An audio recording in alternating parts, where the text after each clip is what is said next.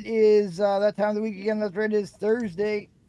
The normal crew, bougie crew degenerates are here. Thanks for being with us. If you're new to the channel, make sure you subscribe, drop that like button, drop a comment in the chat, say hello. Let us know that you are here. We will do our best to dig something out for you if you let us know what you might be looking for. Oh. Turn some music on here.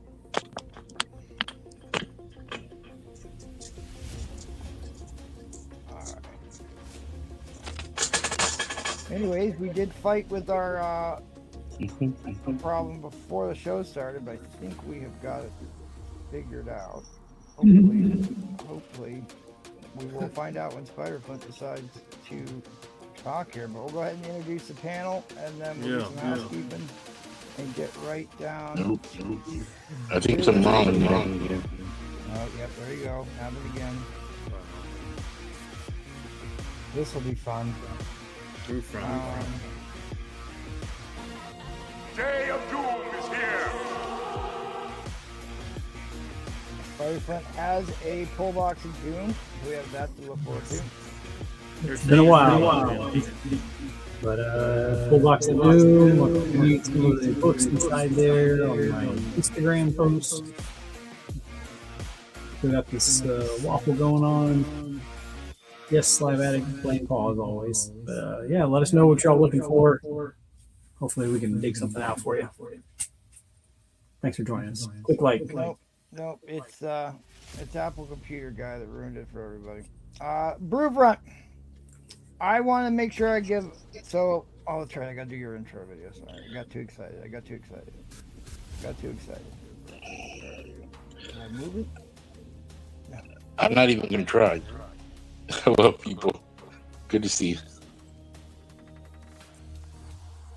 Somebody deleted your video. I'm going to be upset. Oh, there it is. He's the ball cracker, death on foot. You know him, you love him. He's Blaster!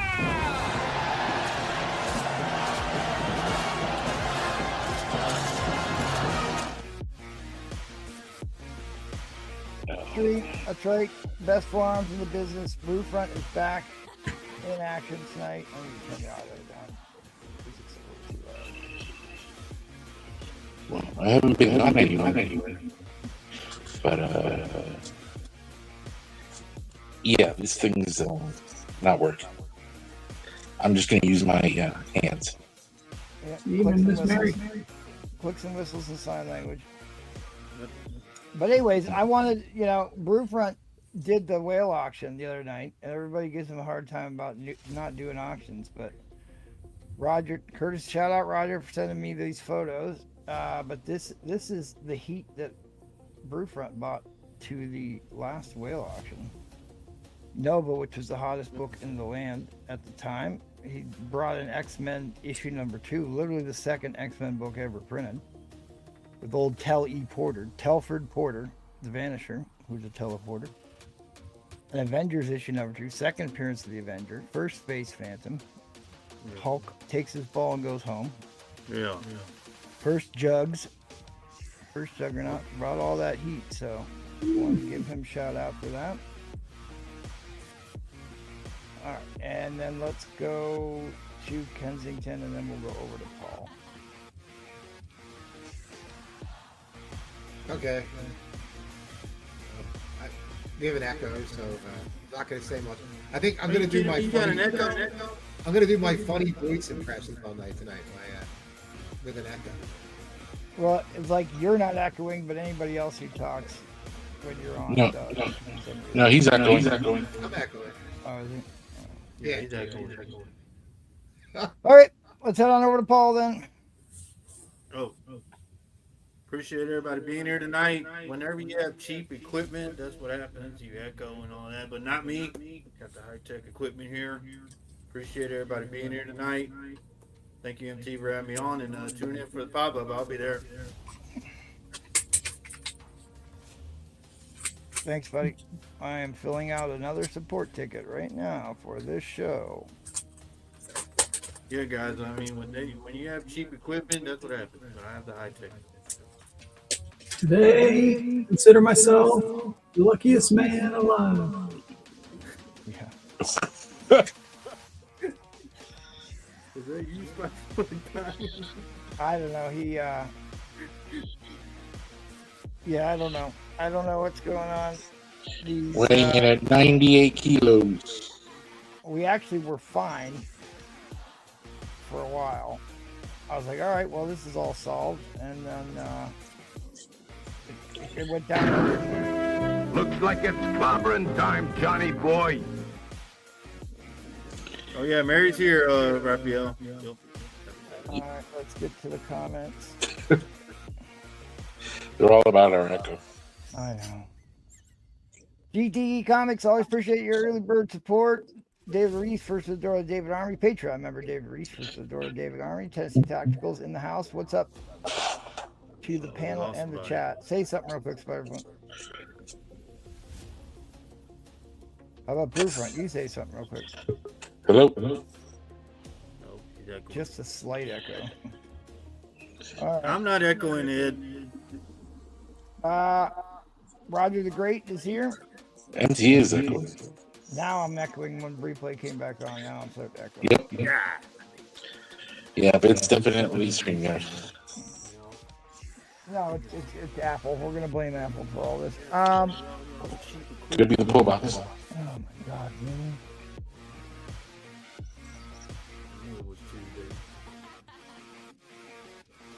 Oh, this is. We're gonna chase everybody out of here before we even start this thing. All right.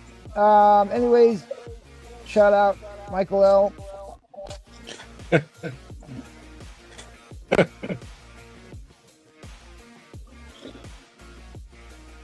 You know. Everybody zapped MT. Damn, when Oh. he was gone, we didn't echo anymore. No echo. Oh, the echo again. Nope. Now there's echo. No bigger bane to my existence than microphone problems. Just love it. I love it. I love it. Behold, it's James Victor. Always appreciate you, buddy, with your new avatar.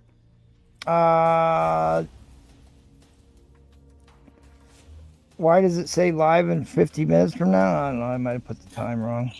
Yearly. Patreon member, gatekeepers in the house. Hope you have a great night. Well, it can't get any worse. So it can only go up from here. Hope it's all working this time. Sounding low volume on me, huh? Shouldn't be. My mic is cranked all the way up, so. Hey guys, the idle problem's fixed. New. Hashtag blame Paul. Hashtag blame Brewfront. Spoke too soon. Rafaust, what's up, good buddy? Good to see you, Rafaust. Gatekeeper, Miss Mary is here. Good evening, Miss Mary. Hopefully you and Raph are doing well. Monster Warriors in the house. Evening Party Animals. Gatekeeper. Oh, Roman Curtis. Roman Curtis is here. We have a Roman Curtis sighting. Who Who are you? And why do you summon me? That's right. He's just saying hi and giving a like to reduce my suspension of replays has placed on me. That's right. That is true. It's all true. Hey, but the Fury's in the house. You're echoing Paul, indeed. There's Raph. Raph and Miss Mary are in here. I'm here because Paul texted me that Mary is in here. Yeah, Miss Mary's here, Raph. Black Terror, and he's not echoing, everyone else is. Yeah, well, we're doing what we can.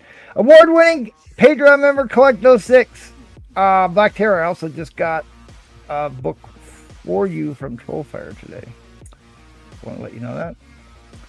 Bleeker's in the house. What's up, Bleeker? You can catch Bleeker on the Sundays. He does a podcast Sunday mornings, and then he sometimes sells over here Sunday night. So check him out. One Self Lesson Sunday. That's right. Hoodat's here. You can check out Hoodat. He is going to be babysitting. He's going to be responsible for Paul on Saturday, he tells me. So you have been warned. Hope all is well. So do I. Is it white shirt day for the panel? I guess so. I may have to go change my shirt. Yep, get in line. Change my shirt. Isn't that what the gangs in LA wear? They go wear white t-shirts to the public parks or something. I saw something about that. I wouldn't know. Papa Smurf. That would be interesting if that's a burner account. But what's up, Papa Smurf? That could definitely be a troll fire burner account. But I say that all the time. I'll take 5 spots on Spireflint's Waffle. We're not even through the intro. Spireflint's already getting it done. You see that? Who's that for?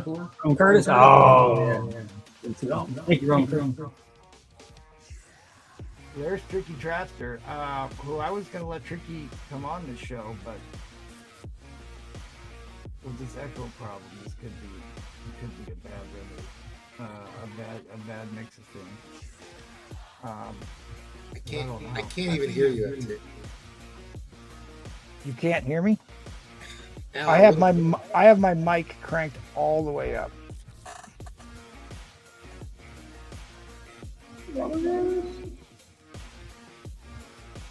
Is that any better? Yeah, a little bit. Yep. All right. Music. Roland Curtis drops a super chat. The ship is sinking, taking on water. Replays don't add a week to my suspension for saying it. There you go. I won't. The music is too loud, he says. Well, the music is lower than we normally have it, but I can turn it down a little bit more. I think the echo's going. Yeah, the echo is amplifying it. Oh, amplifying the music? I don't know. I'm just making theories. I think my echo's gone. Yeah, you sound good. Huh. I sound twice as nice. I switched to a different browser.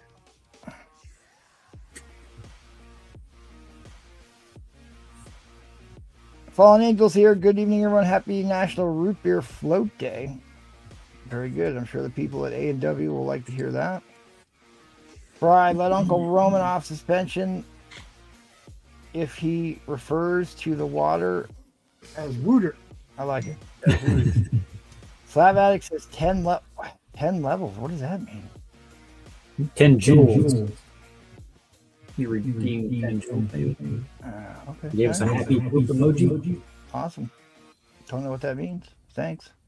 Appreciate that. Anyways, brace yourselves. This. Did we go to Paul? Did Paul say hello? He did, didn't he? Yeah, he did. This Saturday is Pedro's pre-planned pop-up auction, all Jim Lee all night. I like how we just took the head off of Emma Frost and we just get to see the best bits. So come check that out on Saturday. You know, I just noticed that. Same thing happened with the old Goblin Queen there. Shout out Comic Champ for doing this promo that I only just figured that out. All right, then the week after will be the Whale Show. Keybooks Girls, hard to find white whales. $100 minimum strike bids. Keybooks Girls, hard to find white whales. Get to see the big books get wheeled out on that show, so don't miss that. And then we're going to do Return to Boofront's Astonishing Super Auction on the 22nd. Check that out. If you two want to subject yourselves to abuse and have microphone problems, come on, hit me up on Instagram and IG. We'll get you figured out, get you on here. Big shout out to all our wonderful Patreon members. Cannot say thank you enough for helping us keep the lights on. The link to the Patreon is in the video description, and I will get that loaded up to drop that in the chat as well. But we're giving away a pedigree slab for this month's, for August, Patreon slab giveaway to one of our great Patreon members. So sign up for the Patreon, please. The higher the tier, the more entries you get. And we will be running, well, as long as the levee holds and the river don't rise, we're going to run the race for July's Patreon here at the end of the night. And I think that's pretty much all the news is fit to print. We're going for the first time around the Carrier Paul Comics. Oh, man. Pew, pew. And Guys, let's check go. the private chat.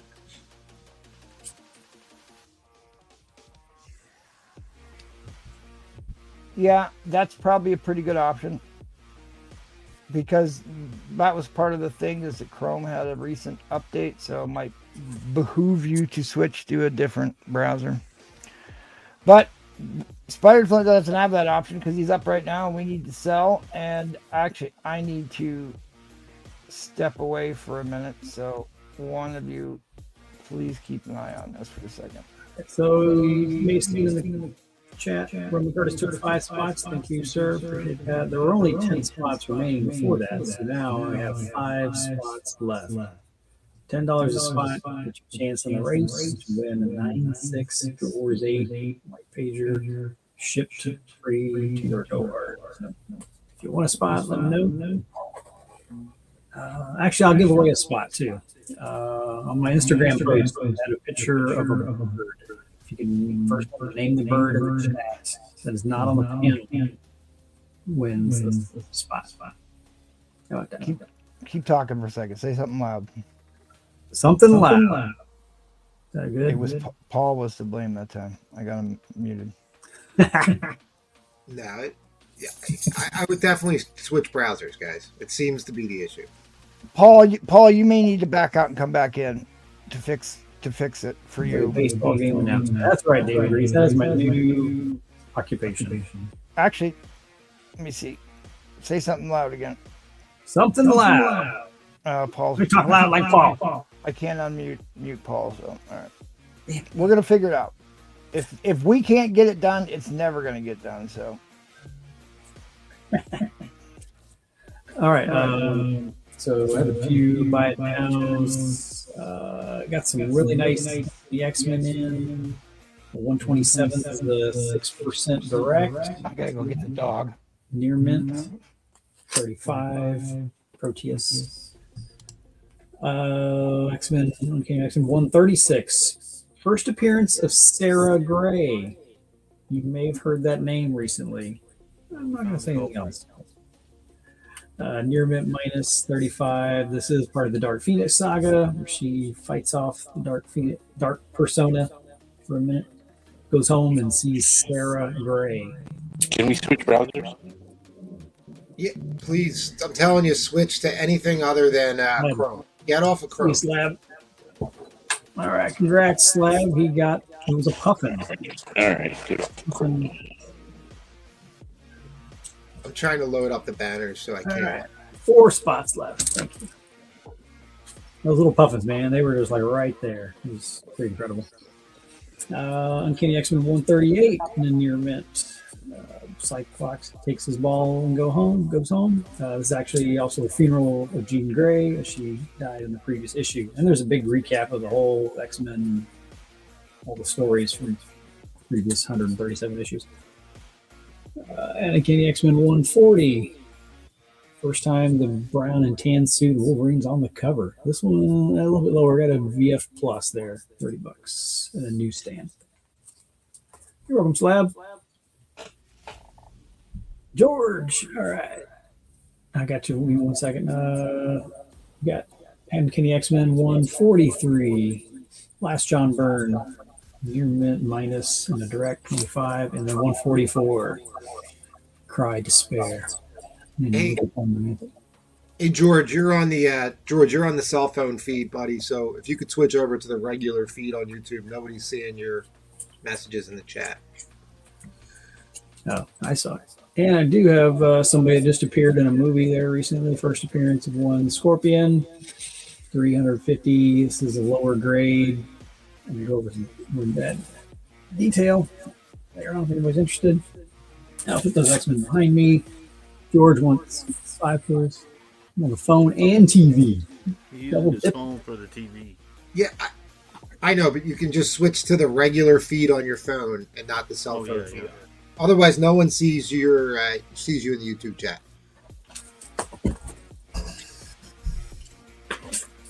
Oh, that one was a thick one.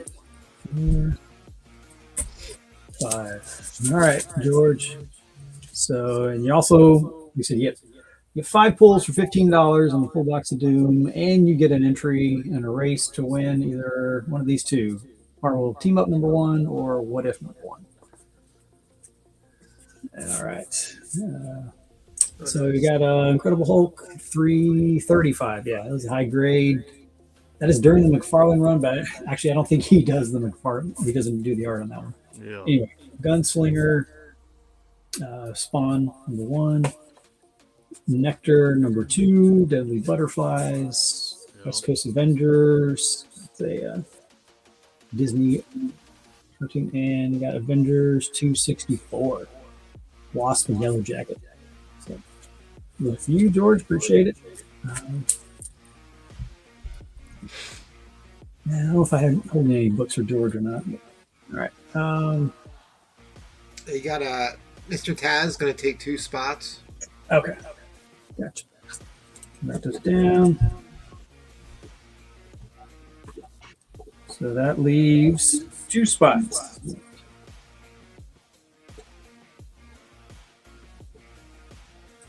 All right, 2 spots left, and we can run that race tonight.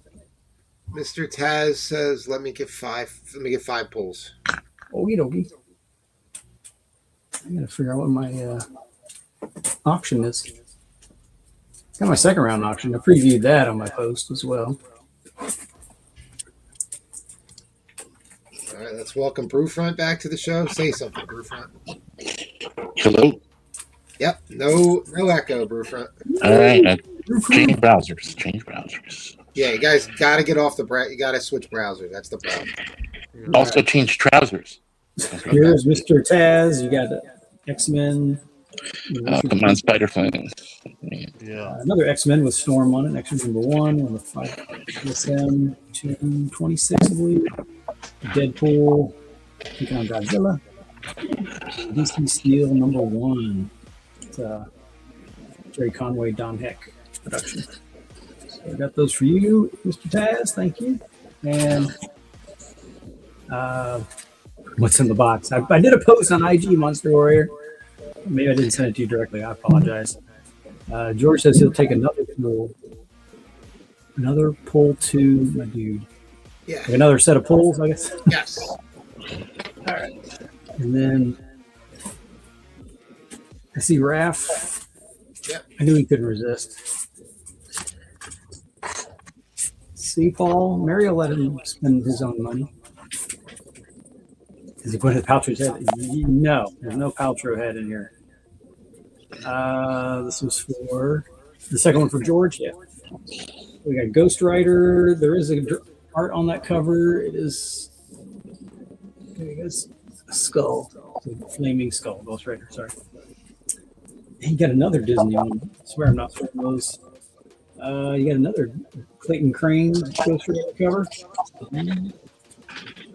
ASM 184 and a Master of Kung Fu 39. Yeah. So, yeah. Yeah. You kill him,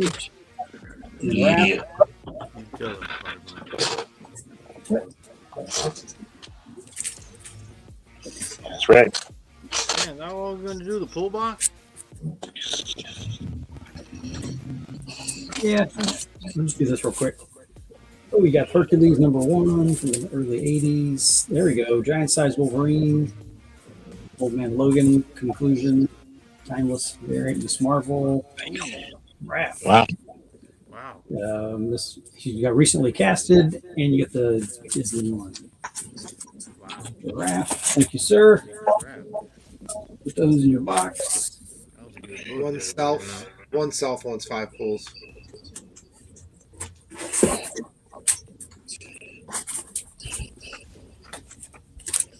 Oh, wow.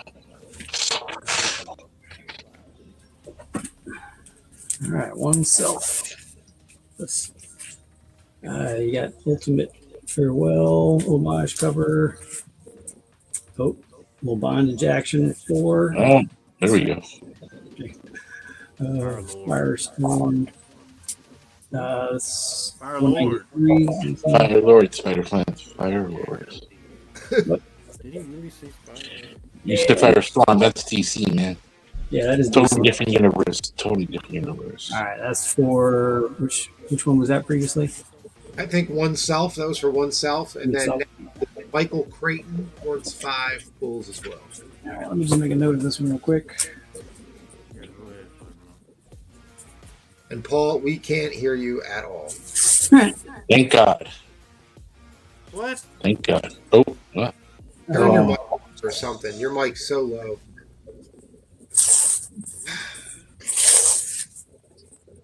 Okay.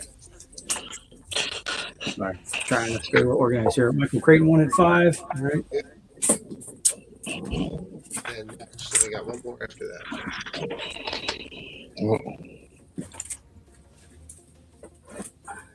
All right. For Michael Creighton. All right. Just get some little bat wings on there. Early Fantastic Four. John Byrne. Oh, look at that. It's DC. Bill Sienkiewicz. Sinkovich. And Sozo Micah. Look at that. Sozo Micah.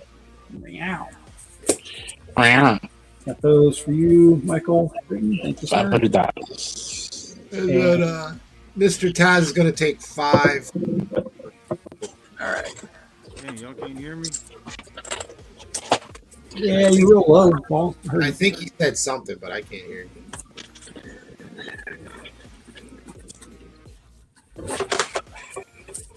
All right. Mr. Taz. All right. Yep. What if Wolverine and Conan fought? Yeah, what if? What about now? Movie homage. Yeah, that's better. Hello. Avengers and Evil Vision. Oh, the early Avengers, number 32. The only one with an echo this time. Without an echo. And would be complete without Scotty Young. I'll take that one. So, those are for you, Mr. Taz. Appreciate it. All right. Ben the Scotty. Somebody takes it. Tell me. All right. Are we good on Echo then? No, you still have an echo. You definitely need to switch browsers. By Firefox. Paul, you're way too low. Damn, I tried to go All right. higher. I'll back out and come back in. Thanks for the pulls, everybody. We may not let you back. How low range for the AST? Y'all hear me now? Nope. Yeah, I can hear you. Probably like a 3.5, somewhere in there, like that good, very good range. It's got a tear on the front, and it's got, it's been red, so a little. Maybe next time you don't read it. Maybe next time you stop reading the book. All right, I gotta read it now. Well, Sputterfoot, thank you very much. I know you're going to back out and come back in, and we all appreciate it. Yeah. Or not. We may not let you back. Kick him out. We'll let you back in. I can't hear Paul, but that's fine. What the hell? Hello. They said it was too loud. Oh, it's so nice to work with somebody without an echo. This is so nice. All right. How does it feel, huh? Everybody else been getting on my case, huh? How does it feel now? You Can sound you hear great. me now? All right. True professional. That's what Brewfront is. There we go. Fantastic Four 238. This is a waffle, $10 a spot. Got 11 spots left. 80 white pages signed by John Byrne. Uh-oh. What the fuck? What the hell, man? You made me change browsers. What the hell happened? I think it's you, dude. All right. Nah, it was Paul. I just muted him. Okay. Oh, yeah. That's And then he comes back, and now the Oh, okay. That makes sense. All right. $10. All right. I also have. See, I'll show you. I have to show you this. This is fresh off the presses. This is Absolute Batman 22. This is a connecting cover. And I'm showing you on the phone because I have the PSA box. Huh. So you might get 9 or 10 out of this. Maybe all of them. So So this was released by PSA. I'm assuming. Yep. Look at that. Still in the bag. Paul, I'm muting you because you're causing. I can't do this. Yeah, just keep them muted. That's 180. It's got all the connecting covers.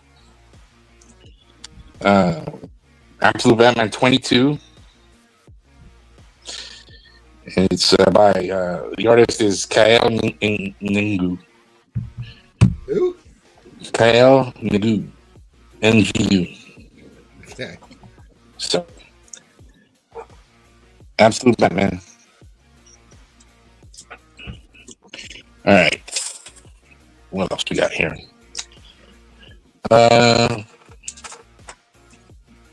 This is a Daredevil newsstand 134. $15. 15. Brufron, I think we have our own show at this point. It's just me and you left now. That's fine. I have enough books. Cool. But if you still want a waffle, here it is. Let me know. $10 a spot. 11 spots left. Put that aside. Here's another nice Daredevil. This is 135, also for 15.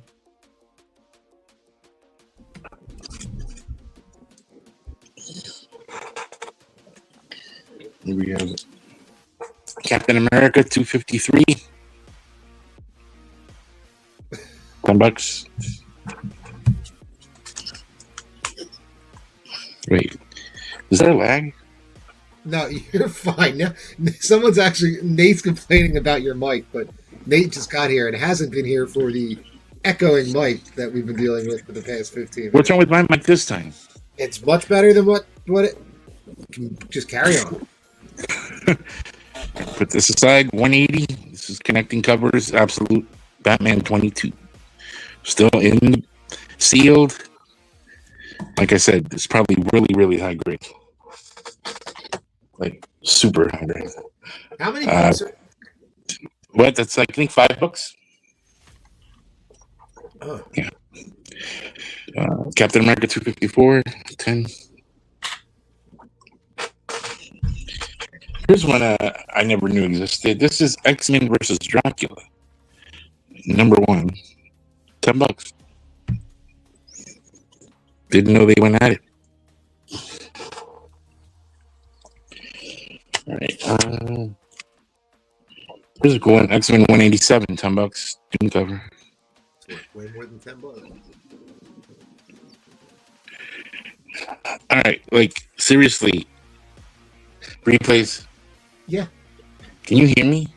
Yeah, without a doubt. It's just, dude, it's just me and you, dude, for the last So, no, I know. I'm just thinking, like, because people in the chat don't agree. I can hear you totally fine. Okay. ASM 565, Craven's Hunt. $10.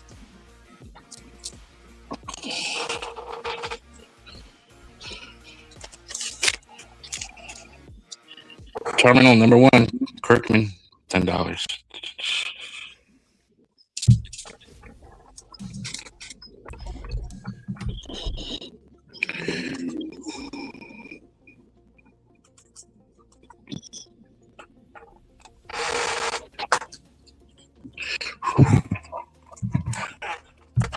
Right. What else we got? This is the Spidey Deadpool 47, $10. Never seen that cover before.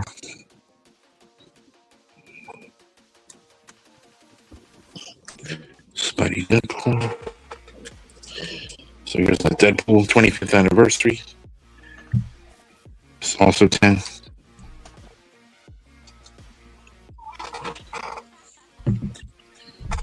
What else we got here? We have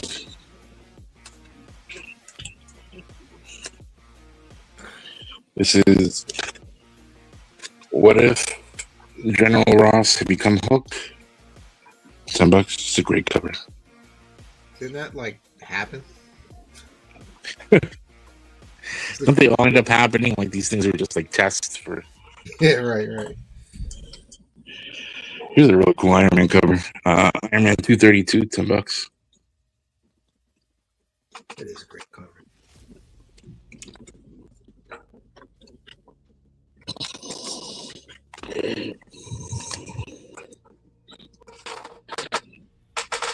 Okay.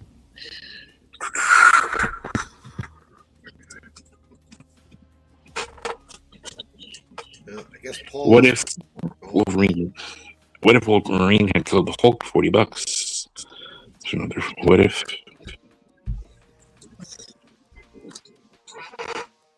Maybe we can get Tricky Trapster to come up with stuff. ASM 361, second print, $40. I don't know if I have his IG. I could send him the link. Invincible Universe Battle Beast number 10, $35. Seen that one, briefly? Oh yeah, oh, that's cool shit. Yeah, never seen that. Battle Beast. This is Spider-Man and Superman number 1. Venom gives Superman a blowjob, $50.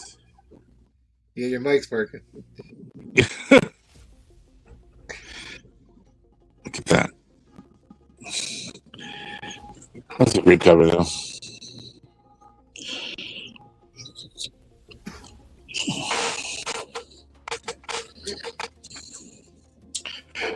Bizarre Adventures 34.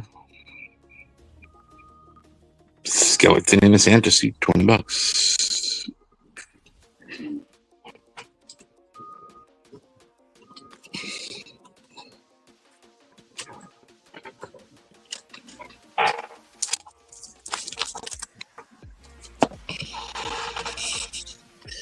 Where's everybody?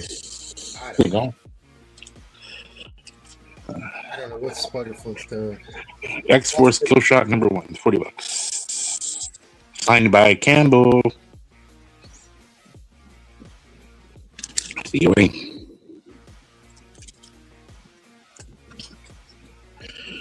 No one likes J Scott, huh? Guess not. Well, what about here is Absolute Batman 14, signed by Scott Snyder, $80. Seen this one? No, that's really. Oh wow. Oh yeah. Is Battle Damage? Is that what's that? Kirkland or whatever? This is yeah, it's Kirkham, but it's signed by Snyder. All right, MP.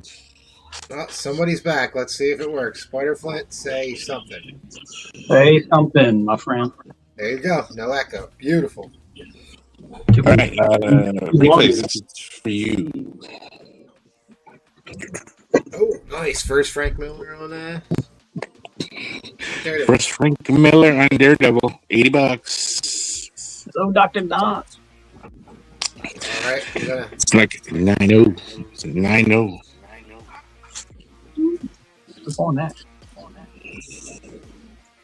I good? All right, just maybe the last thing I'll show is so this is Absolute Batman 19, right? $90, but you get this one and you get the same one except it's misprint. Check that out. Look at that misprint. Ah. So they're both foils, same book, except this one they forgot it. They forgot the Forgot the green. yeah. Well, they forgot whatever strip that is. Something in there. One color. Yeah. Yeah, $90. Perfect. All right. Well, thank you. Let's all right, real quick. So everyone seems to be working. Paul, say something. Yeah, what happened? All right, you sound fine. I went in the other room. I went in the other room and listened to it. It all sounds good. We're just back to Brufret's scratching microphone, which we can live with that. Am I good? Well, I don't know. Replays said that was fine. Yeah, you are. Okay, guys. All right. Fuck it. I'm done. I whatever. What? I'm done with the mic thing. It's echoing again. Paul came back in and something. Now it started echoing again. I don't know why. All right. Okay. So just to address this one last time, it does appear to be the recent Chrome web browser update that's causing the problem. So if you're using Google Chrome, find a different browser, and come back on again. Using Brave is what I recommend you use, but you could use Microsoft Edge or something else probably, and it would be okay. All right, Yeah, take it that's away. what I'm on Microsoft Edge. Yeah, you're not echoing now. But your volume is really low. I don't know why.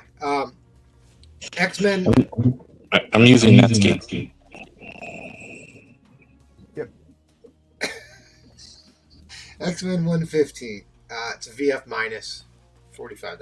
Did you get my claim, Brewfront? Speaking of which. Yes, sir. Yeah, it's Paul that's echoing. Yep. Yes, it is. How much for the whole board, Breeplay? I don't know. Gonna put you out of your misery. Probably like $500. Do some quick math.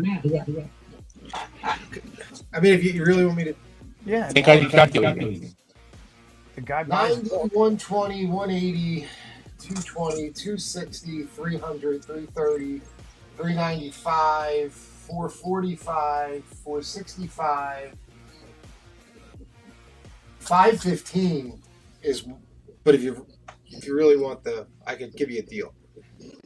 Okay. Man Cave bidding them X-Men 115. So that's gone. 117 at $30, 70. All right. First, The next, Shadow King. the next four are really high grade. They all came from the same guy. I have a bunch more coming from him too. I was shocked how beautiful these books were. 122. I have it at a 9294 for 45. Origin of Colossus. 125 is a 94. Cameo of Proteus. That's a 94 copy for 120 for 125. $60 for issue 125. This one's really, really nice. Issue 140, not a key. Near mint, 94 copy. It's got one spine tick, $40. 147 near mint. This is the second part of the Doctor Doom. Man Cave wants 125. I think that's 40 if anybody wants it. That has like one spine tick as well. I showed this the other night. I forget. During the vintage. Batman 186, first appearance of Gaggy, who that's the little dude on top of Batman. That's the Joker's first sidekick or original sidekick. 6.0 copy for 60. I got a Tech 329. I have it in fine condition because it has a sub crease. Otherwise, the book's like flawless, but it does have a sub crease. Giant size Spider-Man issue number 4. This, I think it's still the third appearance of the Punisher. I'm not totally positive anymore. It's an 8.0 copy. It's $65. If anyone is I interested. think they settled on the fourth, but you can argue amongst yourselves. Yeah. The next three ASM, I think these are like, they're all near mint or candidate copies. And that's why I'm asking $50. This is a near mint copy, 147. It's got 2 spine ticks. What number was it? I just bought a copy of that actually. What number was the Detective Comics? The Tech is a 329. Don't believe it's a key. It's 29. Issue 236. This is a candidate all day long. $20. Near mint plus newsstand copy. It's Death of Tarantula. yeah, Death of Tarantula. Have you seen This- I thought about submitting this because I don't have one of these in a slab. 261 near mint plus copy. I really think you'll get a 9.8 out of this. It does have a spine. It has like a really small spine tick something. But it doesn't like really doesn't whatever. It's a candidate copy. If you're interested, it's 50. You know what? No, I don't know what. Sorry. if anyone's interested in these, I have 2 of them. They're both near mint for $15. They're hard to get in this grade. There's really not much wrong with these books. This one has like a little slight, maybe a color rub, but I mean, it's really even hard to detect. But there's 2 of them if anybody wants one. And I think whoever's first appearance is in that, I think they were in the cartoon today or whatever. Yeah. Starting bid $1, please. $1. You got a bin on the ASM 236. Yes. Gotcha. Thank you. All right. Okay, $1. I think this is a cool lot, but you guys will probably just laugh at me. First Jim Okay. Lee. First Jim Lee, X-Men 248, is it? Yeah, 248. Near mint plus copy. There are. Oh, all right. Well, that's good, Tennessee. That is very good news. Wow. Yeah, welcome to the family on Tuesday with purchase from my man Seth. He did. Shout out Esther, savior of the whale show last month. Now there's 2 other books that are in this for $1, starting at $1. This is a near mint plus copy of 248. I should know what a 9.8 sells for, but I know it's like probably 150. I think maybe more. I don't know. Shout out JT Ooh, Comic second Books. Good to see you. This is also in at $1. This is 248 in a second print, Second brand. which is kind of rare. They're slightly rare, I guess. Near mint plus copy as well. I mean, it's totally clean, corners sharp, no dog ears, no color breaking anything. It's just pretty much a perfect book. And then last, this is in.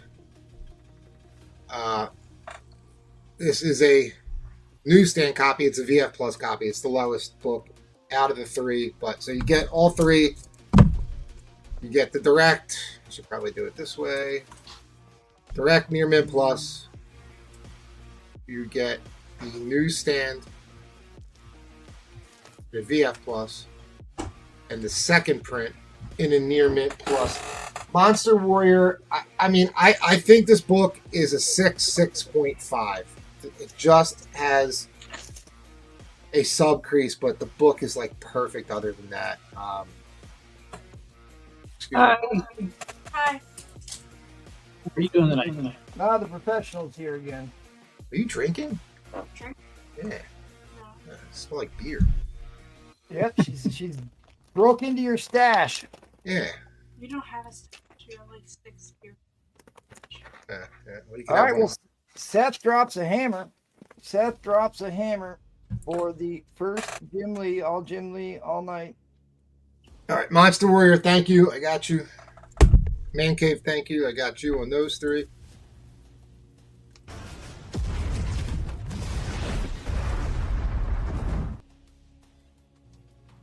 And I will say, I want to thank Slab Addict because I bought the Mark Jeweler of this from him, so now I have all 4 of these books in my PC. This is one of my favorite X-Men books of all time. I think I've talked about it enough, but whatever. What, Timothy Lee or the second? I just did. I love this cover. I've loved it since I remember when I bought this, like off the rack. Colossus, Havoc, Jim Lee.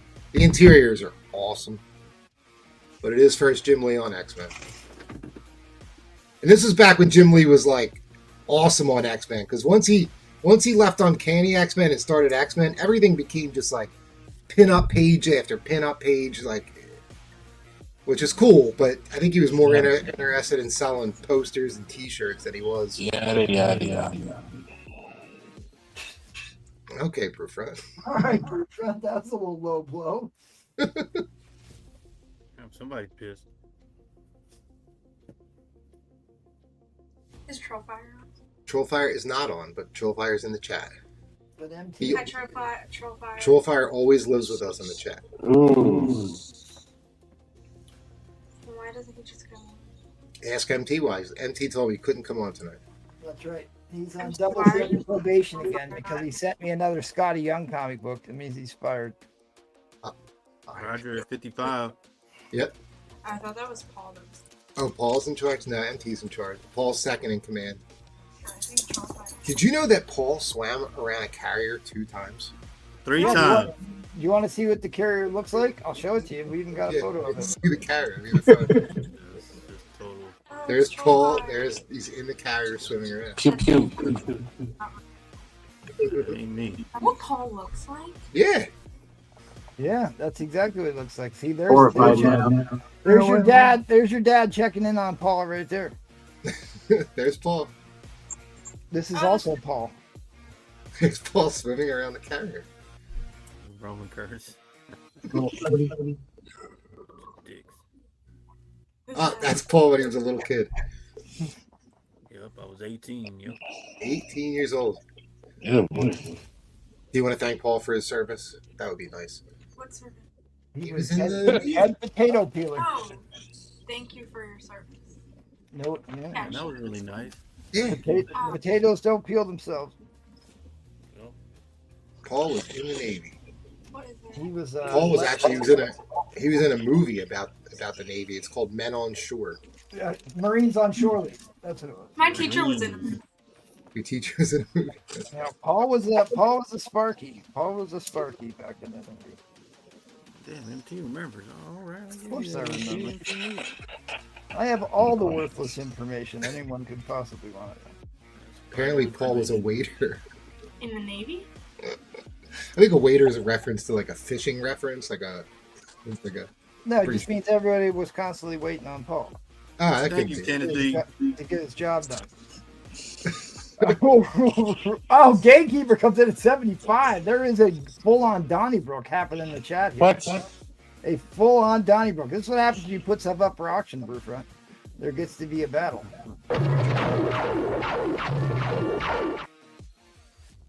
He's in the chat. So Roger gets his video played. Where is Roger? Roger.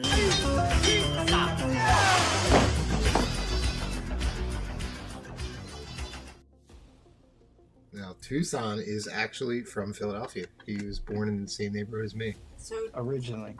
Oh, is that a second print? Yeah, it's second print's in on this. Which you Oh, don't see yeah. that second print very often. you were in Philadelphia. I was born in Kensington. And that's a Mark Jeweler? No. I just bought the Mark Jeweler from Slab Attic. So I have these are my backup. I have them graded, but not. I don't have the Mark Jeweler graded.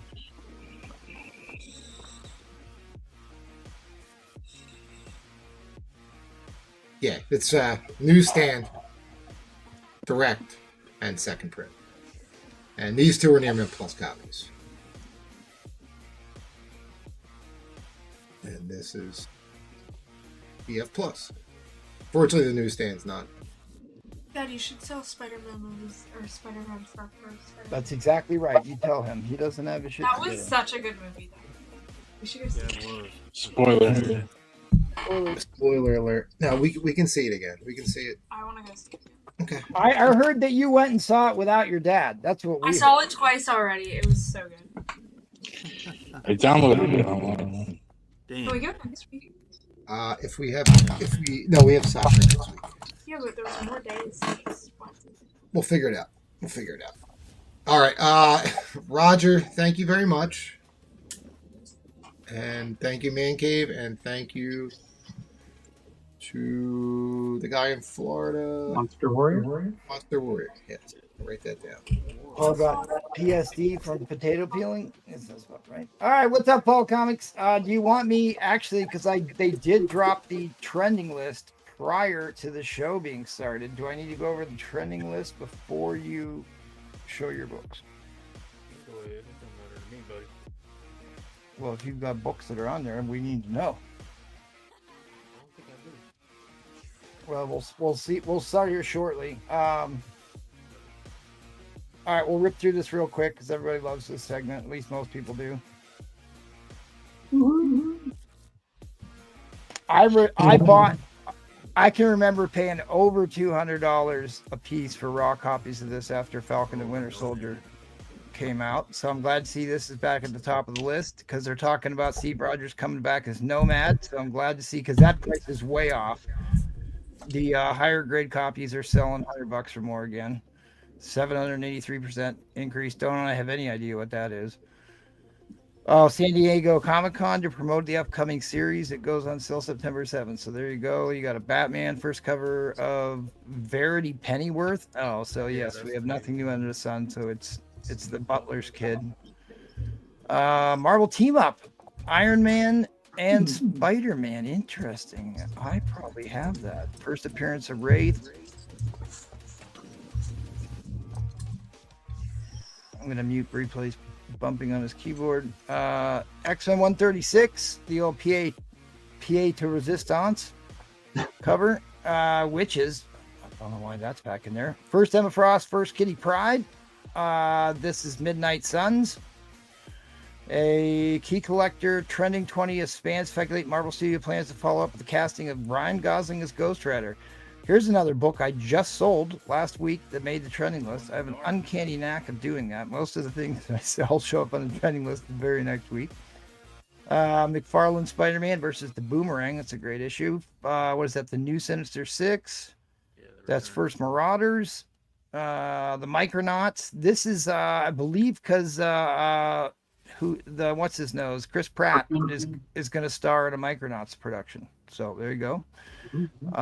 Then you got some Silver Age ASM book that Jackal doesn't like, and the Gold Foil Gambit.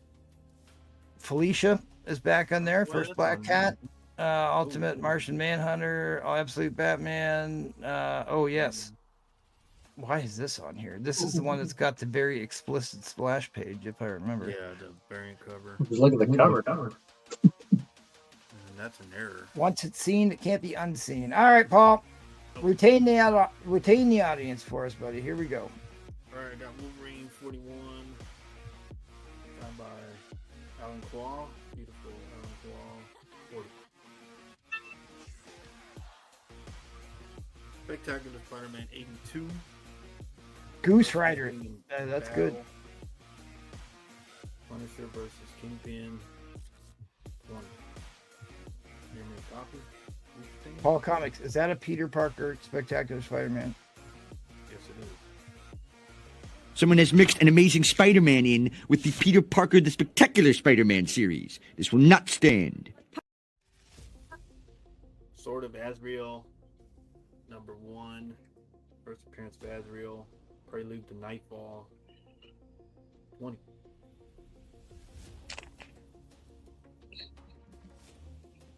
Detective Comics 676.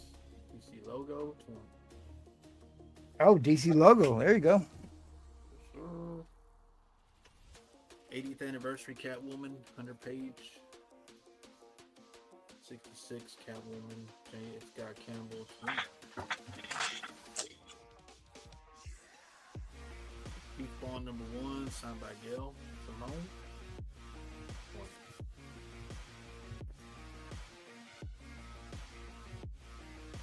Avengers Annual number 1. Beautiful Thanos cover, signed by Jim Stalin.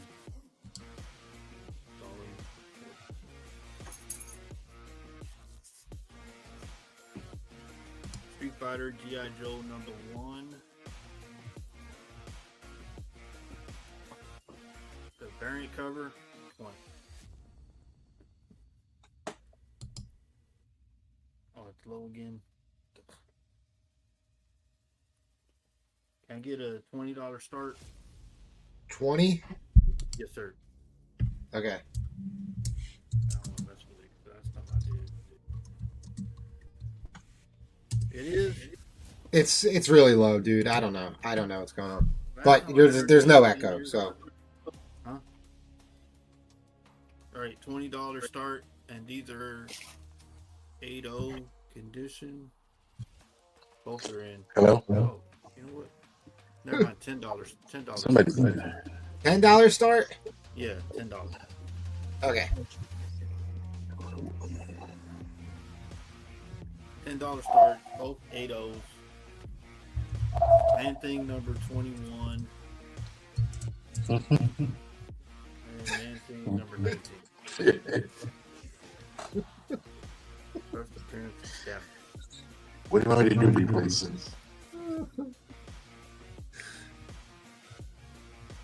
All right, so we got Man Thing 21, Man Thing 19.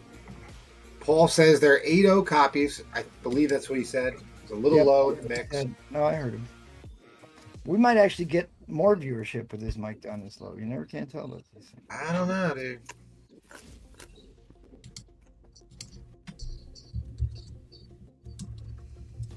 Hello. Hello, Brewfront. We can hear you, Brewfront. Last time I met the No, but y'all couldn't hear why me. am I echoing? I don't know, dude. We just got to move on with the show. I don't hear you echoing. Man Thing 19 is a key, guys. First appearance of Scavenger. First appearance of Scavenger. And issue 21 that is not. No, it ain't. They're both in 8.0 condition.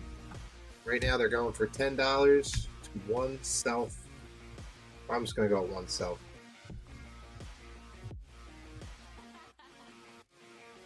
Getting a lot of support in the chat, Paul.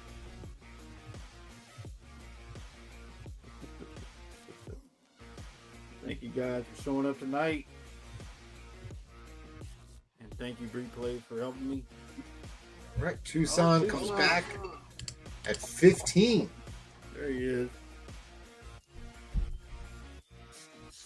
Man Things, issue 19 and 21. Mr. Unknown comes in at 16 and one self. Back at 20. What? Unknown?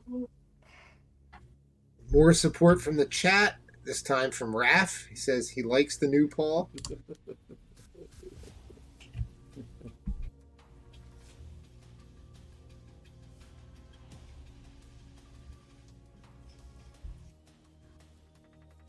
Appreciate everybody being here tonight.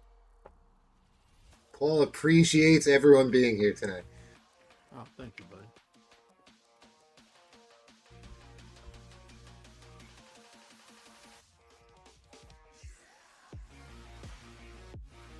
Man, pretty nice copy, man. Yeah, they're both 8.0. Have not been pressed and cleaned.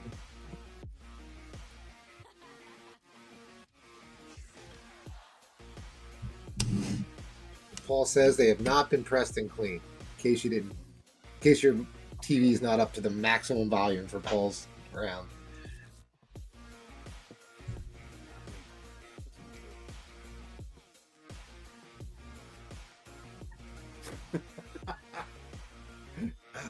Yeah. Lots of support, Paul. I was not that loud, Mary. Pounding on the desk is like really loud. Who's pounding on the desk?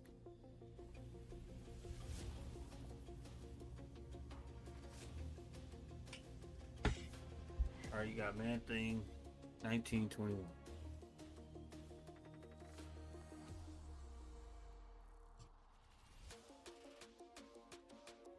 $19.75. Mr. Unknown back in.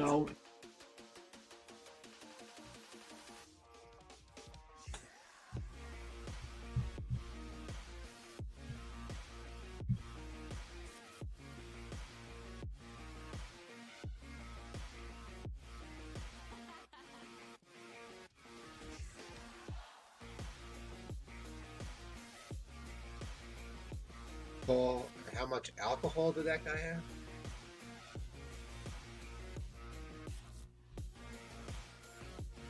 That's from Gordon? I don't know.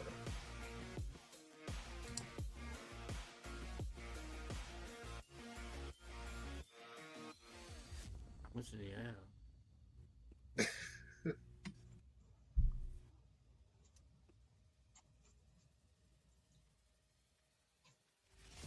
Oh, everybody can hear me, right? Yep. Oh, God. All right, guys, we're going to overtime.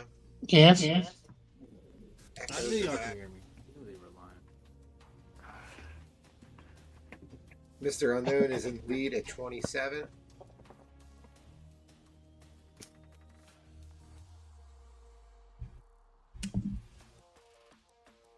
Got two nice issues, guys.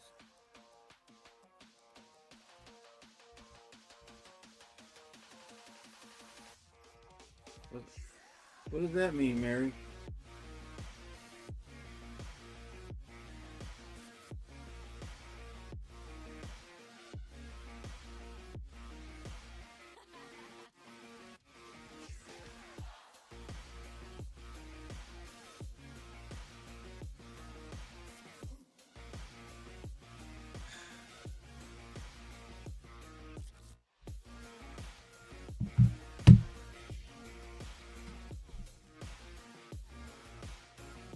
All right, guys. Once we get another bid real quick, Mr. Unknown's taking this down for 27. Fair warning on the end line.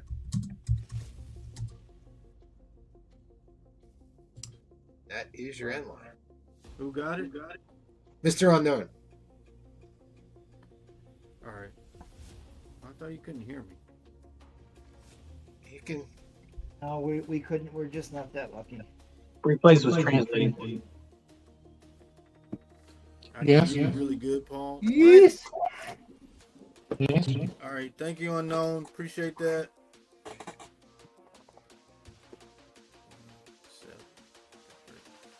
You got it for Bye, 27. Paul. All right, thanks, Paul. We're gonna head over to MC. You got it for 27? Yeah, 27, buddy. All right, thank you.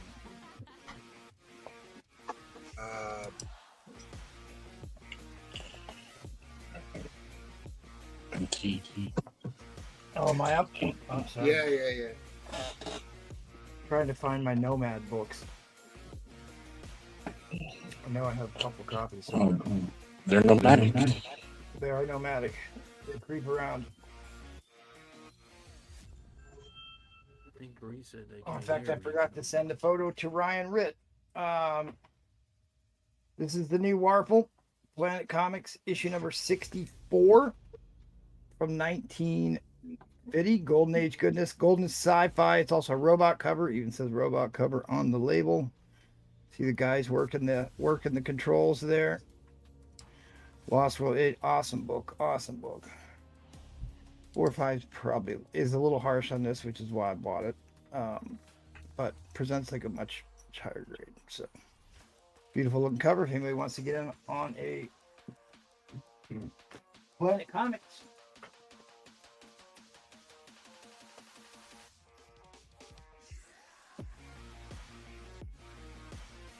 The 1 in 50 Esad Ribic, First God Emperor Doom. This is the Pedro variant. Oh, yeah, he said ribbit. Frank Rosetta Creepy, issue number 32.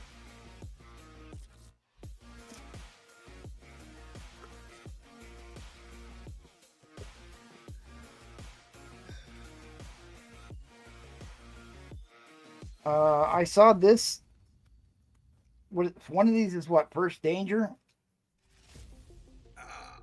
Which is in the series. I don't know. These are a bunch of keys.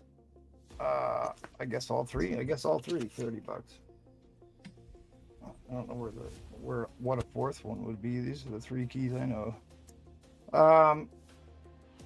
Maybe wants those. That's a really famous cover.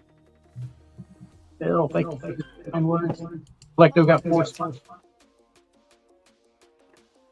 4 spots on the waffle? Yeah. For Collecto.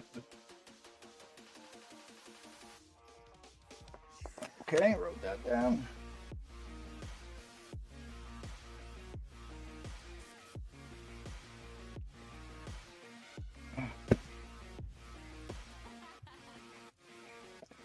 I have a Joe Kubert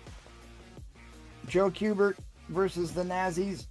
Unknown soldier on a tank. Kubert cover. I was trying to pull out more books that you asked me for. Find the rest of them.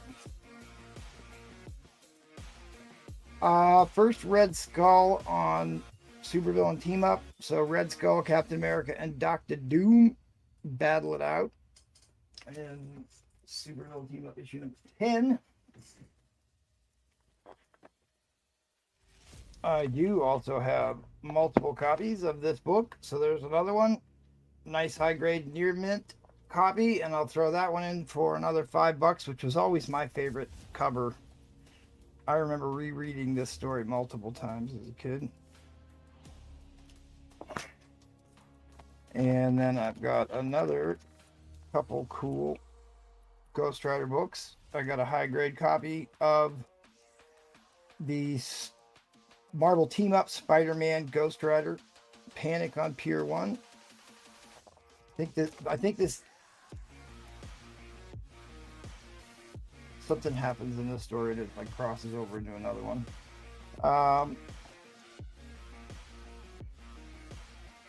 I have Ghost Rider kills Brewfront. See, there's Brewfront, the scroll. Right there. No! Don't kill Zodiac, kill me, he says. See, look at that. He's even got his clubbing outfit on the whole night. Cool, it's a cool cover. So I'll throw that in for another $5 too, if you want the Ghost Rider combo. There you go. They're all nice new Mylars too.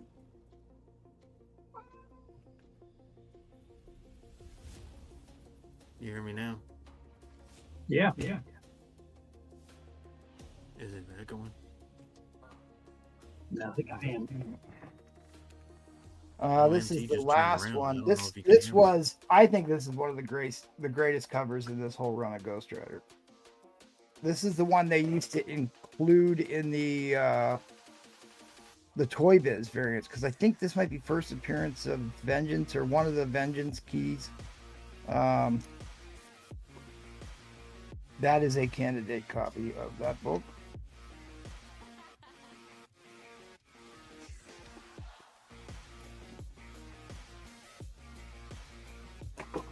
I'll make you a deal on all the Ghost Riders if you want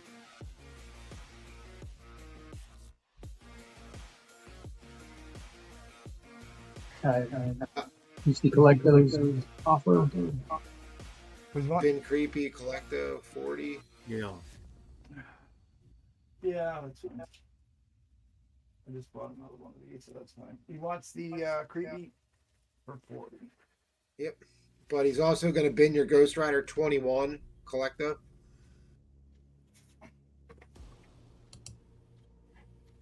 And Michael Wilson.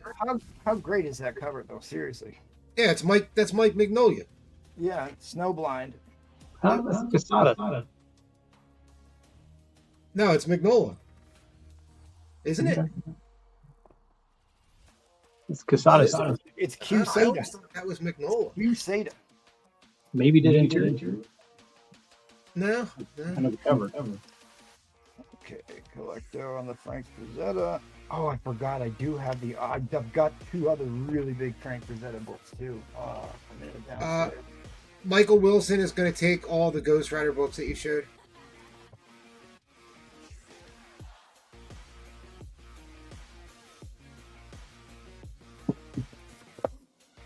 All right, so this is what I got left for the Ghost Rider. Do you want all four?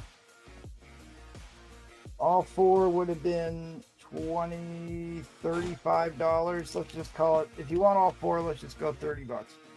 $30, you can have all. No, is that right? Yeah, that's right.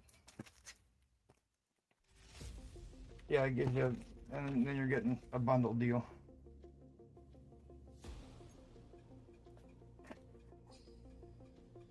Yes, no, maybe so.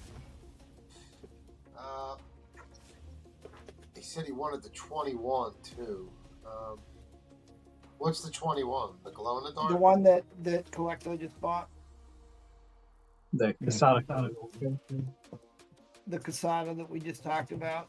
All right, I probably have an extra 21 that I can, and I have to send you something anyway, MT, so just give me 30 seconds. All right. Well, I do also have these two Ghost Rider books. Lovely painted cover. These are all high grade. All got these from the same guy. And then descends into hell, and then he fights. Yeah, he's there with Mephistopheles, old Mephisto. So I'd throw those two in at 40. These are all near mint books. Okay. Let me know if that does any better, because then you're getting 15, 18, 19, 20, 17, 18, 19, 20, and the big book 15. All right. You'll take them. All right, $40. $40. You get them all. 1, 2, 3, 4, 5, 6 books for $40. So there you go. It's a good deal. I have an extra 21, and I'll just send it to you. You just give it to him, all right? Okay.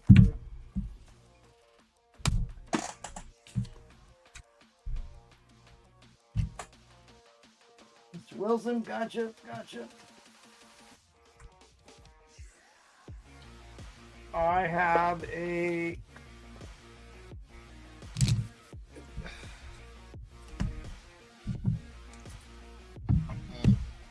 One self is going to bin that red skull.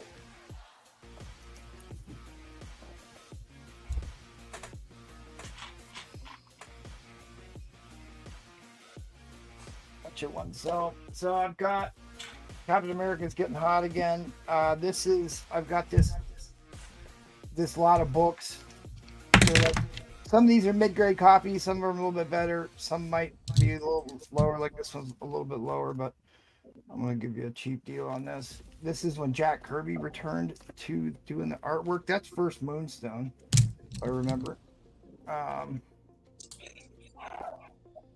don't know why that one has a $20 price tag on it. I will do $5 a book. You can have them all. Bronze Age Captain America. So it'd be $5 a book. It'd be $30. I tell you what, you can have them all. You can have them all for $25 if you want some Captain Americas.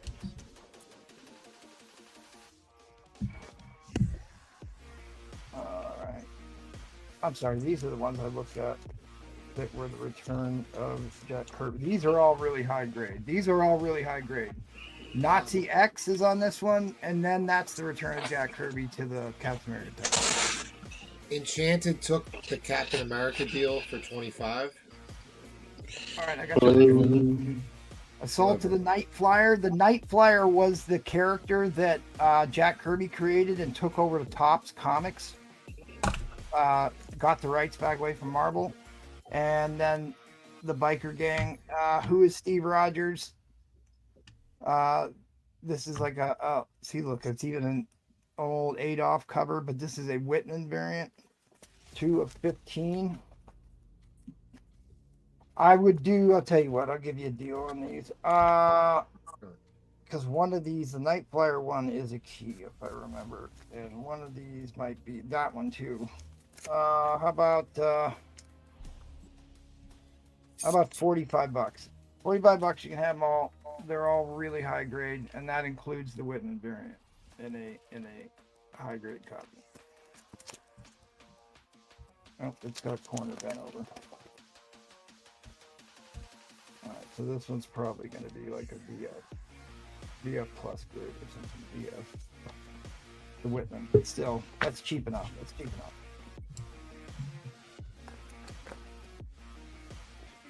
This one's back. I'll do it because that's only a VF. Hello? I'll do them all for $40. How's that? The return of Jack Kirby. All right. Enchanted's going to take them as well. All right.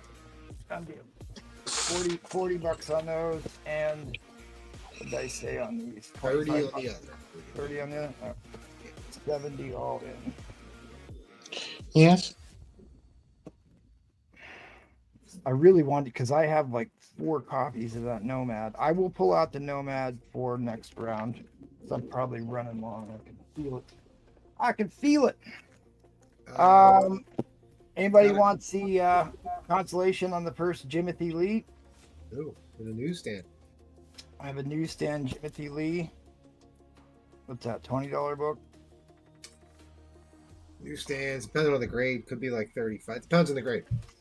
$20 is enough. I probably have a couple of these. What's $20 up bucks. $20 on the newsstand. First Jimothy Lee. There you go. What's the Vampirella behind you? Is that Trollfire asking me? Oh That no, is- it's not Trollfire. I have a bunch of Vampirellas actually.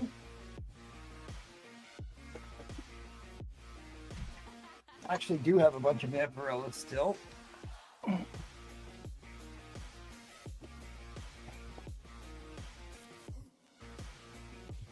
A5 white pages.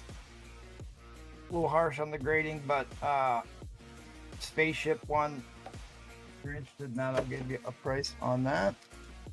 I'll rip through these Vampirellas real quick. I know I'm running long. One of the iconic Vampirella covers. Beautiful artwork. $20. I'll do $20. No, I'll tell you what. I'll do $15 on this one. I'll do $15 on this one. Vampy Goes to Hollywood.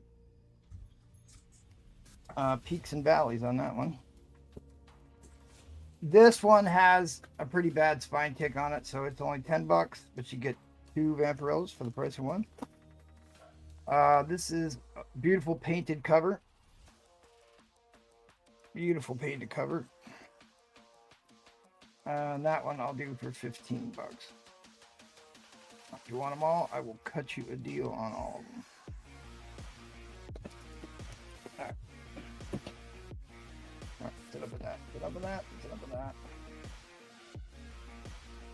Oh, I do have one other Ghost Rider book.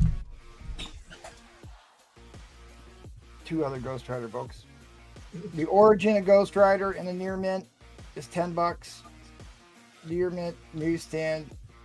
Origin of Ghost Rider.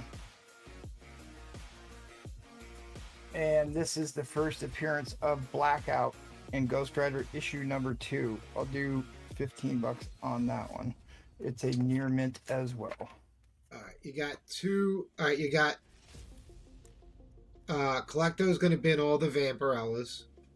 Okay. And Enchanted, did you ship to Enchanted yet? I didn't get home in time, so I'll just put it in a bigger box and send them all together. Don't worry about it. I'll cover the other shipping.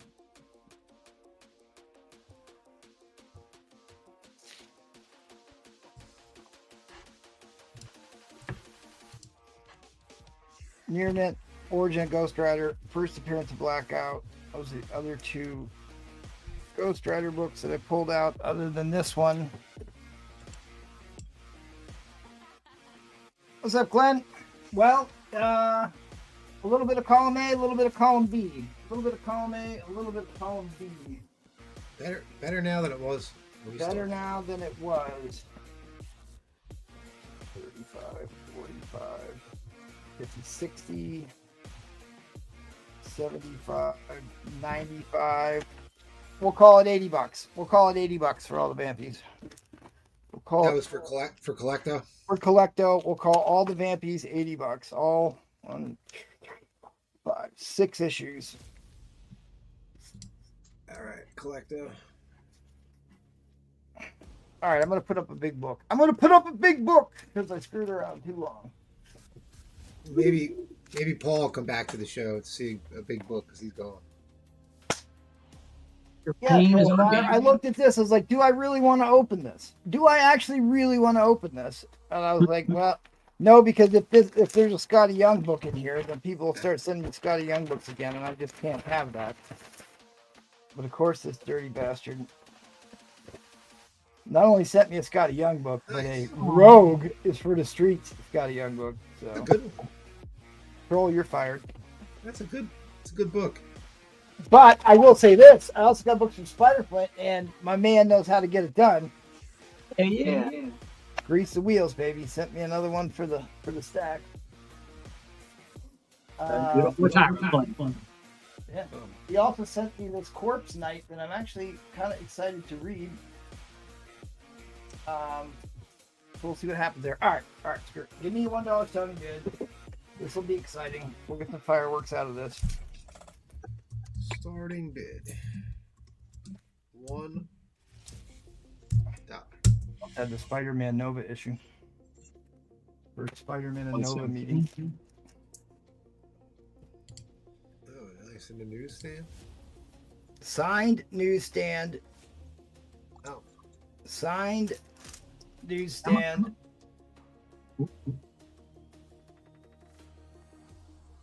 Is that Larry Hama? Who signed it? No.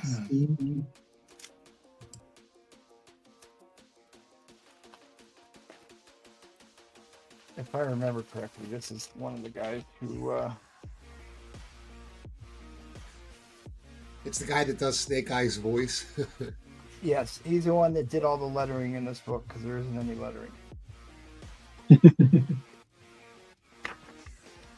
Yes, Lewis, that is the silent issue. This is the infamous silent issue, the only comic Paul has ever read. It's one of the most expensive G.I. Joe books after issue number 1 and issue number 150, the final issue. There is not another more valuable Exacto copy. says it's signed by Steve Leiloha. Leiloha. Leiloha. Is it? I'm assuming it's first print, of course. Yes, first printing because it's a UPC. All the UPCs are first printings.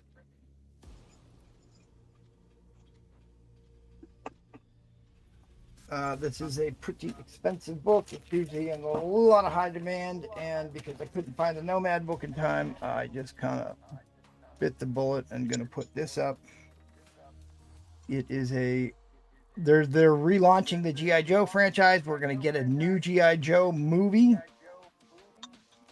which will obviously feature Snake Eyes, first appearance of Snake Eye silent issue. If Paul was here, we could tell him all about it because he could tell us all about it because it's the only one he's ever read, cover to cover. You got a grade on this? It is a VF copy. It was marked as an 8085. I'm probably gonna say that's probably about right. A press would help it.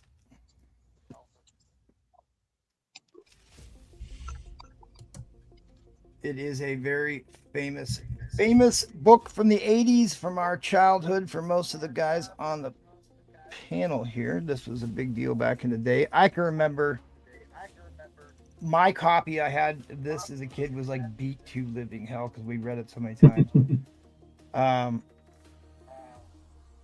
It was a favorite.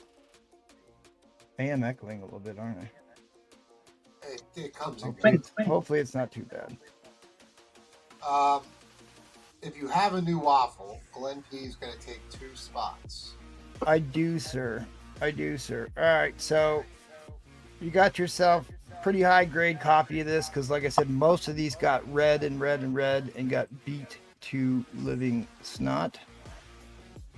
There's your newsstand copy. There is a Canadian price variant floating around out there. There's your second printing. You can tell by the black-headed Spider-Man.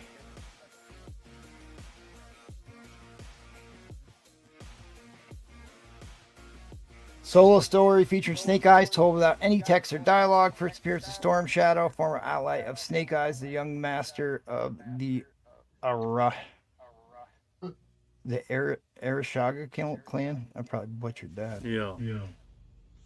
Oh, there's Paul. Tell us what happens in this Paul comics. They all died, Dan. Yep. They all died, yeah.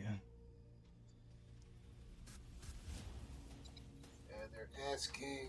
Yeah, even low-grade copies of this sell pretty dang high. There's your back cover. Nice and shiny, full gloss on it. like I said, some of these got read hard and got beat and they lost the gloss. It's just got like a couple small spine ticks on it. That's about it. So it's still pretty high grade for a G.I. Joe 21 and a newsstand, which goes for a premium in this book.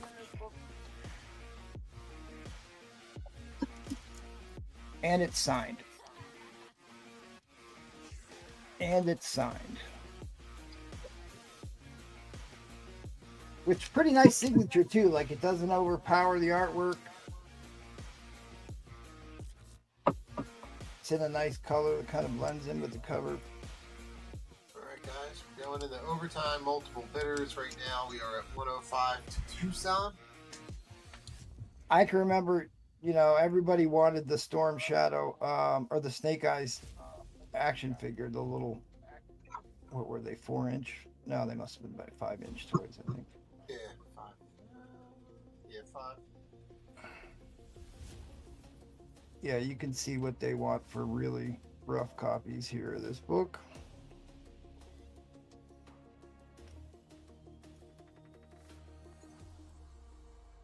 It's not a book that you can get cheap. Here's a My Comic Book Shop 2.5 that they want $94 for. Woo-hoo.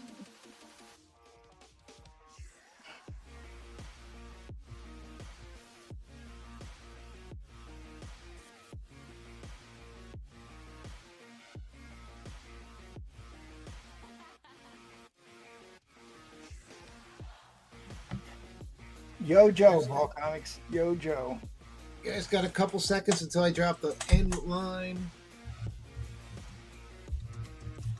Good.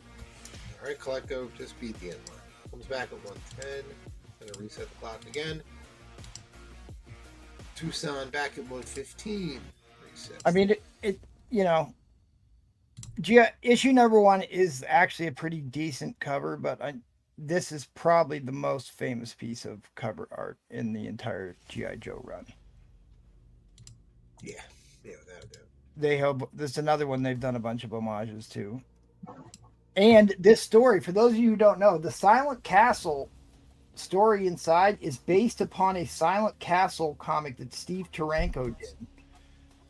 It appeared in multiple books, but the first time he did the Silent Castle story was in one of the Curtis magazines, in one of the Tomb of Dracula books, maybe, or Vampire Tales, and maybe it was Vampire Tales. It was like a couple page story in a centerfold, and then they used that to base this same Silent Castle on. From that earlier Steranko story. So it's got some history in the Marvel Comics as well. Cool story to tell about it. And if you guys remember the Glitch Mob song they did for the trailer, where Snake Eyes and Quick Kick, his sidekick, were repelling and fighting the guys along the cliff face when they were repelling, was an homage to this cover, which was probably the awesomest thing about all G.I. Joe movies, was that Glitch Mob song when they're fighting on the side of the mountain. And they go and steal Storm Shadow. Fair warning on the end. Zip them up in a bag or something.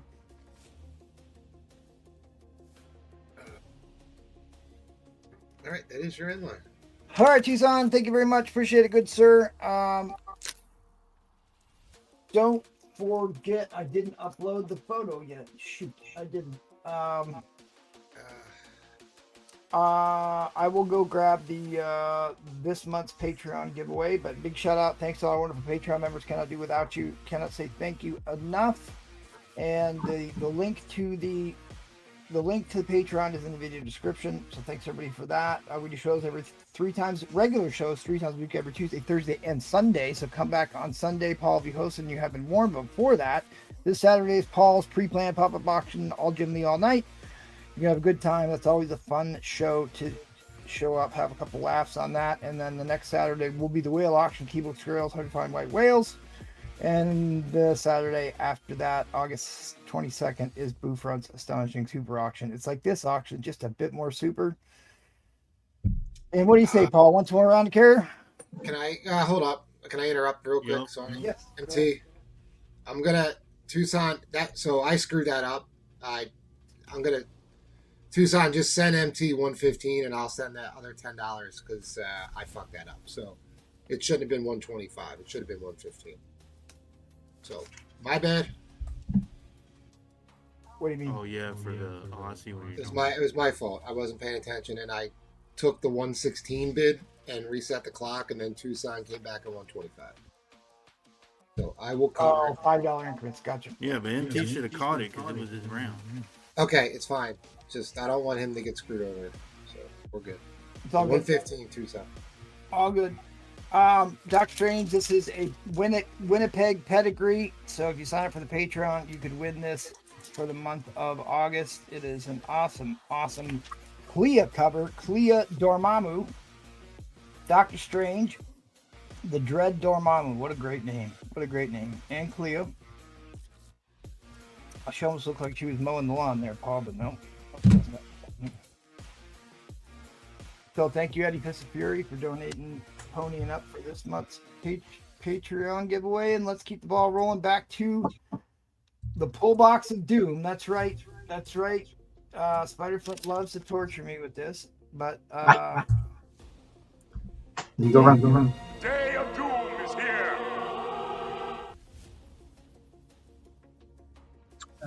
When you go around the carrier? aren't you the start of the carrier? No. Okay. Let's see. I only have 2 spots left. All right, I'll take them both. There you go. Unless somebody claims them out from underneath me, I will take them both. I did want a spot on yours, MT, so. Oh, really? Oh, wait, I'm sorry. You know what? I should have circled back to that, and I didn't real quick. So, yes, Glenn, this is the new waffle, Glenn. If you want 2 spots in on this, you got it. Collecto got 4 spots on it. Yeah, he definitely wanted 2 spots. He said if it was a new, he wanted 2. Okay. And you want one? how many spots do you want? Spider-Man? 1? Yeah, I'll just take 1 spot. So yeah, I got a G.I. Joe numero 1 and a newsstand. It does have a bit of rust on the stable. You see a little bit through the. Oh, the real American hero himself. And what's that? That was on Yep. your. I got your 2 spots, Glenn. I got Collecto's 4, and I got Spider-Flint's 1 spot. There's that Scorpion guy. Movies now. Little this stuff with his Spidey. Who the hell is that going? That lower grade iron. It's Paul. It is. I don't know what it is anymore. It is. It's Paul. Oh, was it? I was off. Other X-Men sold 144. Can we just keep Paul muted the whole time? $20 for 90. Good. Ending list. Because I don't hear him echoing right now. High grade, mid, minus. Yeah, that's on the trending list. McFarlane, High Grade versus Boomerang Man. They just homage that in the upcoming movie. I think it's one. Yeah, Eric Larson. Yeah, cover. Yeah, Larson. Yeah, it's not a Bagman. It's a Larson. Yeah, ASM 37, first appearance of Norman Osborn. Steve Ditko. On there, 5-0. There's a cut. It was like all the pages inside there.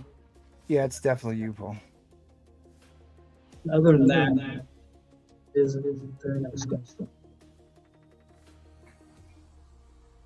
Yeah, I always liked this Steve Ditko cover because it always reminded me, like where he's fighting the green alien, always reminded me of the work he did in the Strange Tales, Doctor Strange titles.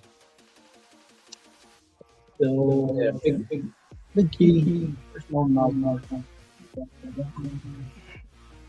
So what's the deal on the pull box of doom? $15 gets you 5 pulls plus 1 race entry. Yeah.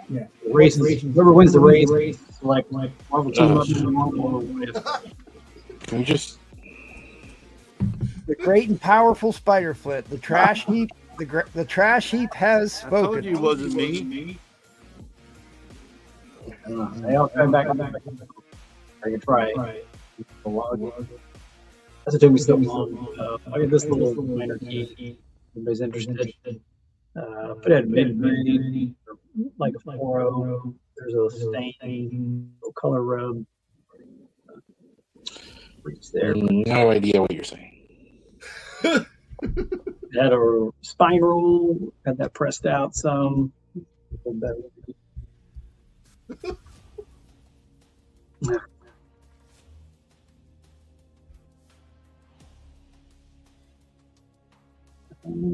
ISM 124, first appearance of Man Wolf. Oh, it's gone. What? There you go. Your echo's gone. Yay! MT, I'm the culprit. MT walked away, and the echo went away. It's gone. I think it has to do with the number of people that get on it. I think something happens. No. I got a few high grades here. 756, Stacy, BF 8.0, White Pager. High grades on that. And first ever appearance, when Stacy, along with her father, tied together. Yep. The BF 140, 61.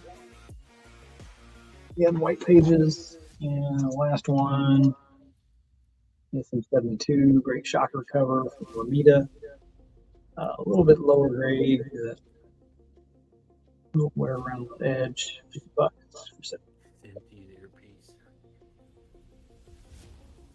All right, can you give me a $50 starting bid?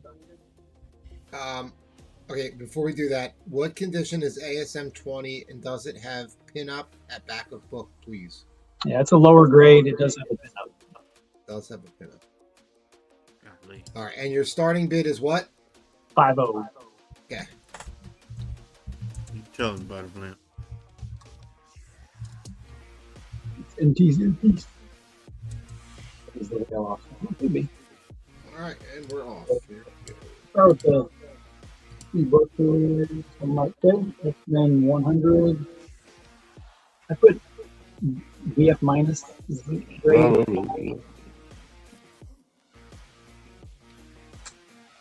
We got a little ding on the spine.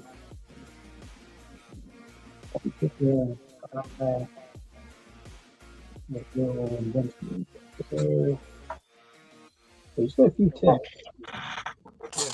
but certainly better than a 6.5. Let's put it that way. Trying to get a little crease there. Just break hook very slightly. That heavy crease. Yeah. That one tiny one at the dog ear. Yes. Center is smooth, flat. Oh boy. Yeah. Still excellent.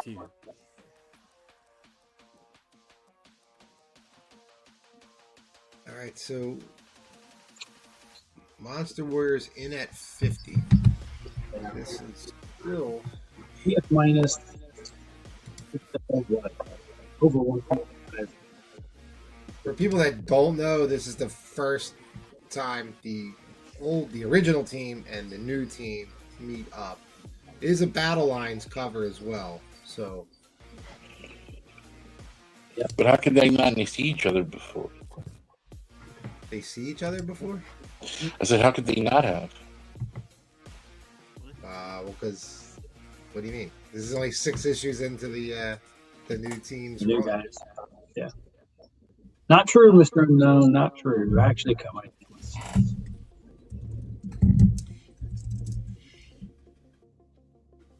It's a pretty big book, guys. Hey, you told Unknown, man? You can't keep your big mouth shut, can you? God, please. Yes, this is the lead up. 101 is the Phoenix. First Phoenix. This is the space. So Who wins? The new team wins. Because the old team, Wolverine figures it out with his nose. Yep. At the I rope. remember. You tell him about it, man. Head-ins. Yeah, I can head in 104. Okay. No, I said low grade. It's at 20. It's like 3035. He's saying 3.5. Yeah, somewhere down there, 3035. Okay.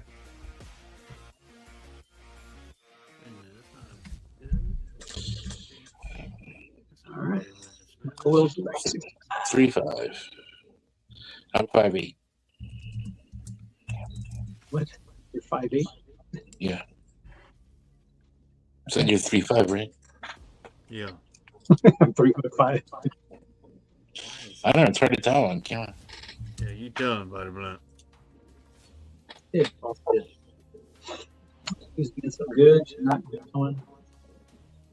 Work up the show. None of you graded. Yes. Warriors the lead jumps up to 75. Yeah, he's in at 75. X-Men 100. Battle Lines cover. First meeting of the original X-Men and the new X-Men. They went for coffee. Oh, it is. And Yes. you're going to say what? This is a 7-0? 7-5? I'll say like 7.5, VF minus. Okay. Out of what? Out of 10? It's fine. Yeah. You tell him about it, Blunt. Couple spine ticks. Small One dog. there.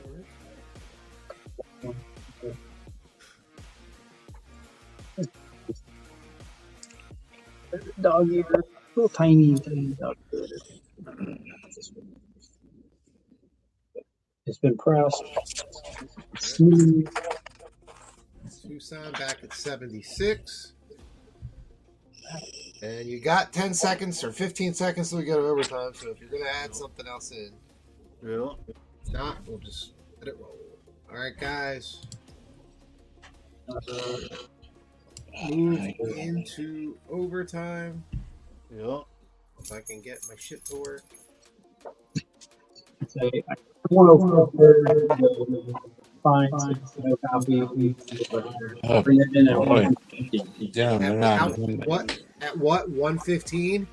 150. 150. 150. All right, guys. If we get to 150, the second book. What grade is this in Spartan? I'm sorry, I had to walk out the door. It is a 7.5. Battle Lines cover, old X-Men versus the new X-Men, very famous issue. A milestone issue, number 100. And if we get to 150, he will bring in the next book. Yeah. Which is the homage to X-Men issue number 1. With the first meeting. What? Why is Spider Flint in the tunnel? Because he probably needs to back out and come back in. Because we are having He's looking for me. I'm having mouse issues now. Jeez. never-ending microphone issues. Yeah, someone's got to take over. My mouse decided this. That's fine. I got you. So reset it at 85. What is going on? New signing. 85 resets the timer. Man, what a day. All right, I'm back. At least it's better than Tuesday, slightly. Tuesday was way worse. That's pretty rough. All right, well, Spider Flint has got a add-on book. He's going to throw in the X-Men 1 homage at 150. So for another $65, you can get that one. And the grade on that one was again, buddy? It's a fine. Think so. Oh. This one on the Yeah, blink twice if you need help, Spider Flint. There you go.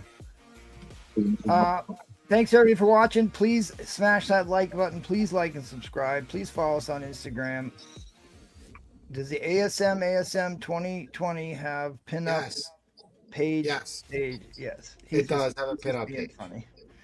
You're just being funny. All right, end line's coming down. End line is coming down. Congratulations. That was a great steal on that one. Monster Warrior, you are the winner. It's a $160 book. 85. Yeah, that's well over $100 book for sure. All right, congrats, Warrior. Hit me up on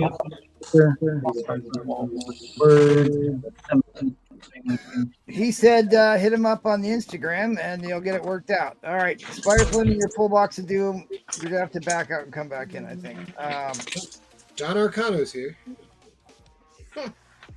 What are you doing? You're only allowed to throw shade at free play. You can't go after Tuesday. He gets attacked the whole night. You have a reputation to maintain. All right, here he is. The myth, the man, the legend. That's right. Brufrund is in the house with the shoe rack of doom. It's not a shoe rack. The other one was a shoe rack. This is not a shoe rack. Well, hey, we're trying to get only feet subscribers. It's a shoe rack. All right, I agree. Yeah. Man. All right, I have 11 spots left on the waffle for the John Byrne 80 White Pages Fantastic Four 238 team cover. Yeah, let's try to sell this out. Otherwise, I don't want to hear that folks love John Byrne and how hard it is to get a signature. It is. It's insanely difficult because he doesn't leave the United Kingdom. They won't let him. They got him on lockdown. Exactly. Megan's there. All right. So people talking about yeah, there's roving John Byrne gangs over the United Kingdom. So Ghost Rider 1, this is the Robbie Reyes 125. Oh yeah, the Robbie Reyes. Yeah. Wasn't sure which one is going to be in the movie, so I put that one in this one with this one. This is a Ghost Rider number 1, First Son of Satan, 8.5 white, 7.6. Am I echo any better? Yeah, it's way better, sir. Thank you. Yeah. So if anybody's interested in either or both, just let me know. This is a beautiful book, though. Not sure why the hell it got me 5. First ongoing Ghost Rider title. Oh, come on. It's because of probably that. Come on. Could have cleaned it. Yep. Clean All first books, people. Always clean your books. All right, so I've tried to sell signed bags before. Yeah, so that was a new low, but nonetheless, it was a signed bag. But here is a Xerox copy of AF-15. There you go. Would you do that at work or something? No. No, this is from an actual Xerox from the 60s. Oh. Somebody took their mid-grade copy of AF-15 and it's literally complete. So you don't have to buy it to read it. And you get to see the actual art and everything. $15. Wow. How's that, huh? That's a new low. Isn't it? All right. Venom Head, ASM 315. $60.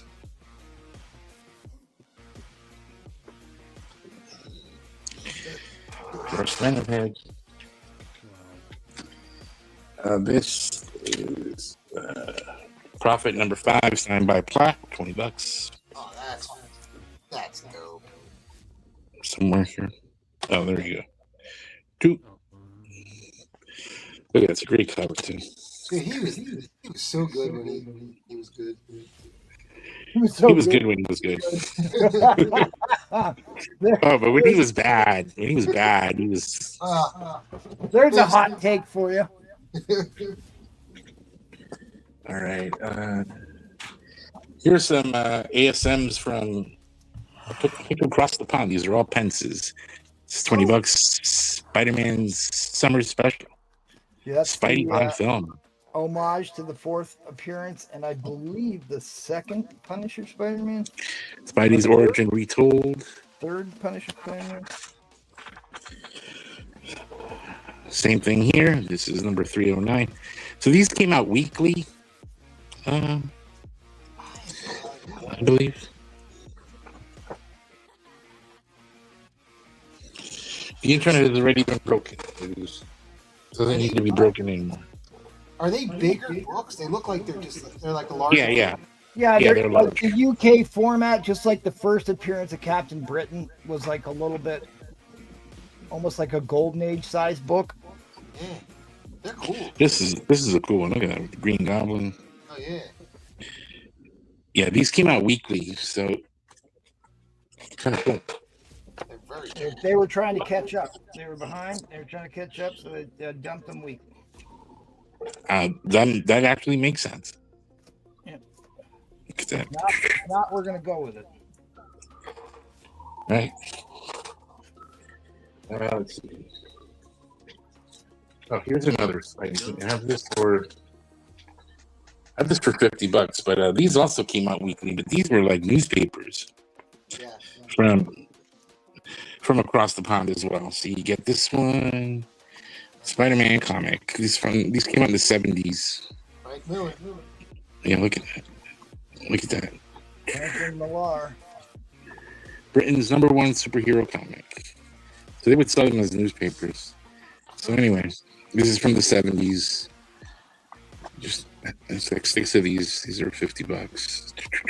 So the covers are like a pulp print, like they're not. Yeah, like newspaper. Yeah, that's cool. Yeah. Hell, I have So, yeah. Now you all got it. Right. No one likes interesting, obscure stuff. That's summer special. That's pretty cool. Did you get Yeah. my claim from last round? Yes. Should I back out? Come back in. I don't know. I like I'm in your room. I like artifacts from comic history, not just comics. So whenever I Where you going? see cool stuff like this, I just pick it up. Yeah. But here's a pen, $60. All right, what else we got? What else do you have? Here's Dark Shadows Vamping #115. Oh, there's a cheeky cover. That's the Kiki. Red Sonja #20. They were only 500 made of these. Oh, Whoever God. just came back in caused him to start echoing, and me echoing. Can you mute yourself, please? It's definitely There we go. Kensington. That's Sword of Red Sonja, 25. Is that Frank Joe? Who's this? Might be a Lensner. I think it's. Oh, this is. Oh, it doesn't say, just a Sword of Red Sonja red foil edition. I don't know. We can look that up if you want to, but yeah, got that. Oh, here's a 3-dimension Seduction of the Innocent, Dave Stevens. It's 45. Yep, very famous cover. You get the 3D glasses are not included. You had to get them at the counter. They weren't actually included in the book. Marvel Super Special #30, Indiana Jones and the Temple of Doom. Oh, 25. you got the magazine size one. Yep. Ooh. Yeah, Indiana Jones and the Pull Box of Doom. Pick it up, guys. Hot book. So there was one point where Golden Books had some of the rights to Marvel. So they, in order to get to expose, I guess, Marvel to a younger audience, like Spider-Man and stuff, that Golden Book. They did. The Golden Books were like a lot of the ones that used to come with cassettes. Yeah. Stuff like that. So got that, Spider-Man.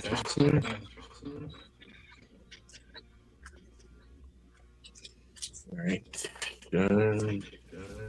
I need to go back to. I had to plug my phone in because it died, but I was going to bring on another seller here. Marvel Preview 18. This is Star-Lord.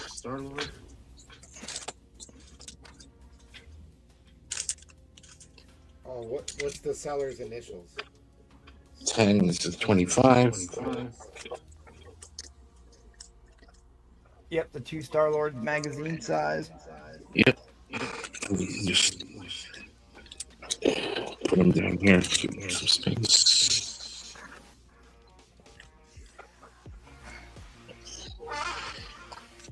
Yeah, Star-Lord made his first appearance in the mag. Jesus. There we go. What happened to MT? Because we couldn't hear his. Turning into Mystery 122, 55. Am I still looking? Yes, I am. I don't know. This day has been done, man. Yo. It's definitely coming from you, Bruce, or briefly. I'm like, what?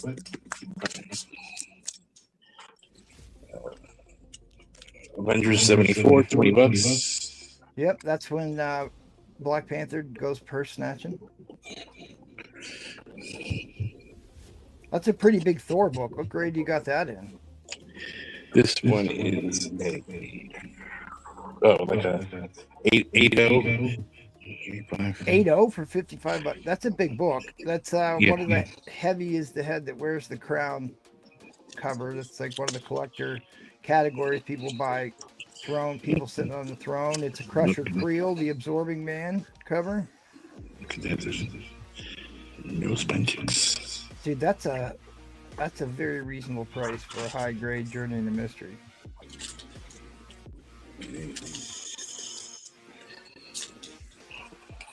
And then what? You got Star-Lord fights the Xenomorph in that one, right? Yep. Star-Lord made his first appearance in the magazine size before he came to comic book size. That's right. Those you for at home. Unexpected. Look at $20. Now, this is why I hate Wolverine. Oh, that's the child abuse issue. Look at that. He abuses children in that one.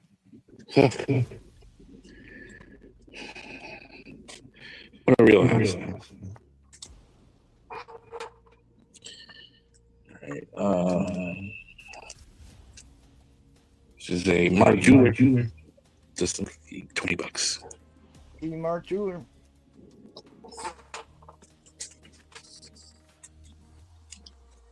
All right. Anybody here named Joey? Joey Joe Jim Bob Shabadoo. You won't believe it. First name I ever heard. Joey Joe. Great. People leave. It's like nobody in chat. There's it. So that is a DC Ghosts book. The Death of Joe. Yep. Joey Joe Jim Bob Shabadoo. What else you got, buddy? What else you got, good buddy? Fine. Here is a Marvel Premiere number 1. $80.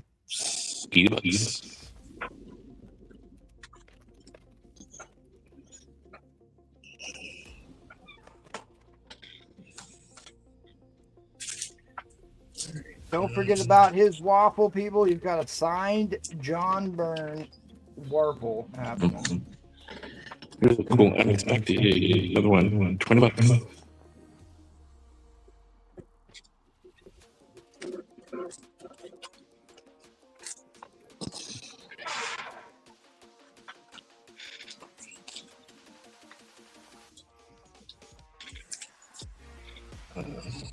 Okay. Anybody want Jackie Chan? Oh, Jackie Chan in a Topps. Topps was making so much money selling sheets of Ken Griffey Jr. rookie cards that they got into the comic book industry. And they stole a bunch of big artists. Steve Ditko went over there. Jack Kirby went over there. Here's a replays book. You want replays? Yep, I'm here. He's in quarantine. Dark Knight Returns, the Golden Child. Frank Miller. Franklin Miller. And Raphael Grandpa. Old Damn, Frank. Bree making it echo again. Grandpa. What do you mean? Paul, Miss Mayhem would like a spot on your Warful, Mr. Brewfront. Thank you, Miss Mayhem. I need to go get my cell phone. So. All right, I think I'm done. Paul, can you run Bree plays around here, please? I'll be right back. That was pathetic. All right, go ahead, Bree. Even though all this is your fault. Dude, I'm not echoing now, so I don't know what to tell you. Yeah, I he's think fine. You're Because I'm fine. back. But now Brewfront and Spider Friendlies, yeah. All right, 117, 7.0. First appearance, Shadow King.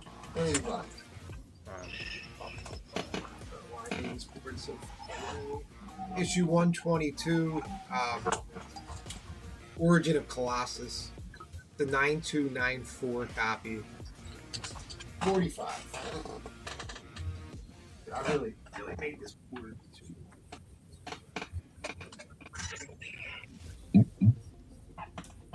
Issue 140, the 94.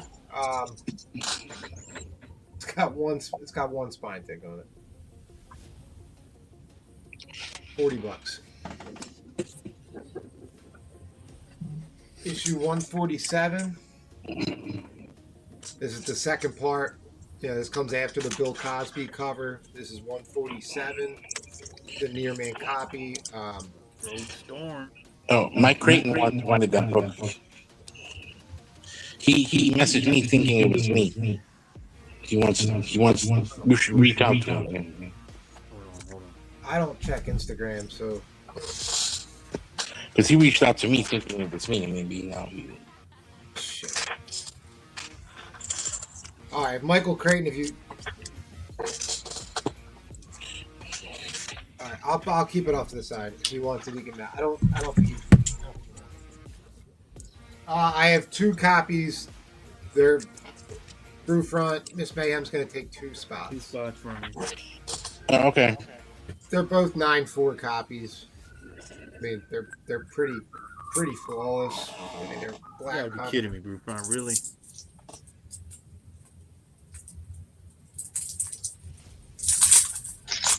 I mean, whatever. $15 a piece if anybody wants one. Who the hell's making that noise? ASM 568, the variant, Alex Ross, Green Goblin, candidate copy, $15. Batman 186 and a 6.0 from 1966. First appearance of Gaggy, Joker's original sidekick. Gaggy. Yeah. Brewfront just showed the summer special British version of this. It's either the third, I guess it's the third full appearance of the Punisher, if that makes any sense at this point. Yeah, you can say that. Yeah, since we're kind of changing all the Punisher first appearances now. It's a VF Plus copy, square bound, 8.0, pretty clean copy. The one corner, the bottom corner has like a little dent, which probably isn't going to show through the Mylar, but that's the only thing that's wrong. Issue 147 in a 9.4, maybe 9.6. Got 2 spine ticks. Small color breakers. Yeah, what $50. Like third time they show that pose Yeah, right. I always get this book confused. with the 134. Right, and then isn't it like Spectacular Spider-Man or something else like issue number 1? Spectacular Spider-Man. Yep. Hey, now that Brewfront's paid, we can change the scroll at the bottom to replace. This is a candidate copy of 261. I mean, dude, it's Thanks, Paul. it is Welcome, perfect. Spider-Man. That's Spider-Flynn's favorite cover right here. This is a Charles Vest cover. It's actually one of my favorites. Yeah, that's the Living Spider-Man guy. Yep. Werewolf by Night, issue 5, in an 8.0. It does have a date stamp. $25. That's a Plug cover, and this is also a Plug cover. Werewolf by Night, issue number 8. This is also an 8.0 copy. $25. Is that the fire? Mad, he's under fire. And I have 2 X-Men books. Start at $1. I will. We can probably get the other one in if we get anything going. So Right, $1 start. starting. What's in? We'll start with this guy here. 107. This is 107. This is Thank you, Miss Mayhem. You're welcome. first appearance of the Star Jammers. Mute yourself, Paul. What? Take it out of the. Yeah, oh, yeah. What are you doing? Hold on, man. Mute yourself so I can talk. You can talk. No, not while you're not muted. So Crackling. 7.5 just has the spine's not perfect. All right, kids But in. It has no dog ears, it has no color breaking creases on it. Just has some spine ticks. Back cover is pretty perfect. Nothing really going on with the back. 15. What the hell is that? If you're into sea mammals, like some people I know, you get the bonus. How's that going for you, Briefcase? Well, not bad. I mean, I don't get out to the ocean as much as I want to, but when I do, I have a good time. So first Star Jammers, I don't know. I bought a ton of these. So really, I got myself a 9.6 copy of this. So I don't think I'm ever gonna get a 9.8. Spouse is in. Did achieve a 9.6. So this one is a 7.5. Oh. First Star Jammers, I don't know if they're coming to the MCU or not. Who freaking knows? Maybe someday. Yeah, I don't know. No, I don't think so. So, You never know. I mean, if they do the Dark Phoenix thing in the movie, then they kind of have to bring them in, right? Yeah. Pretty integral part of that. Yep. Integral part. 2K11's in.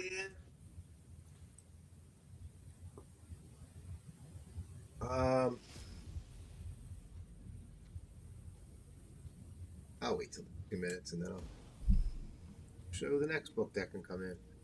Yeah, show the next book. How much for the next one? Yeah. Dude, the next one is really high grade of a pretty big key. Whoa. No. Is it 108? Yeah. 109? Nope. 110? No, it's not key. Nope. 120. Oh, you're so close. 121? 121. 121 and a 9.0. Let's see. Get the Okay. hell out of here. So, this book is, dude, I'm being conservative on this 9.0. I'll show you why. All right, it's in. It's in. Just fucking. All right, so now this book's in.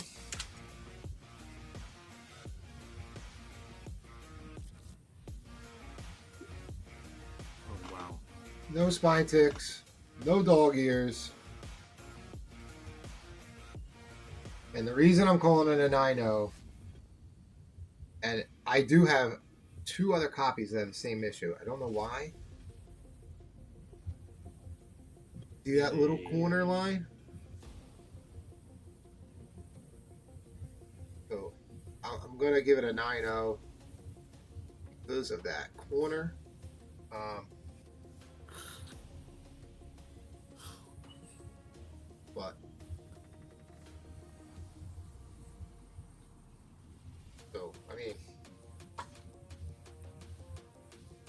real conservative on that.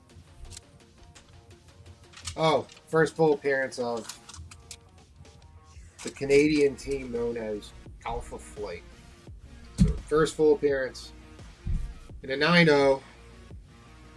First Starjammers. It's in. They're both in. 7.5 on the first Starjammers. Mill 2K11's in the lead, $75. And 121 in a 9-0. All right, we're in overtime. Worth well over $100 for just book one. 2K11's in. Yeah. Well,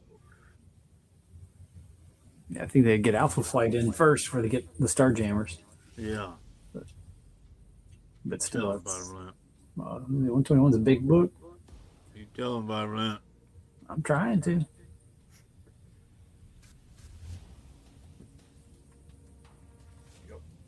that is a steal.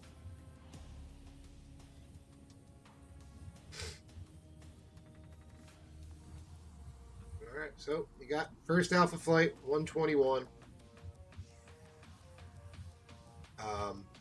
9-0 copy. First Starjammers 7.5 copy. We got ourselves a lot right now. We got ourselves a lot happening right now. Dude, that first Alpha Flight in a 9.0 is worth more than $80 by itself. And you got the first Starjammers.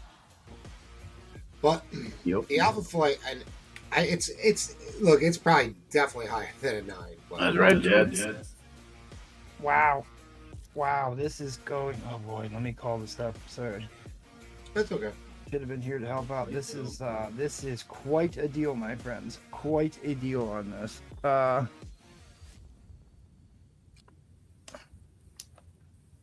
First Alpha Flight is only worth slightly less than their cameo for some reason, but still, it's dude in a near mint range. I think they're kind of caught up to each other now. I think.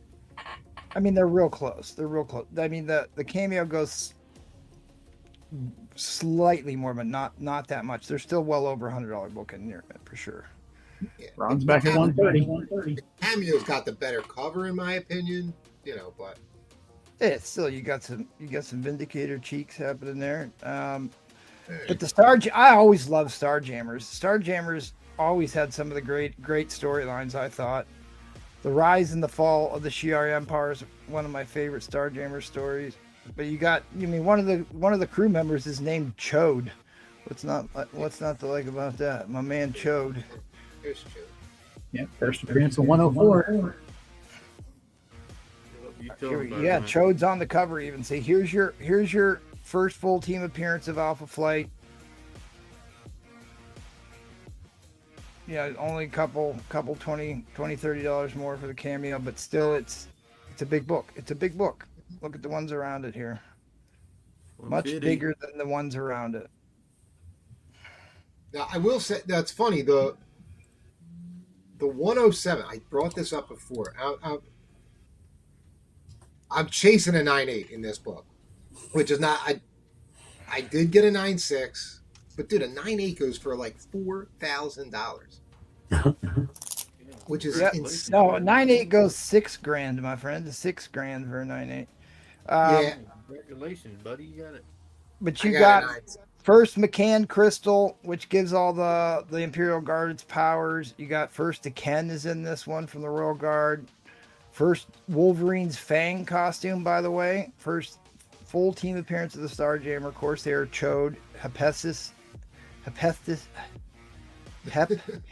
Hepzibah, hepatitis, Raza, and Grease. Hepzibah. First hepatitis. Yeah, this is a monster lot here. This is a monster lot. This is a hell of a deal on this. Where's the timer? Inline, give me down. Inline, all right. 2K. You're an email guy. You email me all the time, so hit me up on the email, buddy. Yeah, they're cool books, and go to a good home. So yes, thank it was you. good. And Michael Creighton, if you want this, message me and let me know. That is take this the off this. homage to the Neil Adams. All right, Yeah, let's brace yourself. It is Paul Comics time. Oh, my turn.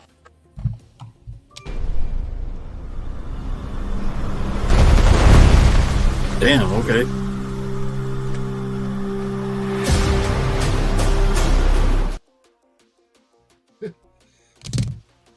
Fade to black. Alright. I got Hey, shut up, fool. You ain't no fish. Yeah. Cool. Alright, Secret First War. Quake Damn, I did... Yeah, this is the variant. That is the variant of First Quake. Yes, sir. Quake was the girl in that TV show Agents of S.H.I.E.L.D. Alright, 30. 30 for all three. Nice and high grade. Got them at 9092 range. So this one has Tom DeFalco, Mary Wilshire. That's Tom DeFalco, Art Adams, Tom DeFalco, Barry Windsor Smith. So 30. Tell everybody what you do. Jets, Mets. We don't use that kind of language in here. Jets, Mets. Don't use that kind of language in here. Tell everybody what you do. Tom DeFalco. Paul. Hashtag Del Taco. $20. Adam Hughes, Catwoman, 66. Yes. You may have to back out and come back in, Blueprint. He has. No, it's Paul. It ain't me. It is Paul. Oh, it ain't. Wolverine, Why don't 41. you let's mute Paul this turn. 41 for Say something, Blueprint. You.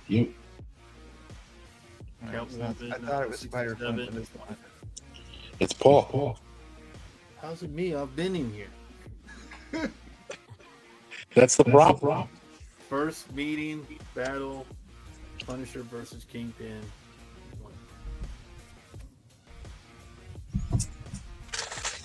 Lord of Azrael, first appearance of Azrael, Nightfall, Prelude. Did that cartoon come out yet? That Nightfall cartoon? It's supposed to be like part 1, but I haven't heard if it came out. Detective Comics 676. Well, the chat has got your back once again. Using his inside voice with it. Whatever.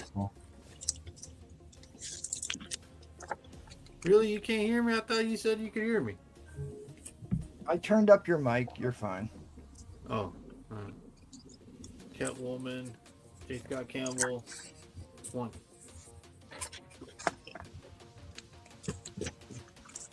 You told me you could hear me. She Spawn number 1, Gail Simone, 20. She Spawn? Yes. Avengers Annual number 1.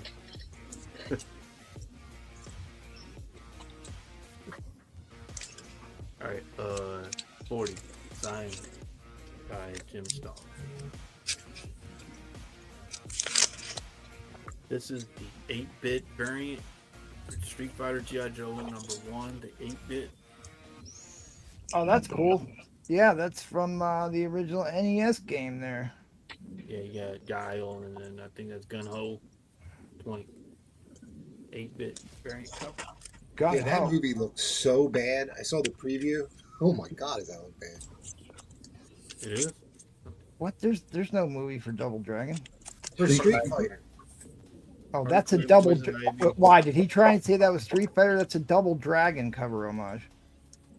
Oh, I thought it was a Street Fighter book. No, it's a that's Street Double Fighter. Dragon. I said it was an 8-bit variant cover. Looks like Guile. Yeah, but it's an homage to Double Dragon if it's an 8-bit. There wasn't Street Fighter in an 8-bit game. Oh, okay. George Harley Quinn, Poison Ivy. Yeah, Blanca was a little weird in that. All right, give me a $5 spot. Good night, Paul. He has candies to crush, so we need to get down to business. Yeah, I got stuff. All right, $5 start. Marvel 2-in-1, number 16. Got it at a 7075. And if you can see, it's 30 Oh, cents. 30 cent price variance. There you go. It was only sold in 2 cities as a test market to see if they could get away with jacking prices up.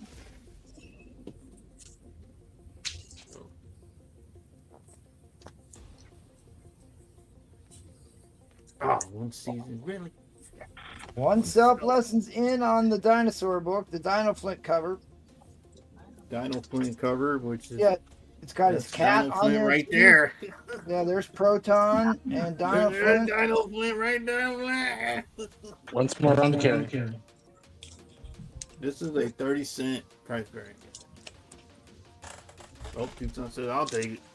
They are pretty limited on the print countings. Marvel 2-in-1, guys. So it's you got Kazar and the Thing, and look, this is why I put it, because MT's always talking about Thing. Look at the Thing right there. He's whacking him. He's actually standing up on that one. He's whacking. Nothing short. He is whacking on that one, isn't he? Looks like it's clobbering time, Johnny boy. Yep, 30-cent price variance, guys. This cell phone is driving me crazy. Oh, one self is It at don't 15. want to work. Get an iPhone.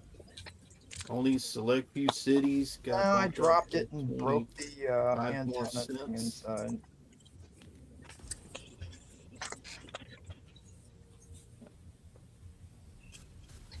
Thank you for being here tonight. All right. What comes in next, Ball Comics? What the hell? We ain't even getting nothing going on this.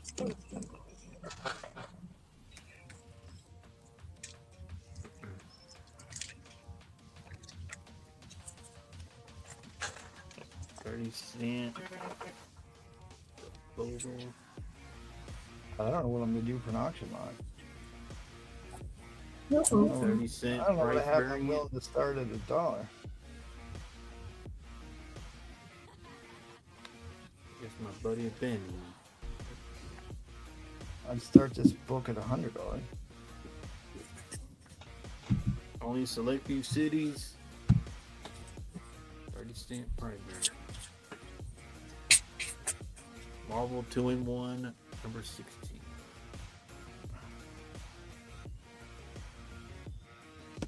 That's a what?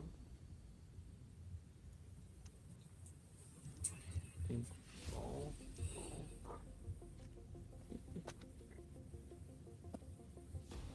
I got one of these. No, this is a Mark Jeweler. This might be the end of the world. Alright, one self is getting this for 15. Oh, Tucson's in. Oh, 2K11 says 16 for number. Oh, there you go. That's a good one. I like that 2K11.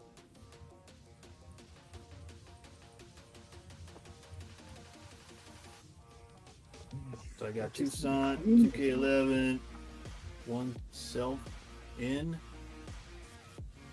30 cents price break. 30-cent price variance, says Paul Comics. Yep.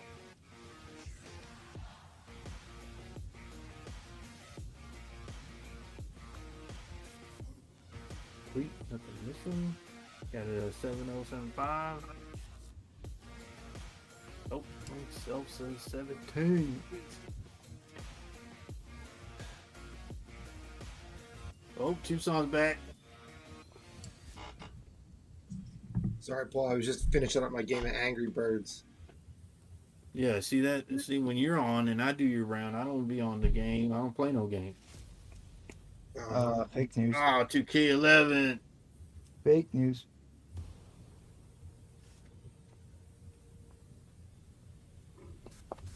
All right, so it's down to Tucson and one self.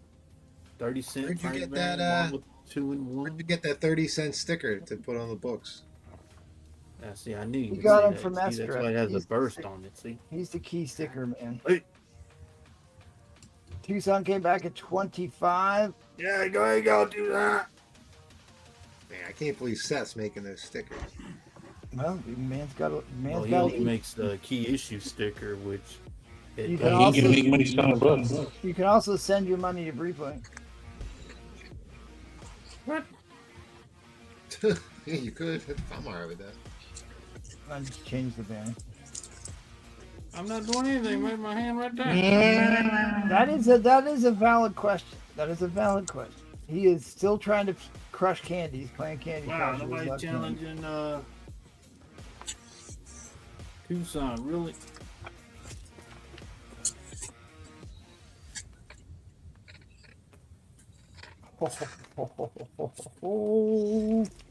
This is a Mark Jeweler. This is a Mark Jeweler. It is a Paul Legrand Mark Jeweler. No, did he say it? It is. It is Wow, the nobody Casio will watch challenge Paul the, Legrand. Nobody's challenging Tucson. Alright, guys. Well, unless somebody else gets another bet in real quick. Wow, guys, this is a 30-cent price variant. Yeah, Tucson's going to take you for 25. Fair warning on the end line. Wow. Wow. Wow. Man, you Good put that stuff. in line too fast. No, I didn't. I got YouTube up and this right next to it, so we're good. Wow. All right, thanks, Tucson. Appreciate you, buddy. Got a good deal. All right, Paul. Thanks. It's a shame we can't hear you, but maybe next round we'll. Yeah, you can hear me. Don't tell me that crap. Thanks, Tucson. That's the level of enthusiasm we've come to know and love. Yeah, don't drop that in line too fast. Damn. All right, Paul, you can go back to your video game now. All right, thanks, guys. Appreciate everybody being here. Please smash that like button. Still hovering around 60 people watching. I just watched somebody buy this book for $25. Just watch somebody do it. Okay? That's why people come to our show. That is why people do that show.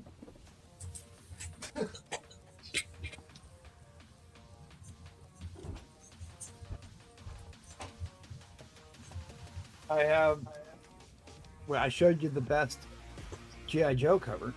Here is the best Transformer cover of all time. Oh yeah. And there's the Mark Jeweler.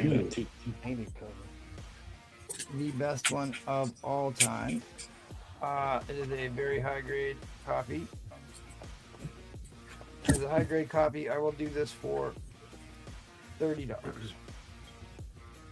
Brand new shiny Mylar. Nice.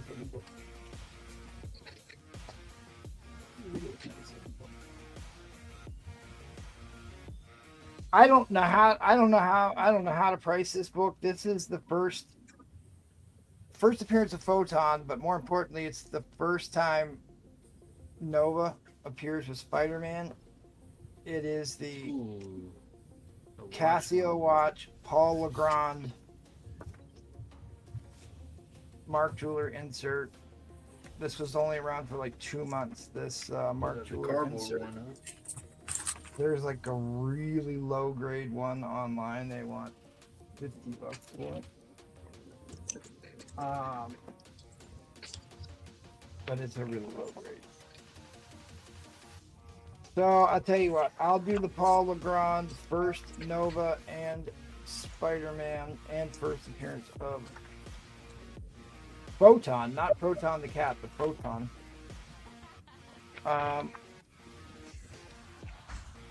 It's gonna say $80. I tell you what, I'll do it for $60. What the hell? $60, Mark Jeweler variant. Paul Legrand cardstock insert. I just found this, so. Is that the pizza insert? Mark Jeweler variant, Paul Legrand watch.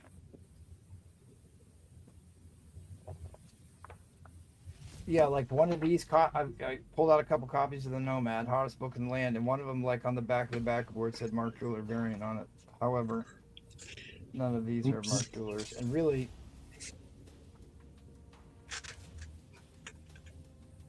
you always got to check for Marvel value stamp, and you got to check for the pinup in this one.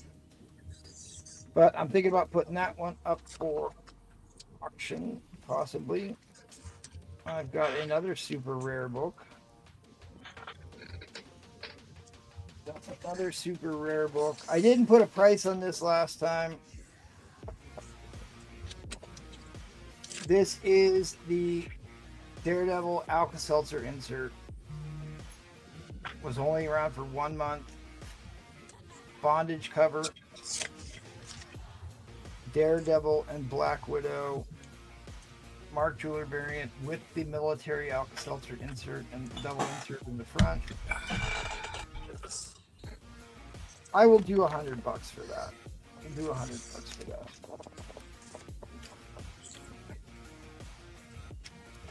I was gonna put 150 on it, but I actually have another one. All right, I stepped away for a minute. Did you get Roger and Edwin? Roger got the Nova Mark Jeweler. Roger's got the Spider-Man and Edwin got the Nova. It's Spider-Man and Nova together. It's the first meeting of Nova and Spider-Man. Okay. So Roger beat him out. Okay.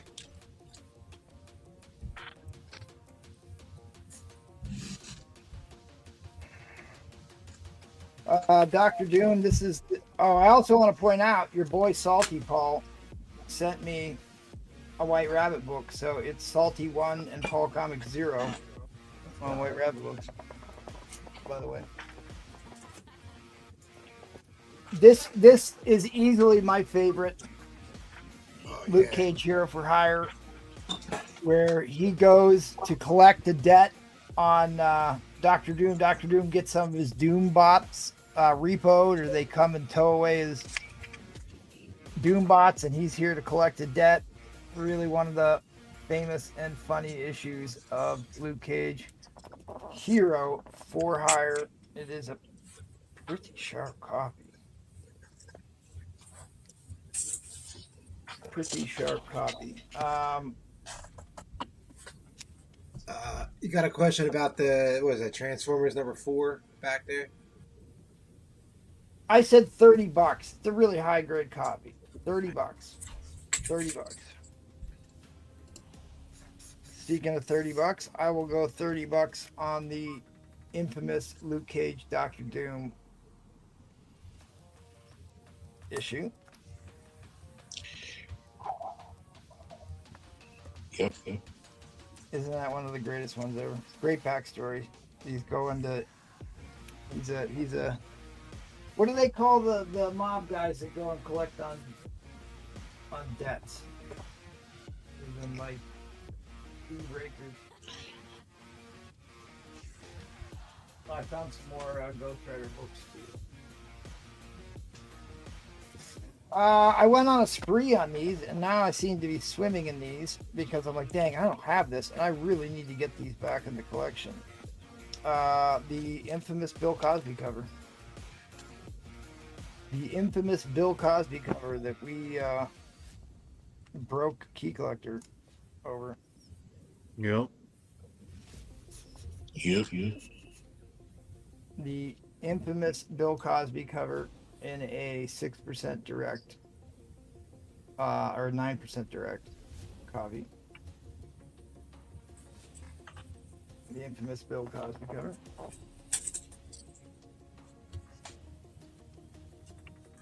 We wanted Jimothy Lee.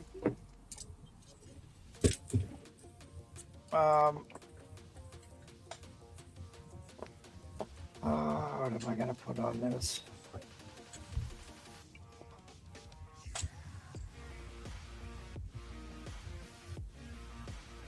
All right.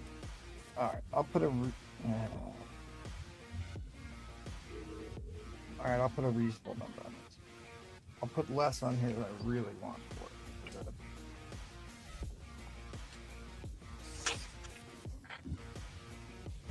This is Erie issue number 2, Frank Rosetta. Erie issue number 2, Frank Rosetta, one of the big Frank Rosettas. That's literally the second Erie book ever printed. March issue number 2, Frank Rosetta, Erie issue number 2. I really wanted $90 for this, but I went on a Rosetta buying spree, and now I have too many of these. Just move it on down the road.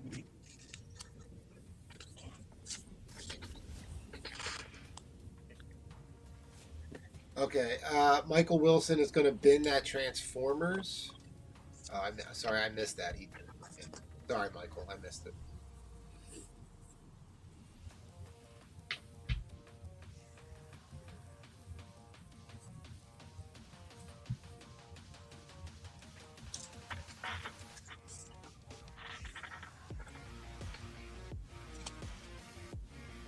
And where'd I get it? Golden Age Planet Comics, which is the gold standard for science fiction. This is actually considered to be a pretty high, one of the higher grades. Anything that's like around 5.0 or better is considered to be a high grade. And a Golden Age book presents extremely well, like a much higher grade book, which is why I bought it. It is a robot cover. Lost World fights on the monsters from the blue. It's a pretty pricey book. So if you want to get in on this, that's Waffle. 1950 Planet Comics.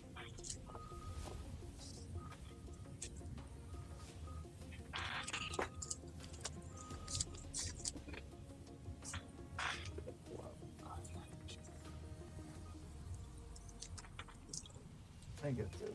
I'm sorry, I'm dealing with some stuff in between rounds. You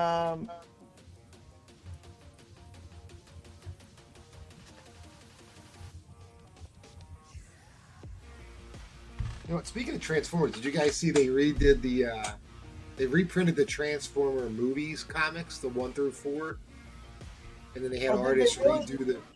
Yeah, and then they redid like an artist reinterpreted each cover, like it's the same cover but by like a. But an homage. Yeah, they're fantastic. They're really cool. An homage. I could put up a big Spider-Man book that I forgot I even bought. How many people are watching? 60? Yeah, 59, 60. Yeah, we're at 59. Thanks, maybe this is probably a whale show book. Well, this is probably a whale show book. This dude's using a screwdriver. All right, so here's what I'll do. Here's what I'll do for my auction.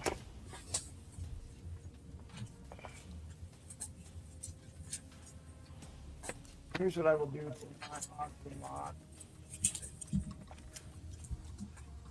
I've got. You got a nomad, you dirty dog. 2 of the hottest books in the land right now. First appearance of Nomad, and the first appearance of Danny Ketch. Ghost Rider issue number 1. First appearance of Danny Ketch, and I'll even throw in issue number 2. I'll throw in issue number 2 as well. So you have issue 1 and issue 2 of Ghost Rider. First Danny Ketch, second appearance of Danny Ketch, first Blackout. So I guess do you even know what that book that you just showed is? This one? That's the hard to find second print. Yeah. Damn. It's not signed on the inside, is it? Remember that? No, probably a Mark Jeweler. I don't know. It's in a hard case, so God only knows. MT, you saw one that had a signature on the inside. Yeah, I do remember that. Yeah. Guys, that's a harder to find second print. My God. So I don't know. Let me know which one to bid on. We'll start it at $1. You guys can decide what they're worth. I mean, the artwork in the 90s was so good. Early 90s. White paper, near mint book. Needs a press. It's not signed, is it? No, I just double checked it. That's a nice one. Wow. And I'm going to give you the second appearance Oh, too. yeah. Or we'll do the biggest book in the land. This one's super hot right now. What are Oh, they saying? man. You say nothing.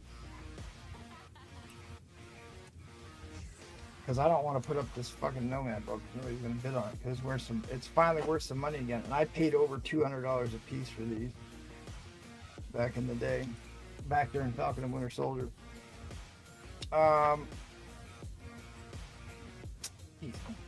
Just gave you 2 great offerings.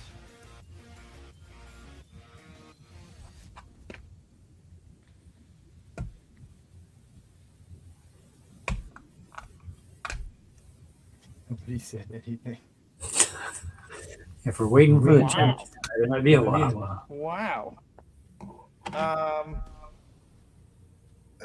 Rat Which Daddy one do said- you want, Spider-Flint? I think Ghost Rider. Ghost Rider. What are they saying? Damn it. Bree plays Aquaman 2 now.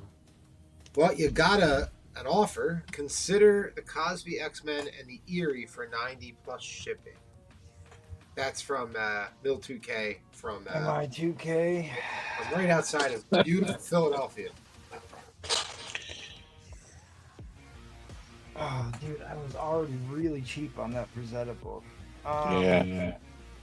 Dude, I was already like $30 under what I wanted to sell that Frazetta book for. Shit. Fine. Okay, fine. He's gonna kick you. Fine. Got a deal. I'm over it. Michael Wilson, what does the second print go for? I don't know. I have no idea. I don't know, you don't come across them very often. Hello. Always find him with the Spider-Man, and I'm looking for that one. Why can we be so Bill 2K says thank you.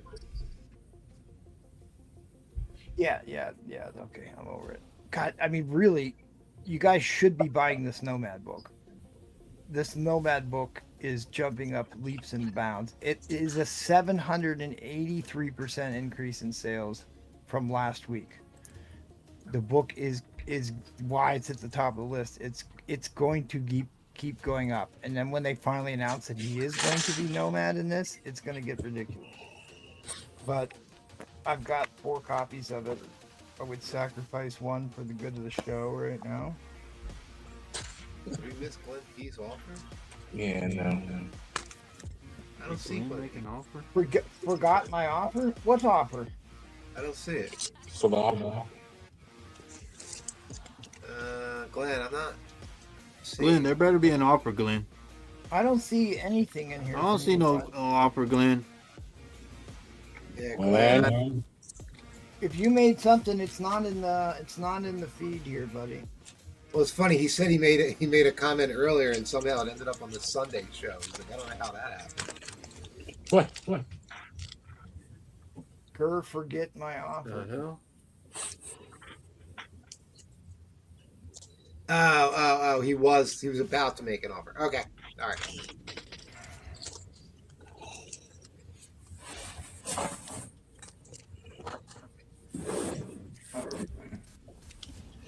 No, if you're talking about the Nomad book, there was a VF book that just sold for $100 in the Nomad book, which is what they called it. I think they're talking about the Ghost Rider second print. Oh, Is that what they're talking about? I have no idea. Yeah. All right, well, Yeah.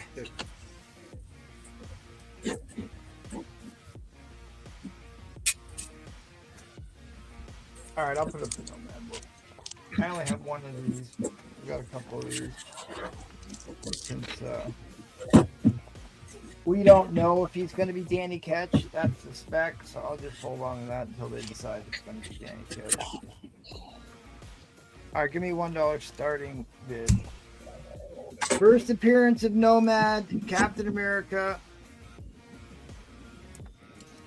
First Captain America as Nomad, which is apparently what he's going to be in this new movie.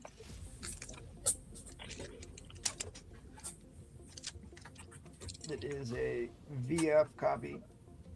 It is a clean, a very clean plus copy. Very clean plus copy, Brewfront. And good ink strike, nice and shiny. There you go.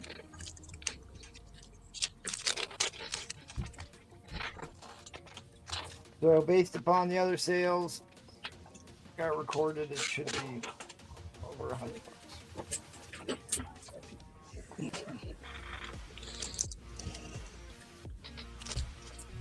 Okay, Art Green in at 5. Press would certainly help this. Press would certainly help this, but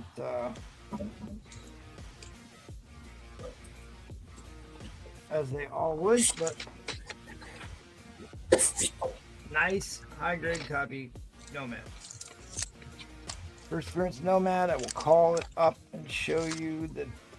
I think, well, we looked at it once already. I already showed you. But there was a sale of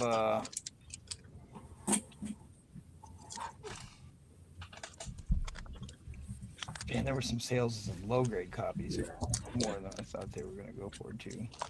But first appearance of Captain America as Nomad. This book has been on and off the radar since Falcon and Winter Soldier, and now they're talking to Steve Rogers that they're going to bring him back in the movie because they have Falcon, Captain America. They can't have two Captain Americas, so they're going to make him Nomad. And this was like when he got disenfranchised. I think this was around the whole Watergate time in America. And so then he became Nomad, took off the costume. End of Captain America, an awesome origin of Steve Rogers' new secret identity. And then he passed the mantle of Nomad over to Jack Monroe a little later in the run, and he became Nomad, but then Steve Rogers became Nomad again for a second time around. But it's been a pretty big key for some time. Anyway, I shouldn't have put this up. Let me call it up here. Yeah, because like I'm a huge Captain America fan, so I was like, really wanted Falcon and Winter Soldier to be good, and it was good for for a couple episodes. It was really good. And like the book was astronomical back then. It started to come down a little bit towards the end of the series, so I bought a couple of them.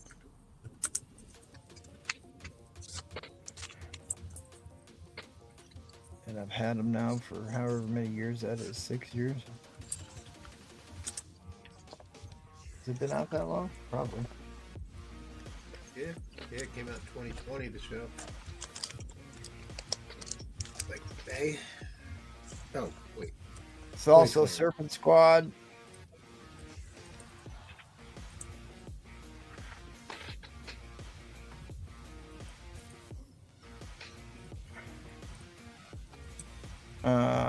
Might be something to do with Viper too. Death of Viper, that's what it was. Yeah, here's a 5.5 that sold for $45 2 days ago.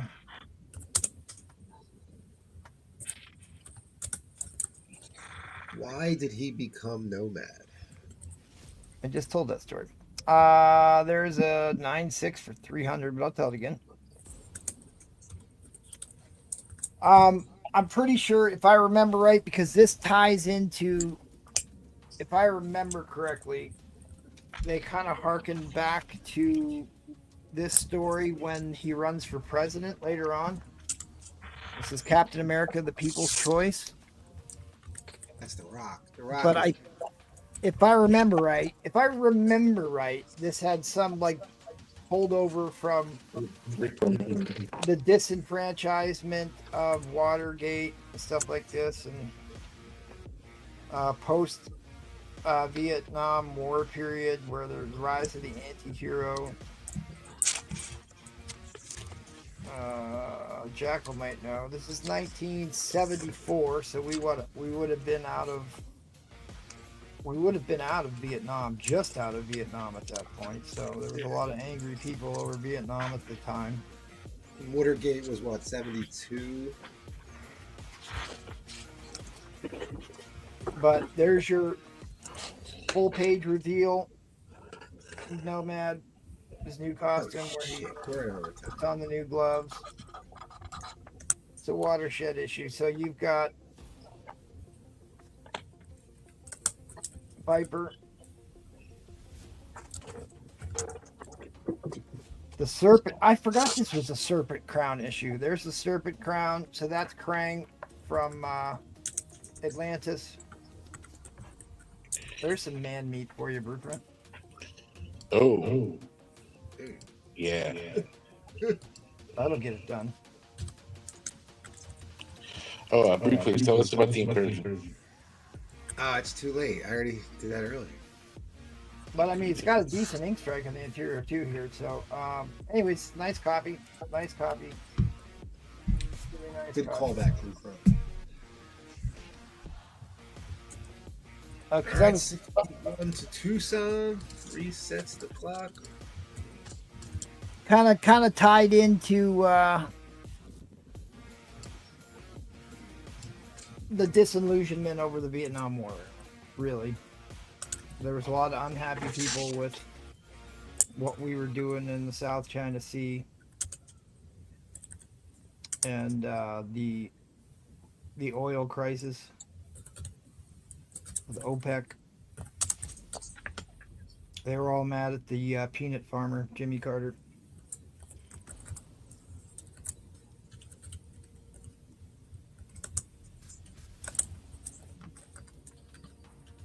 But it's cool. It's cool. Decent cover. You want your first appearance of a character to be large and in charge on the cover, and that is what is happening here. Captain America and the Falcon. Who was the 90s Nomad? The dude with like the long brown jacket and the shotgun? The guy that they based off of that cable TV show with the guy riding the motorcycle. Yeah. Yeah, that's Jack Monroe. Dude, rules. Dude, that was such an awesome book. Such an awesome book. In fact, I probably have. I know I have all of those Nomad keys. All of them. Yep. What was the name of that cable TV show with the bike riding guy? I think it was called Nomad. I don't know why, but I think it was. It adds up. You know what? It might actually be that. And then backstage, runs into the ring and just hits Michael Wilson in the back. Tony NY. In at 67. There you go. Ford was the president. I was just making a peanut farmer joke. Can anyone explain this Vive stuff to me? I don't understand this Vive stuff. I don't know what that is either. It's like digital comics, but they're worth money. Or I don't. Oh, okay. I have heard of that concept. It's basically like what happened with the fungible tokens. Yeah, that's kind of what it reminds me of, right? Tony, can you check your IG, please? No, don't check it, Tony. Yeah, don't check it. Ignore him. All right, guys. Unless I get another bid real quick, I got to drop the end line. It's my feed pics. End line. Captain America. Tony And, NY took it down for 67. I also, I was going to throw this in too. First appearance of the Serpent Society. Serpent Squad. I forgot about that. But anybody else wants a deal on a rare Captain America book? I got a National Diamond with Whiplash on the cover, who's in the Spider-Man movie that did really well.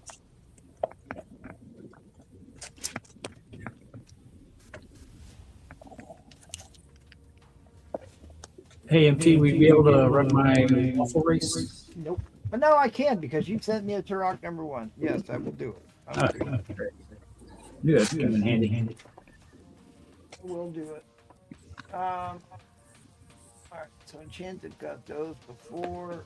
I said yes to the Combo deal. I said yes to the Bill Cosby. Eerie. Where's that?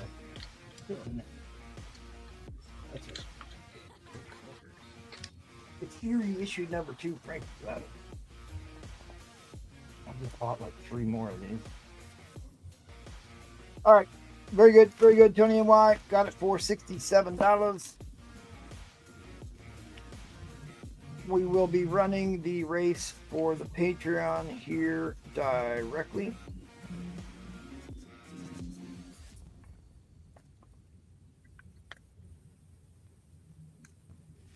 So, Mike Wilson, right? That's who got this?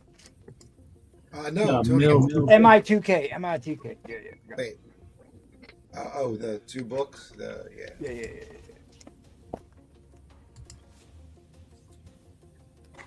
MI2K. Tony and Y. And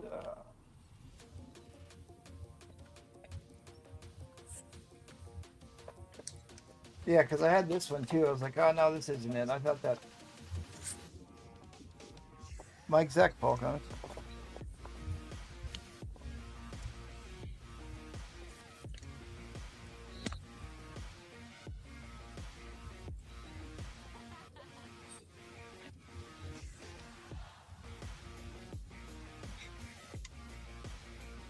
Alright, going around the carrier.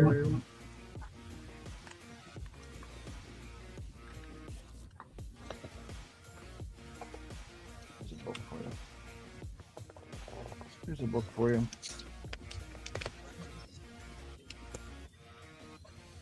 Yeah, this is a famous because of the cover art. It's famous because of the cover art.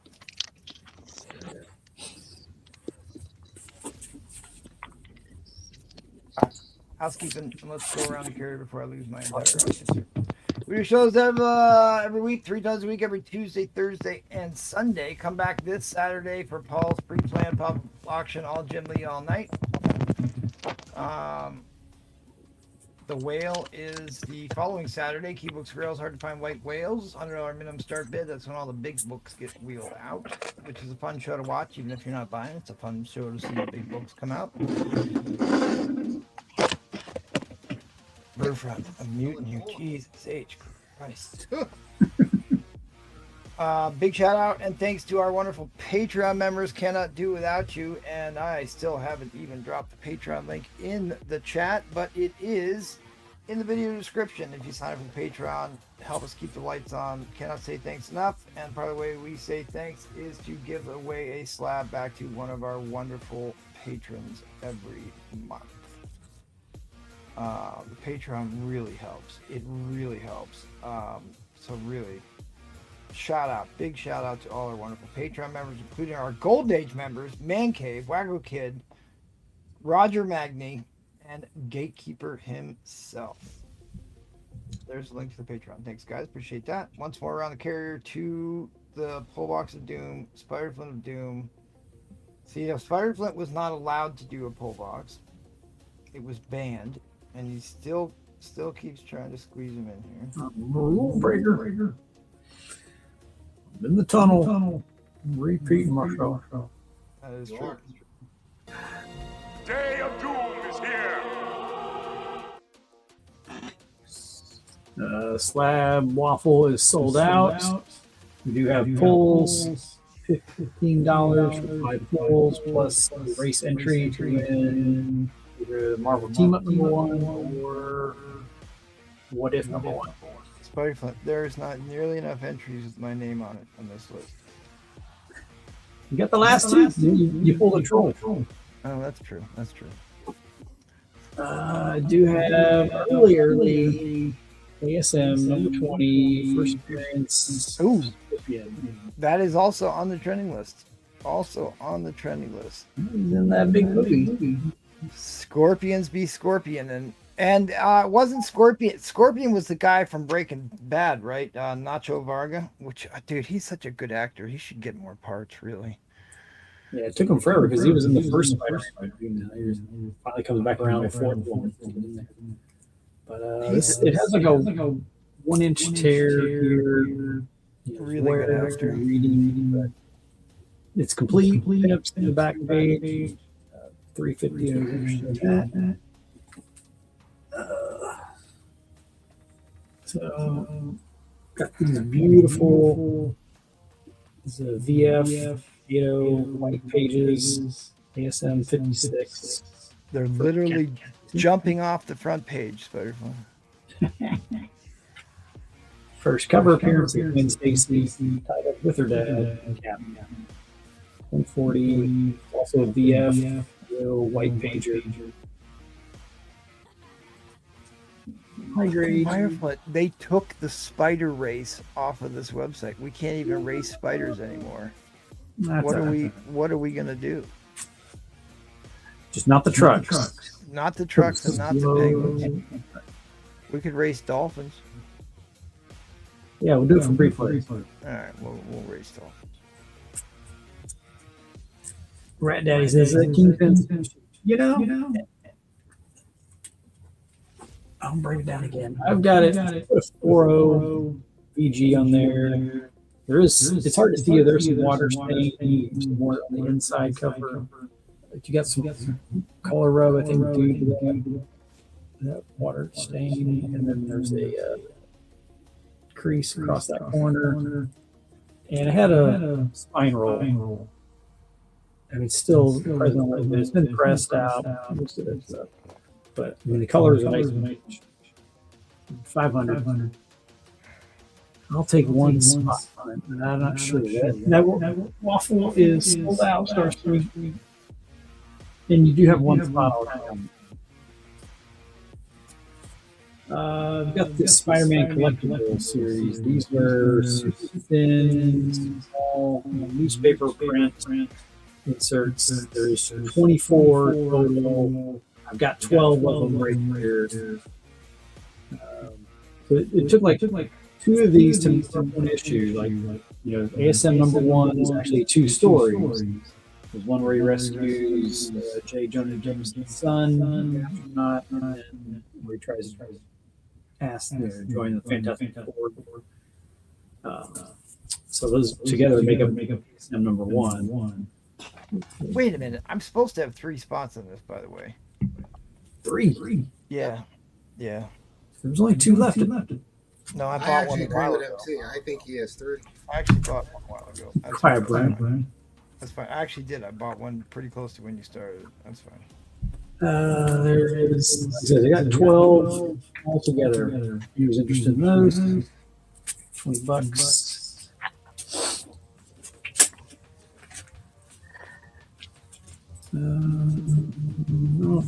Two places maybe had a copy of ASM 150.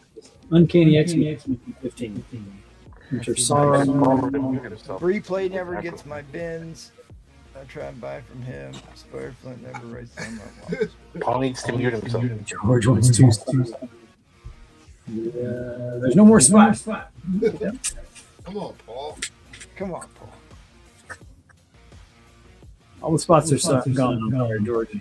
That's right. Don't interrupt Paul. He's in the middle of the last stage on Angry Birds. Do I have a spot?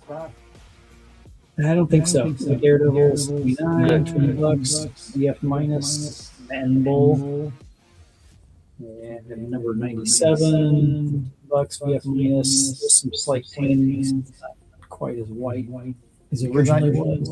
I sold that Secret Wars 8, and then you put that waffle up. I remember. Oh, sorry, George. I sold the Secret Wars 8 slab, and then you started that waffle. I'm like, well, I might as well try and get my book back. Yeah. 154. Oh yeah, that's a great issue. Yeah.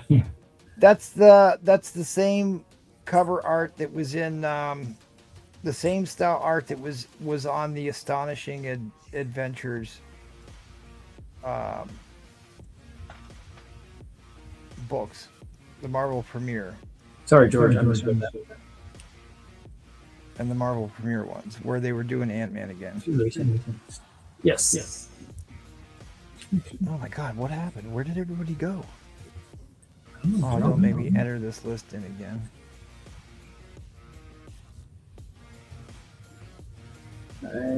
Hulk 301. That's a great cover.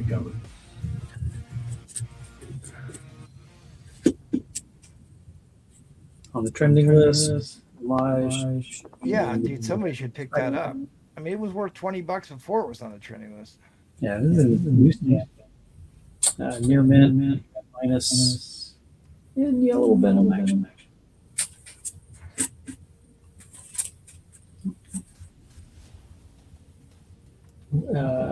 X-Men 144 for you after John Byrne left. It's an early direct. I know. Got them both. Man Thing and Despair issue that used to be together a lot.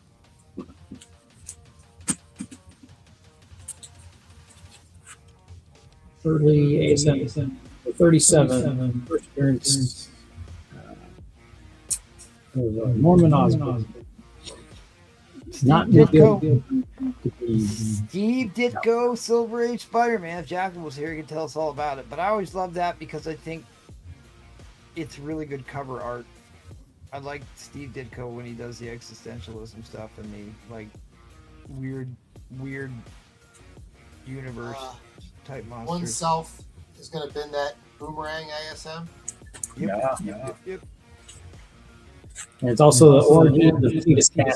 That's a little extra juice. Yep, Spider-Man. Banner. Thank you, one selfless son.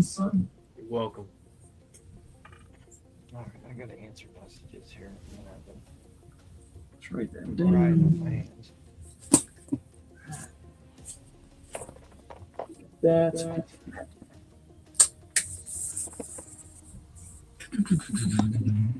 Can we get Banner? Thank you. You got five pulls, Starscream. Oh, I'm definitely walking away now. All right. The pull box of doom is upon us. The day of doom is here. The first one is a little bigger.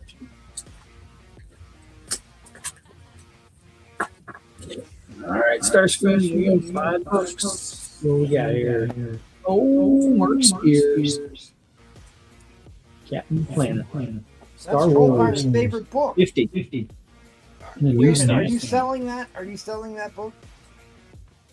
What? The Captain Planet. That was just in the full box. Oh, damn it. You didn't tell me you wanted to Star Wars. No, I number want to 6. buy it. I wanted to buy it and have you send it to Troll Player. We got some offers, so let's get through this pull bot. Yeah. So, and Spawn 301. Camel. All right. Good pulls, Starscream, and all right, Mill 2K. Daredevil 79 and 97 for 35. Would you do that? Probably. All right, I got a yes. Let me find the Daredevil 79 and 97 for 35. Yeah, that's the sticker price. So. Oh. Okay, I'm sorry. And then you have an offer from Ed, 130 on the ASM 56. Oh, you want my good? Kill me, Ed. 130 on 50. Yeah, I've done me good. I will do that for you, Ed. 30. He said 130, right? Yeah, yes, 130 for Ed Craze. And then George is going to take one more pull box. Okay. And then pull box. Thanks.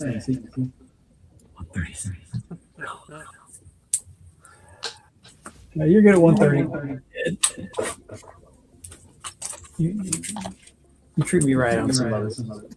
We good. All right. This is for George. This is, yeah, I think he has two from earlier. Ooh, you got the Josh and Todd Knock. You got Speed Racer. It was a great cartoon when I was a kid. First appearance, right?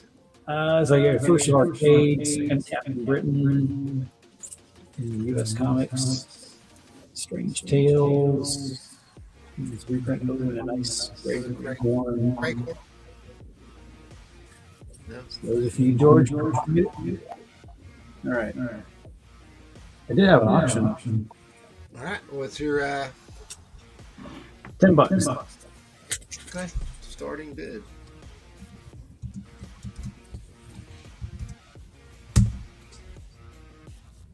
Disney. I only had like Disney and they all come out.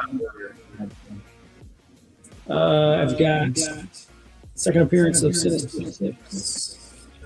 Took, like 340 issues to come out. But we got all 6 of them. I was on the trending list. Empty? Right. No, the Yes. first appearance was on there, right? The new Sinister Stick. There you go. That's the book. Right there. That's That the was on the trending list. Well, it's in there. It's like a 6-part series. Yeah, these are awesome books. This is all Bagley, early Bagley, right? This is Larson. Yeah, you're right. This is Larson. What? Yeah, It's all Larson. I'm sorry. I should have known that. Yeah, Bagley's a little bit. But this one is really high grade. Year plus, not 6. It was beautiful. I love it. I don't have good grades on all of them, but nothing wrong with it. These are all like near mint. Look at the last one. This one does have a little bit of spine flare in the middle. Color break, spine ticks. But other than that, A grade on your ASM 37. I'm sorry. got 37. I think I had it at mid-grade, like 5.0, because there was like a cut on the outside edge through all the pages.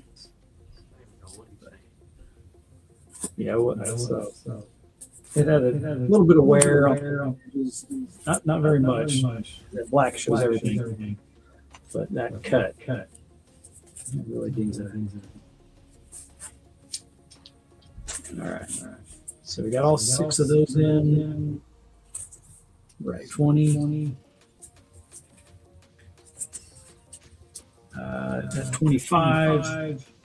Nice. Bring in 350. Here's a Doom. Little MJ in the corner box. There is a chip that says on the back of it. Tell them about it when I- All right, 25 brings it in. We're at 25. Dude, I love this Sinister Six run right here. This is like with 93. This came out. Yeah, about that. I can read that. I think it was. It had to be 92 or 93. No, it ain't. Okay, yeah, it is. Because I remember my LCS would constantly sell out. Oh, here we go again. Oh, Lord. Even back then when I was in 8th grade. You got an offer of $80 on the ASM 37, please. That is from Edwin. I'll have to take a look here. I have to find it. I don't know where it's at. That's for Jacko there, Butterfly. So we're at 30. What I say, 25. Another $5. Bring in 332. Larson Venom cover. That comes in at what? Another $5. 35. We're at 33. So $2 more. There it is. I got this at near mint 94. You will not be disappointed in that. And that's the first Venom tongue, right? That's the first. That, I don't know. There's one of the Eric Larson books that he does on Venom where it's like the first time he's drawn with that tongue. Yeah, that ain't it. Right, Spider-Man? It's 346, 347, 346 is up close. We see all his teeth and slime. Yeah. 348, 8. I'm not sure about covering 348. But so we got all new Sinister Six in, all 6 issues, 350, and 332. Lots of Eric Larson going on here.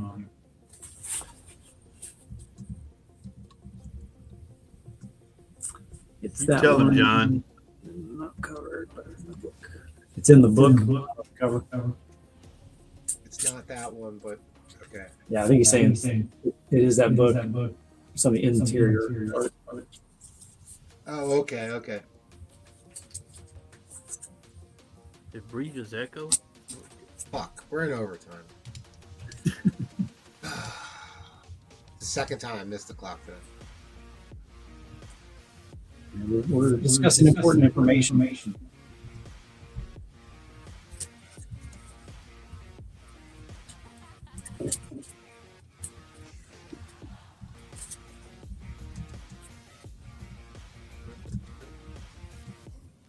do that?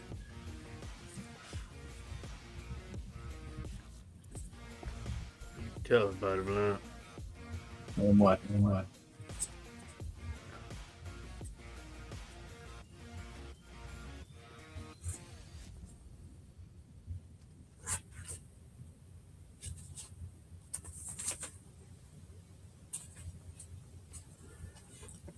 It's a bodega. All right, here we go. That's 5 seconds. One selfless sun's gonna take us down.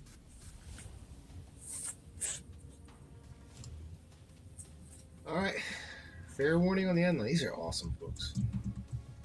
Wait, pretty cheap actually. A little too cheap. You said 80 on that one. Like I said, it's got a cut on the outer edge. All right, Edwin, you just missed the edge. He goes to all the pages. That's what he's asking about. So late. But yeah, he's all his son. Thank you for bidding. Appreciate that. Thanks. So Edwin got that for 80, right? Just say yeah. Yeah. Okay, thank you. No, thank you. No, thank you, Spike. Oh, he came back. All right. So yeah, I gotta sign off, but you gotta do that waffle. Yeah, man, I gotta get. Can you give us a grade on the ASM 20? Yeah. I put it pretty low, like 3035 is my conservative grade. You've got a 1-inch tear in the outer cover here. You see it kind of creased as well. The back has a little tear. It was well read. There's some wear on it. You have an offer of Has the 300 for that book. I can meet you in the middle. 325. So back at you, Green Ice Mount. 325, and it's done deal. George, now we're not doing a race tonight for the pool box. We're doing a race for the slab. So, he's going to meet you at 325. Really good pickup, Green Ice Melt. That is a fantastic book. Okay, so George, he doesn't do the race until the pull box is completely emptied out, which he'll most likely empty it out next week, and then he'll run the race for those books. But he's got to sell out the pull box first. Sorry, George. yeah, once you get all those sold, we've got all the entries for the race. All right, so what we have to run your waffle right now? Thanks, Green Ice. Yeah, wait till the end of the night. No, demanding the truck race.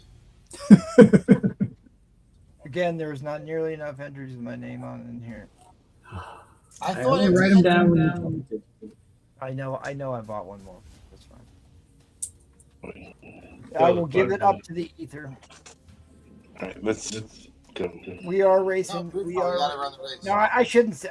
I'm just teasing him. I'm just teasing him. Don't take that seriously, people. I'm just teasing. Oh boy. I shouldn't do that. We are. Brace yourself, replay. We're racing sea mammals. All right, I am braced. Roof run. How many times are we shuffling this? Once. I like it. It's a risky move. All right. Good luck, everybody. Off to blazing speed at the start. Oh, great. My dolphin swam the other way. Somewhere in that lone mess. dolphin. Mammalia.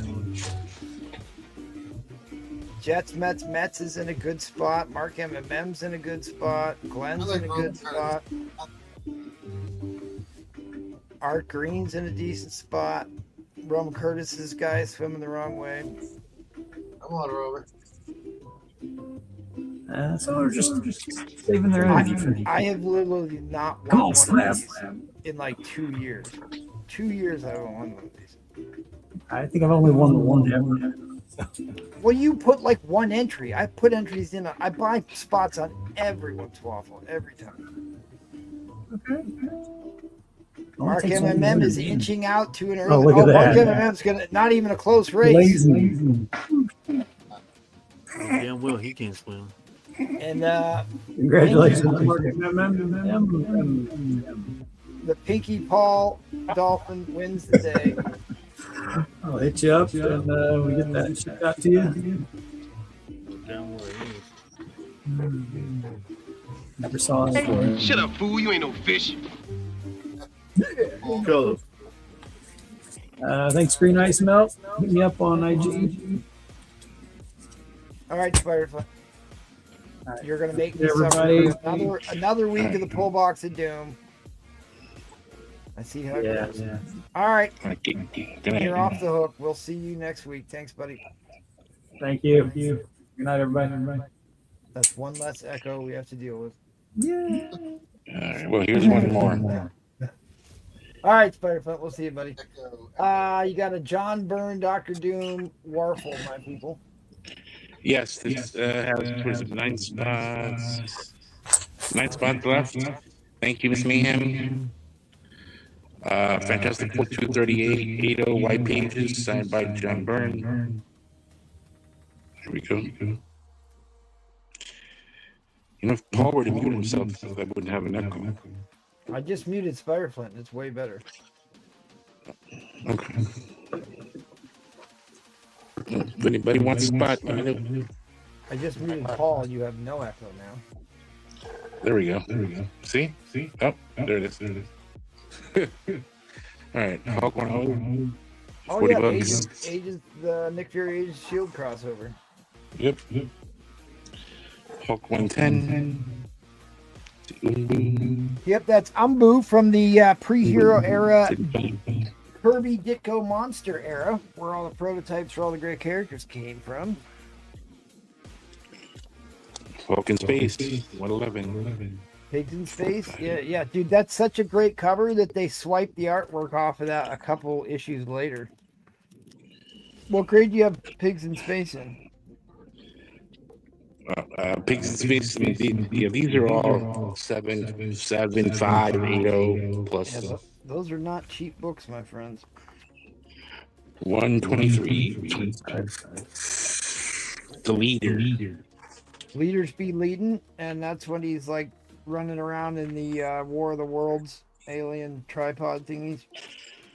Hawk 130 against replays. Oh yeah, I see the resemblance. Right. Yeah, I resemble that remark.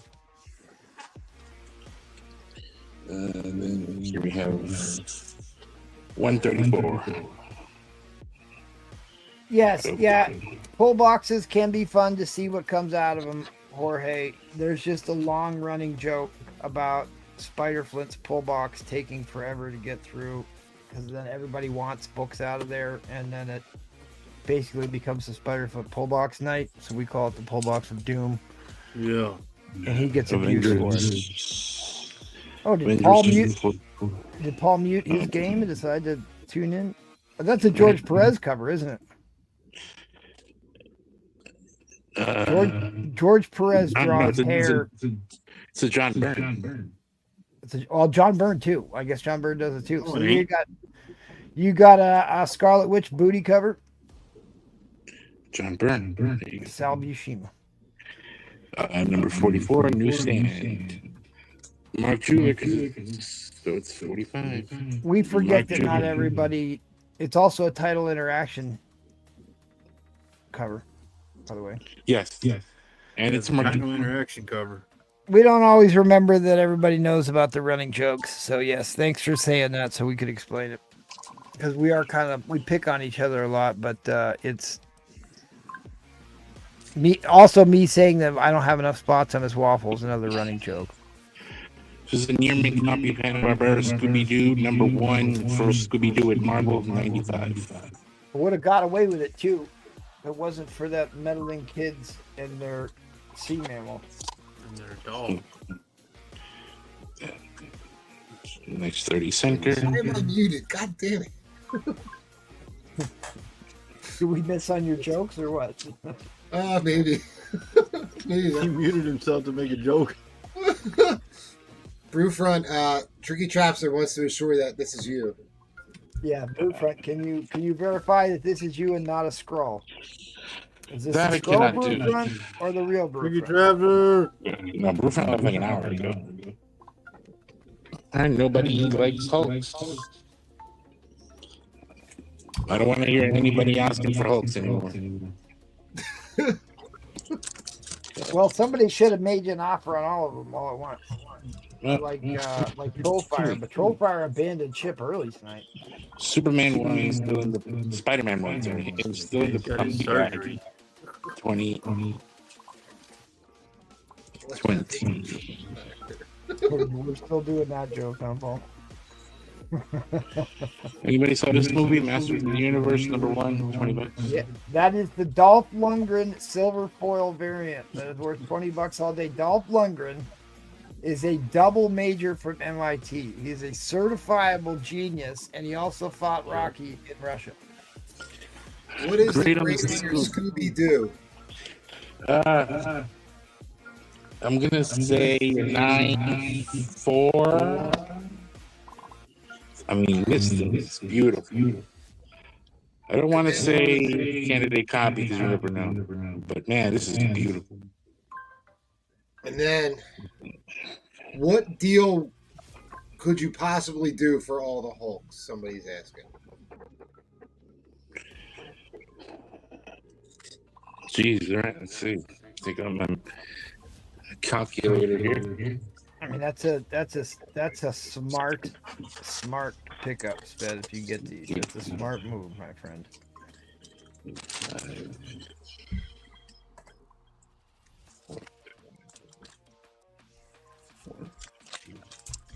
All right, so it comes up to 205. I'll give it to you for 170. All right, so 170. That's $35 off. Yep. All right. Defenders 62 to 9 plus $40. Mark Jeweler.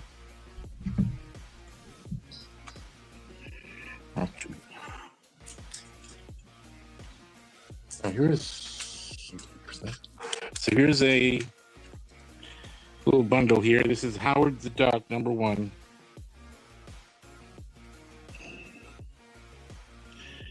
I mean, I'll give it to you for 85. How about that? Howard the Duck, number 1, $50, and I'll throw in Howard the Duck King Size Annual, number 1. So you get them both for $50. Look at that, and Spidey makes an appearance.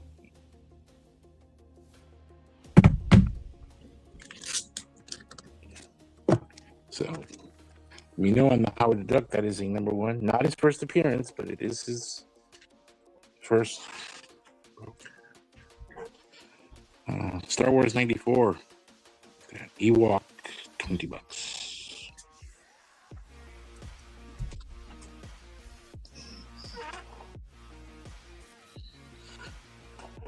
X-Men 230, $20.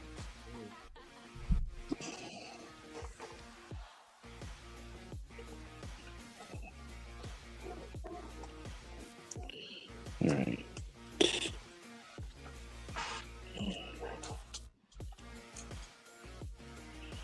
All right. This one's coming down.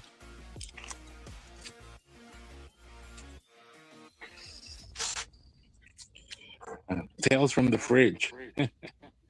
$10. Look at that. Yeah, they're all fighting over ribeye. Yeah. Wait a minute, there's no echo anymore. No, because you lowered your volume. That's probably because MT walked away. Yeah, MT muted He was himself. the echo, wasn't he, all this whole time? Right? Yes, he was, and he was blaming me and Bree. We were all That's trying the to... second time that he walked away and the echo went. Yeah. Yeah, no echo. And then he's gonna come back and be like, "Paul Comics, it's you or Breezy." Defenders won. $10. Yeah, because I got high state of the art equipment, so I know it ain't me. Look at this. This is This is from Marvel. Ren and Stimpy Holiday Special. Didn't know this one existed. 15. He said he'll buy the Hulks for $150 shipped, no questions asked.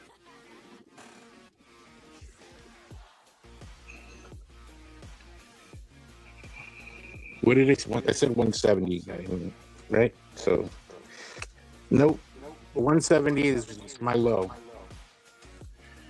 All right. Anybody want He said 170, Joggle. Is that what you said? Yeah. All right. 268. Ed Craze is going to take your Scooby for 85. Deal? All right. Thank you, accept Ed. that deal? Yep. I do. All right, you lucky, Ed. You accepted it, Ed. You lucky. Yeah, you lucky, Ed. If there was Scrappy Doo on there, boy, Ed, I would have got it. George is going to bin the towels from the fridge. Tales from the fridge. Good grab. Bed is going to take the Hulks for 170. Wow, There that you go. is a good deal. Well, there you go. Somebody just did it. Thanks for encouraging Sped. And Mill 2K was going to put an offer in for the Hulks and the Howard, but They're already gone. The Hulks Well, are gone. the Howards are still here. So it's $50. Ed, you lucky there wasn't Scrappy Doo on there, Ed. I think that's my time is up, no? I don't Oh, yeah. Sped, it's killing me that my first purchase on the show is from Booth. Oh, it's killing me that I'm your first purchase, period. Do we have to welcome him to the family? You got to pay. Yeah, he's definitely been around for a while. Well, he said I'm the Brian's first turn. purchase on this show. All right, well, I'm sure he's going to pay you, hopefully. All right, we're going to Bryant. We'll see. Maybe he won't. Maybe he will.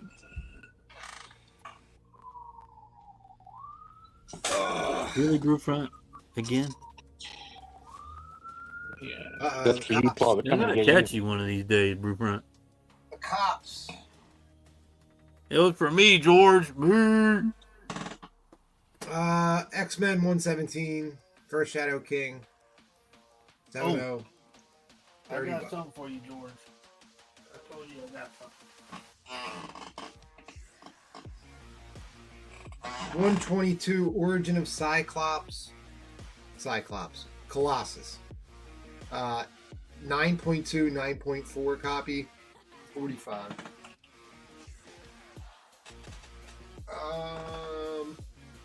X-Men 140, 9.4 copy. It's got one spine tick. Of course, the sticker's in the way. I can't really show you the spine, but you can see the one little tick right there. Otherwise, no ticks. Sorry, the sticker's covering up that part, but I promise you there's no ticks. $40. I have 2 near mint copies of Gambit #1, $15 a piece. They're both direct as well. What? No, they're not. Yes, here. They are? They are. Yeah, Oh. they say. Yeah, direct sale.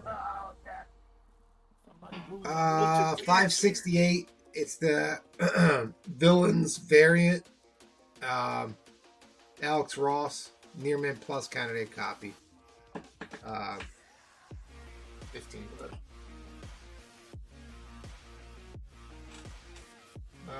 Batman 186 first appearance of Gaggy. That's the original sidekick of Joker. It's a 6.0 copy for 60. 1960. Of who? Gaggy? Gaggy. See, that's Gaggy. That little dude right there. That didn't even sound right. All right. Well, 91. good for him, I guess. That's what they used to call me in high school. They used to call me that. Giant size Spider-Man number 4. Third full appearance of the Punisher. The VF Plus copy. Have it like an 8.0 copy. 65. The next two Spider-Mans are Near Mint copies. That's why the price is what it is. 147 Near Mint for 50.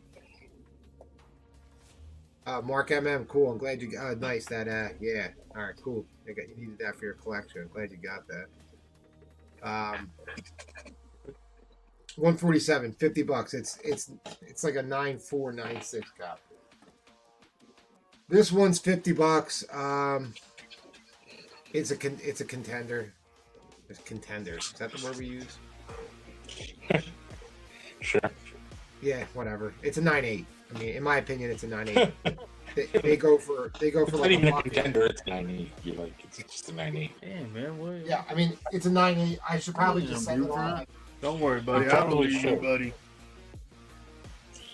It's a $600 book. I mean, 90, my friend. What do you mean, Rufus? I think it's like a 250 in the 9.8, right? Yeah. Is it a new standard or no? Or Yeah. direct? It's direct. It's direct. What? Oh, well. Oh, Which is what year is that? looks like, 84. So it's still the lower, but Batman 186 and ASM GS number 4 for 125. yeah, you're good. What?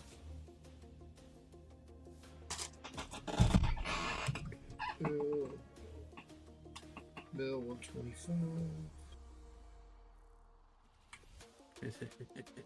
Shit, I got some Spider-Man Silver Age books too. Alright. I'll just do my auction after this.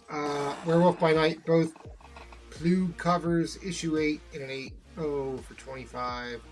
Issue 5 does have a date stamp, 8.0 for 25. Alright, give me $1 starting bid. These are cool books. We'll see how it goes. Those Rick Remend. What did you say? $1. Yeah, there's $1 start. All right, let's go. yeah, there's 2 books. Is there? Probably throw a third one in just for free. Just Oh, George Perez. There we go. so first Teen Titans in a newsstand. Oh, I forgot to check. I did want to check something. Shit. What you want to check? If it was signed Make inside? sure it wasn't a Mark Jeweler because Or signed inside. A lot of times George Perez signs inside I of didn't those. check that either. Yeah, it's dragging it right now. Not signed inside. It's not signed inside. Oh, okay. Good. It is just a newsstand copy of New Teen Titans number 1. The biggest issue, or the only issue with this book, got a dog ear, and it's not a great dog ear, because you can see that it's probably like Oh, shit. I hit the wrong one. it's about an inch long, and it breaks color. Yeah. But it is a newsstand, You let's call it VF minus. You can cut the dog ear out with this. I could just, yeah, you're right, I could just cut it off.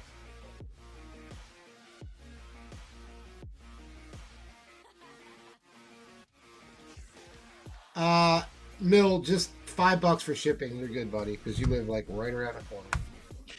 Oh, you drop it off first then? Yeah, you can just drop it off. I don't have time. All right. Jackal said 40 for the Tarantula ASM. Yeah, Jackal, you're good, buddy.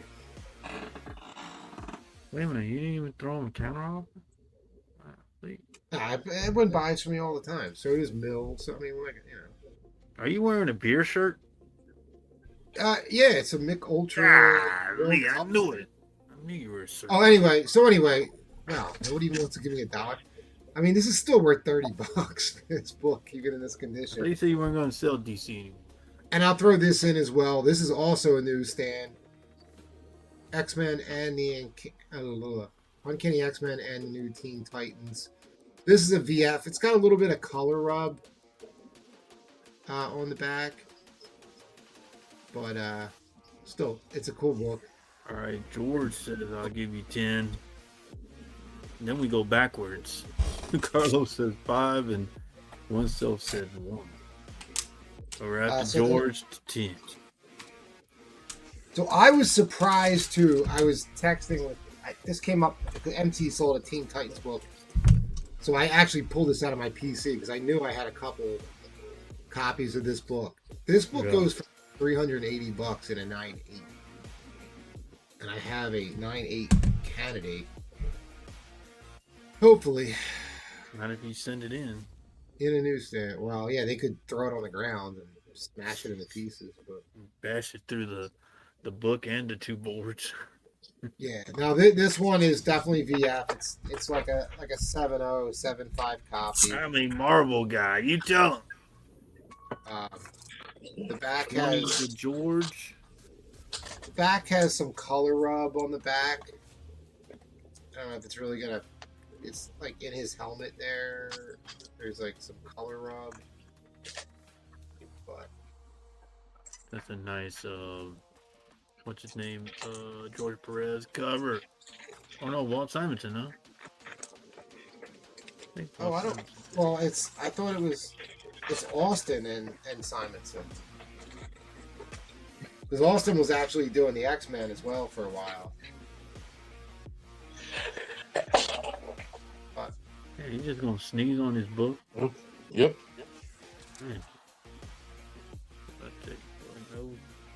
And then I have a third book I'm just going to throw in just because I have it. I have like 2 extra copies. It's a low grade copy. First appearance of the Vigilante. It's like a 6.65. The actor that plays in fucking what? The actor that plays Vigilante in he was great in that show. Yeah, that's what I'm saying. That's what I just said. Dude, John Cena was really good in that show too. It's funny, Mills. I mean, that Millbriggs, like Teen Titans in '86, like they put a lot of effort into this to basically combat against the X-Men was just like selling out on the shelves. So then they put the new Teen Titans together. Cool books, nothing crazy. They're just cool books. But this is still, even with that dog ear, this book's still a $30 book. All right, we're gonna go into overtime. Thank God. Edwin took this down for 40. Yeah, I'm surprised you didn't even do a counter off. I mean, it's Edwin. I'm not gonna. And you know what's crazy? I don't have a copy of that book in my PC either. Got one of the books upside down. It's because I think somebody, this one has the dog ear, buddy. John, that has the dog ear, right? Going through the black. There's a dog ear right there, John. The upside down book, I think, is actually claimed by somebody, so I'm just waiting to hear back. Okay, I got you. I wonder what. All right. Carlos Sanchez is in at 22. Did you tell Replay these are DC books? No, that's why he was shocked at first that nobody was going for it, but Well, you got Battle Cat on that cover, Paul Comics. There you go. Look at that. You got Battle Cat happening right there. I know, Beast Boy right there with Battle Cat. That's not Beast Boy, it's Battle Cat. You can see. Clearly. No, the guy on top, Beast Boy. No. Yeah, Battle Cat. This is the big book. Yeah. This is the biggest book, and like Mill saying in the chat, it's very clean, but it does have a dog ear. That's what's holding it back from being. I know you do, Jocko. You get deals on me, Jocko. 6.7%.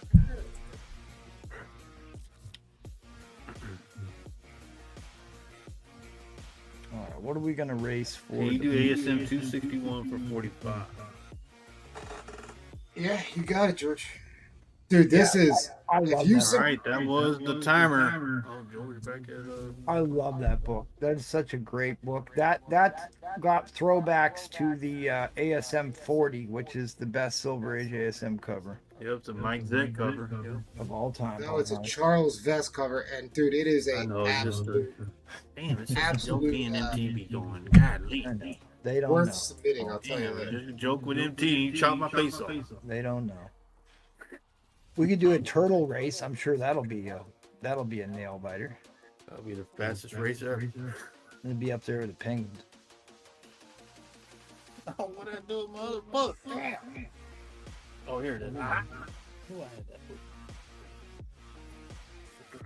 And maybe one day I have an entire vigilante run. I'm sure I'm the only person on the panel that actually has the whole run.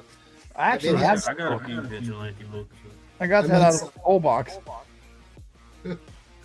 It's such a weird run. Oh, yeah. I'll talk to you later about that. Ah, cool. Glad you're not echoing and you're low in the pot too. Yeah, well, Oh, that ain't me. we'll fight. Oh, Brewfront left? Really? Yeah, he gone. Yeah, he was. In line, give it down. In line, give it down. Did he end up selling his Hulk books or not? Yeah. He sold a bunch of books. He split. Sold a bunch of books. He's still abandoned shit. All right, George, I got you 45 on that. 25 on these guys. And then Yeah, Edwin, you I got got you. 25. Right. George, I got you for both of these. And then Edwin, I got you for this. And then Mill, I got you on the Batman and the giant size ASM 4. So we are cool to go. Thanks, guys. Did you write it? I'm writing it. Thank you, though, Paul. All right. Suffering Steve Ditko. All right. Well, let's see if Paul is still with us. Skeletor to King Randor. Skeletor to King Randor. Come in, you royal boo. Wait. All right, George, if you're here, I said I'm throwing that in your box.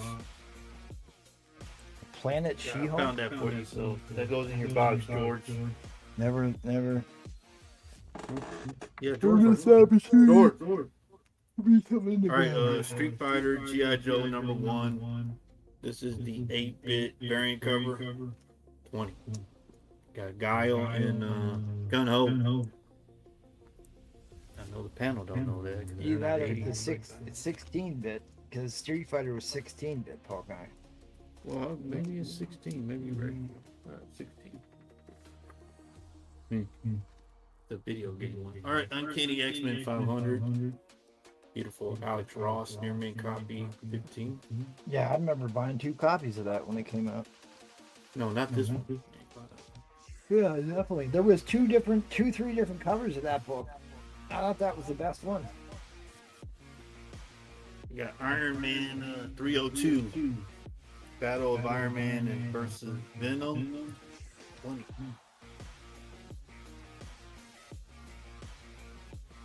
Yeah, I knew you'd like that, George. I told you I'd get one. Justice League 141 was on the trending list. Y'all saw the trailer, first appearance and origin of the Manhunters. 45 on this one. Unknown got a copy of this from me. Got another one. The Martian Manhunters. Yeah, it's like before the Green Lanterns, they created those characters. They hunt men. The Walking Dead 19. This is the J. Scott Campbell trade, black and white 30. second appearance of Sabretooth, Power Man, Iron Fist, 6640.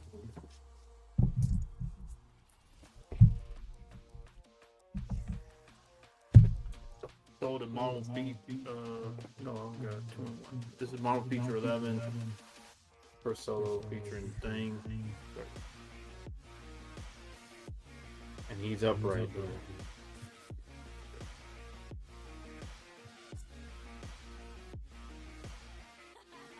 Yeah, so this one was in the J. Scott Campbell blind bags. So you either got the color trade, the virgin color, this one, the black and white trade, and then the black and white virgin. So this is the black and white trade. Worst echo ever. That ain't me. Right. John Carter, Warlord of Mars, #1. What grade is that in? That ain't your book. Huh? That's a great book. What grade is that in? I got it at 8085. First Marvel appearance of John Carter, Warlord of Mars. They're launching a John Carter series. Yes, they are. This one was on the list. Which John Carter, Warlord of Mars was the last. They're saying this is a Disney movie. Cameo of the Incursion. Beautiful Doom cover.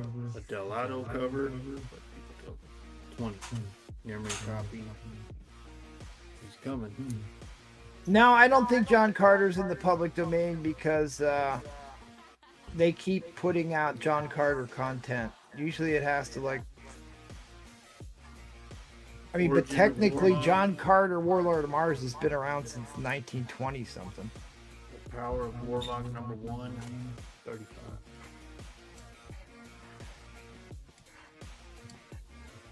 Got a beautiful Campbell from the Campbell store. #1 got Gwen and Mary Jane on the cover. 40.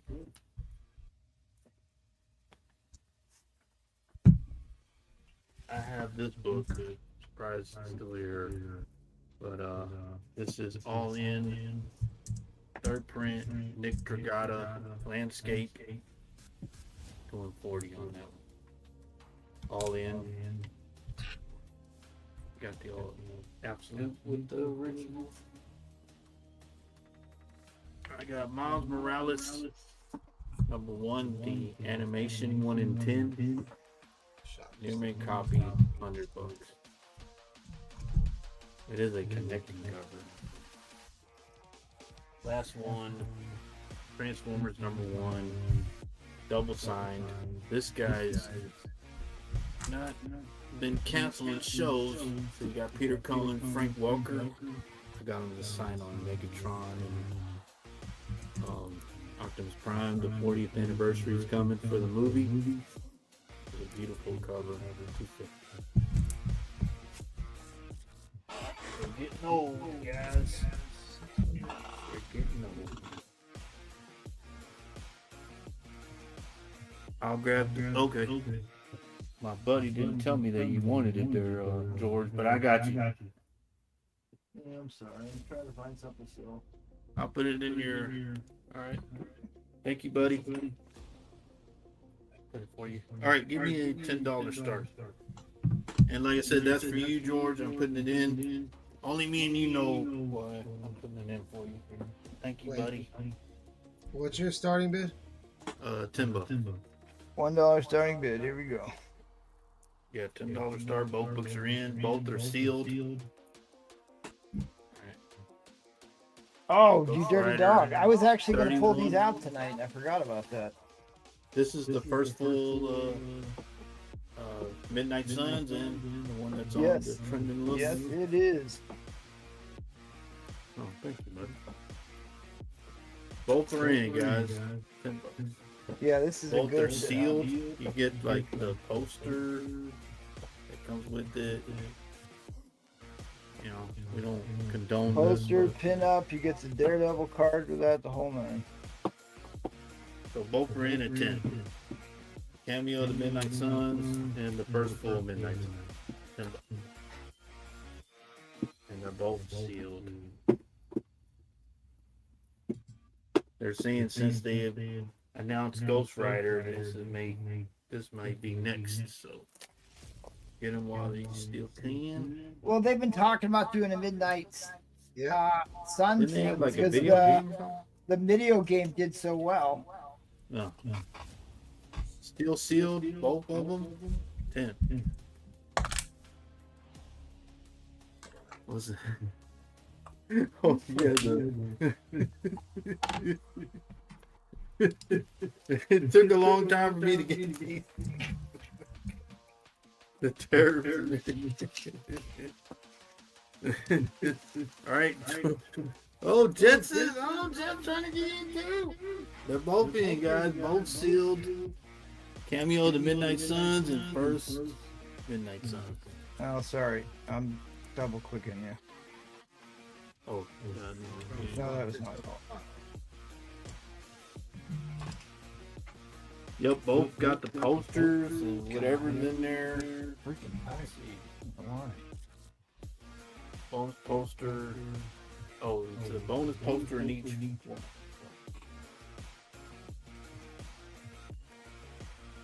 They're both in and 10.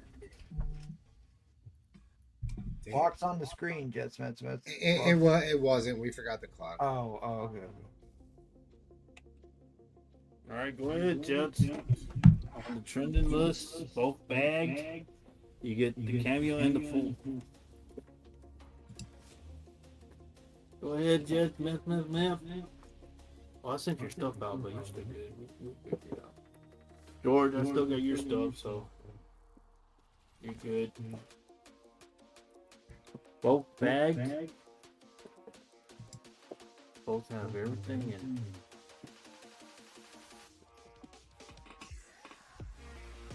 Oh yeah, you're right. Yeah, good looking out, George.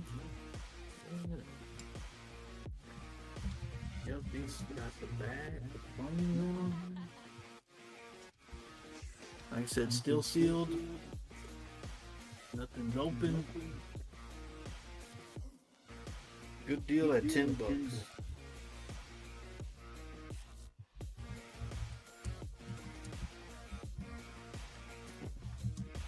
And this one's bagged.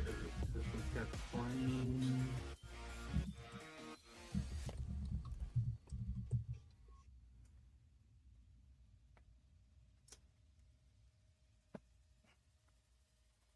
Yeah, the bag sealed.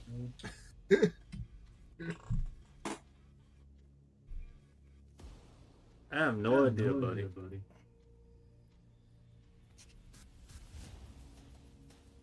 All right, what do you say, Jets? I think Gosling's a great actor. I think he's a fantastic actor. I'm all for him being Ghost Rider. I'm all in on that. And like the other great bit of news we got is they're finally getting rid of what's his nose that played Hulk. Thank you, Collecto. The guy can't keep his mouth shut. I agree with Mill. What? I don't know. All the bad vibes come from either Paul or MT. You can't figure out which one it is. That is also true. Wow. Really, 2K11. Yeah, so these are both in bags, guys. $10. George's gonna get a good deal. All the bad vibes. Oh, we're just teasing. Nah, he was kidding. We're just teasing. What do you say, Jeff? Anybody else in? Both are bagged. Well, I mean, in fairness, Spider Flint's kind of a dick. I mean, he comes on here. He's rude.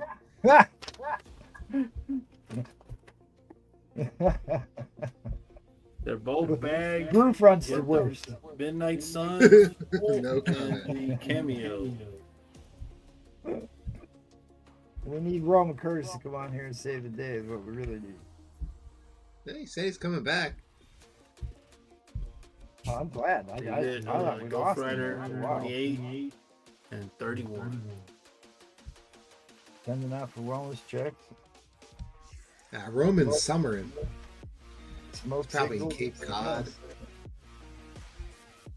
He's hanging out in Dearborn, Michigan. I'm still trying to figure out who everybody is and the old parts. So that's all right. That's all right.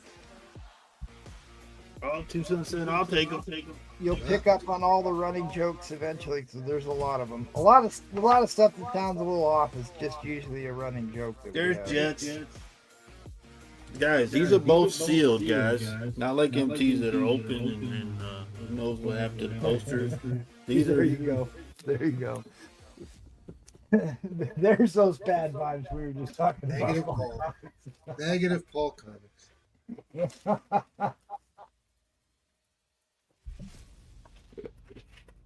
I'm just kidding. Edwin, you're not the oldest. First No, of all, Ed Craze by Eddie far. that's right. It's just Ed Craig who's in the old photo. Mm-hmm. Wow. These are both sealed, guys. First cameo is on the trending list and the first full. So you get both. I've designed quite a few assisted living facilities over the year, and dude, I'm ready to move into one now. Honestly, Oh yeah, it sounds. they have already everything like you working need overtime. right there in one building. You have to go nowhere. Yep, they got a bar downstairs. Go down and get a drink. All right, We're guys. We're overtime. overtime. God. Oh, there you go, Tucson. They got like the what used There to you be go, like George. cafeteria is basically like a restaurant. They treat it like a Jets restaurant. right there. Patients come in or the residents come in and it's like a restaurant for them. It's kind of nice. The only Both problem is sealed, guys. all the STDs in the old person home. That stuff's Well, running that's only rampant. the one that Ed Craze is in. He's the one that's been spreading the crap around.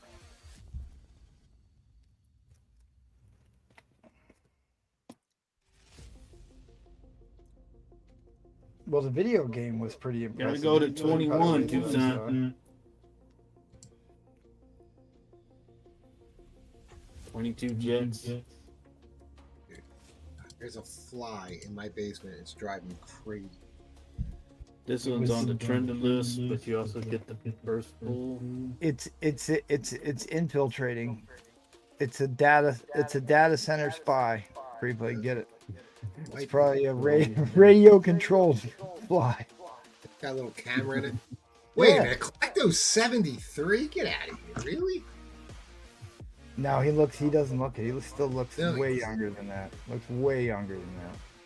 You gotta go higher, Tucson. Oh, there you go, Jets. Oops, sorry, that was me. All right, that's crazy. I did not.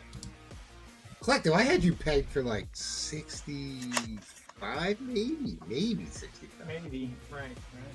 Yeah, I think it was Susie Q like third. Susie Cruz is much younger. Good job, Collecto. Yep. Well, hey, it happens when you mow the lawn, right? Okay. Hey. You tell him, Jago.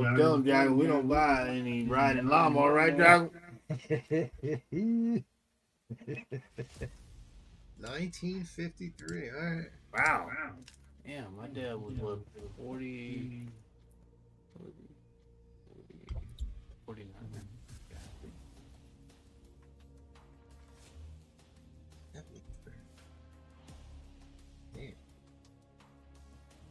All right, Tucson's in the lead at 26. What do you say, George?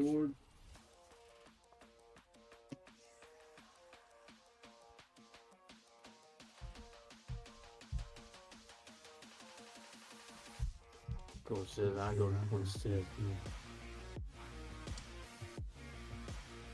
All right, I'm gonna go to 30-second clocks now. I give you quite a few. What? Yes. Dude, Yes. you got like Yes. 60 seconds. Don't fall for it.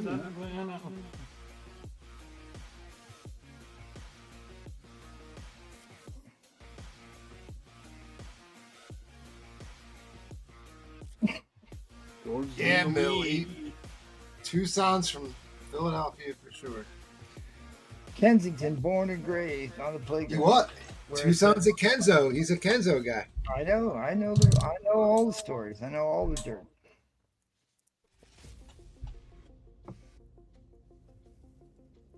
Us Kenzo guys got to stick together because nobody else wants to hang with us. So it's All right, funny. guys. after our conversation at the end of last show last week, one of the things that popped up in my feed was this Vice show about this chemist Damn, that's man, you like dropped that inline pretty fast. was like looking into the origins of PCP, and he goes to Kensington to interview users All right, on the appreciate street. that, I was George. laughing so hard. PCP was a big thing in Philly in like the late 90s, early 2000s. Like, it was no joke. It all came from this one guy in California who was making it all. Angel dust is what we called it. Yeah, that's what the bike. It was a biker thing. They're the ones that used to All transport. right, it. appreciate that, George. Thank you, buddy. Got all these. Thank you. But it was made for the psychiatric psychology. I knew you would like this. I think there's a lot of ketamine, a lot of ketamine and like rocket fuel and stuff in it. It's not good stuff. Well, ketamine, isn't that like cat tranquilizer or something? Yep. Thank you, George.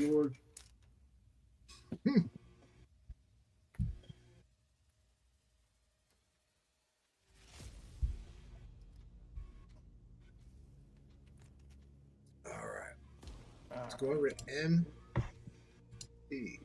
I spent a month in Kensington one day.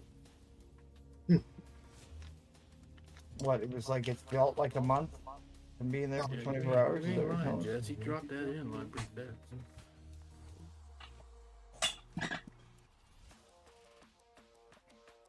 Oh, I rarely spent a day outside of Philly until it turned 18.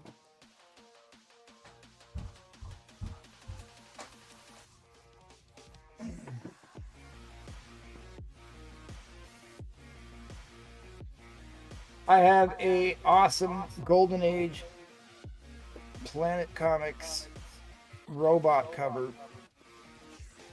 1950. It's a pricey book. $10 entries in on this one. Golden Age goodness. Get your prize. But I mean, there's a lot. I mean, how great is this cover?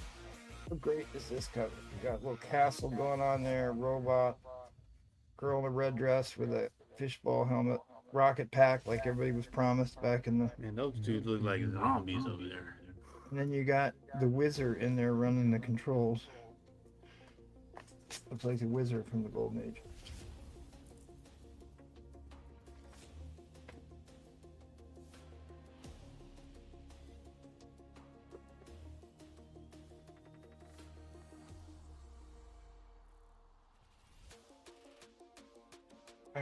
I'm really tempted to crack this out.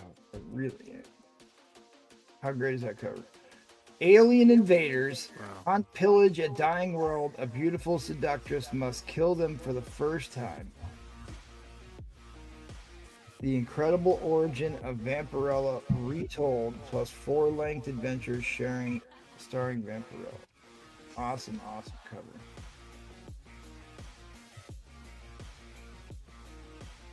Yeah, I'm still trying to figure out why it's got an 8.5. Maybe it does have kind of like, you can tell it wasn't pressed, but that's awesome.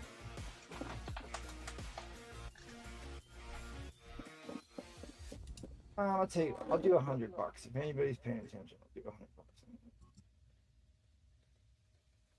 There's a Will Eisner Spirit on the back.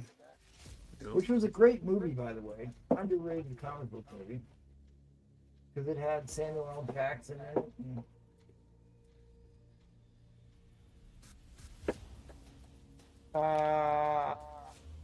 Heroes for Hire, Luke Cage, Dr. Doom, where he goes to collect a debt on some unclaimed Doom bots.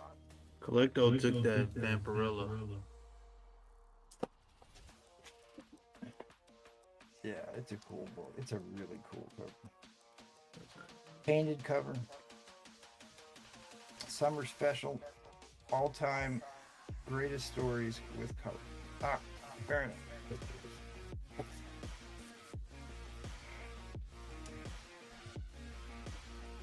I did pull out this other copy that I will get back to you.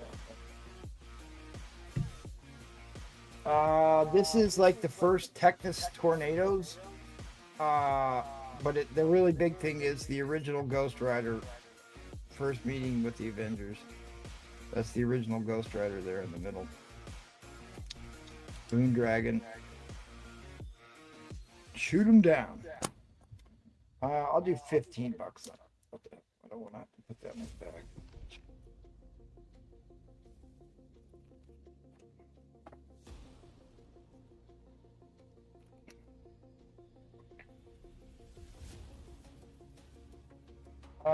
Here's some cool stuff that somebody can pick up cheap, because these were not in the box they were supposed to be in. George is going to take that Avengers for 15.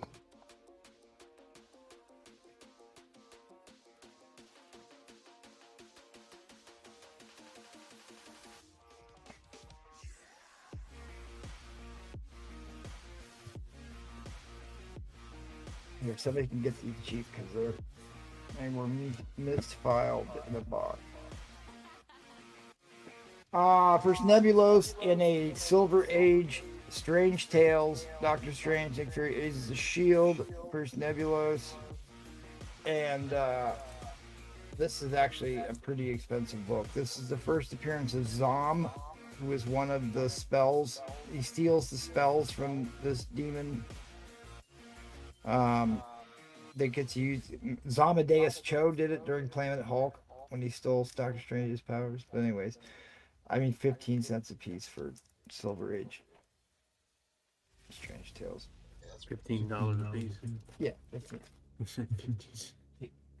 Real cheap.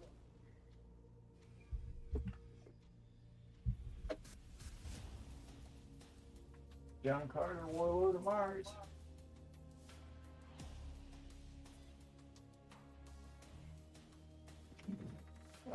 Here's a high grade copy of Avengers 88. This is the first Cyclops, which is the insectoid there, and it's also the crossover with the 15-cent Incredible Hulk issue. There's Falcon in the back. Nice high grade copy. Mill wants to pay you. How much is shipping for the 2 books they purchased?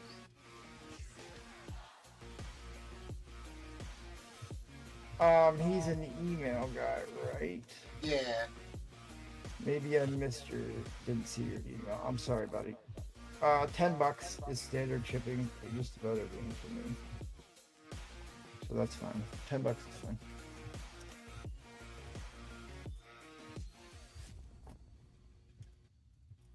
I got a very high grade copy of Frankenstein, issue number 6. Short-lived series, but if you're into movie monsters, nice high grade copy. This was on the trending list last week. This is the first time that Venom gets a new. It's Ken Lashley did the tongue. I think it's the first Venom tongue thing. Anyways, famous for the cover art and famous for the art inside. Ken Lashley. What did I say? Ken Lashley? Yeah, it's Larson. Sorry, Larson. You're right.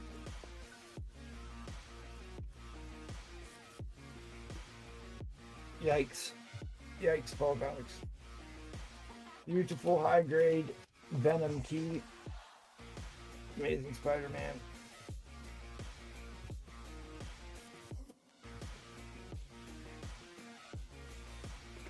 Supernatural Thrillers issue number 1. Supernatural Thrillers issue number 1. This is the Theodore Sturgeon. This is a Jimmy Steranko cover. This is a Jimmy Steranko cover this is Theodore Sturgeon is the one that was his monster was the inspiration for Man-Thing, Swamp-Thing, and Heap in the Golden Age. And that's why Man-Thing's name is Theodore in the comics. Theodore Sturgeon. So that's issue number 1. Steranko cover. A great Steranko.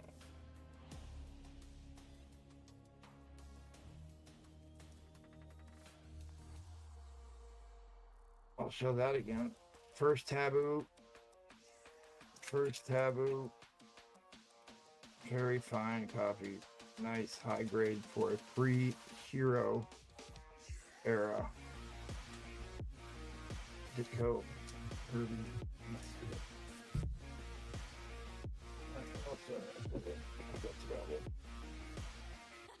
Oh, do you have another Golden Age book? I think I didn't.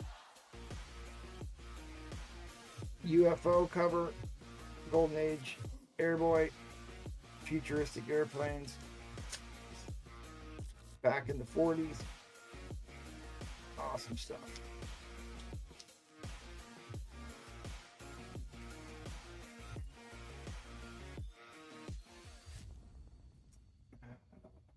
Sell that one today. Do I want to sell that one today? All right. I forgot I had one of these too. This is the issue 15 that's on the trending list, but what's different about this Paul Comics? Second print. Second printing. Second printing of the glow in the dark Ghost Rider 15 that made the trending list. This is a near mint book. Near mint book.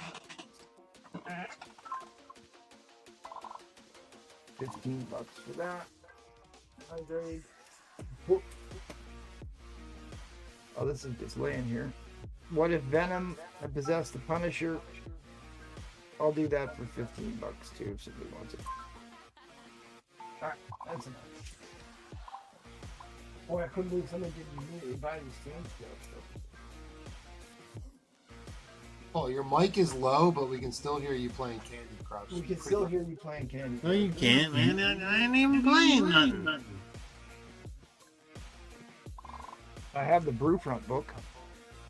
Print Air. Marvel Super Action. Oneself is going to bin the What If. Oh, okay.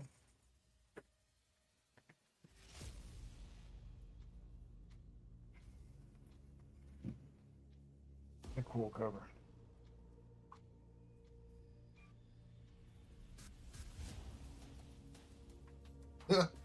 Collecto wants to know, Paul, are you playing Candy Crush? He hears. That's him. That's what he's doing. Instead of hanging out with his buddies, he's there. This is the topless variant of Dominguez, limited to 100 copies. Put that up closer there, buddy. Yeah, okay, all right. Call me the Titty King. Indeed they do. Indeed they do. 30 bucks on that. Paul likes a strong woman. Yeah, you know they had surgery. In fact, I probably have another one of these too. Now, don't believe him, Collector. I wasn't playing no games. I was over here with my buddy. I have there I do. I see I've got the naughty and the nice. The naughty and the nice. The naughty and the nice. I'll do them both for. I'll tell you what. I'll do them both for $35. Do them both for $35.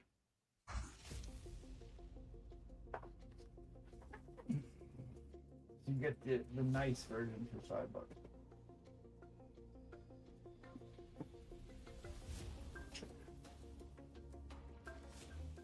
Nice high grade early Captain Marvel 4 with the Submariner. I love Captain Marvel. It's got such good artwork on this whole run. Nice white page book.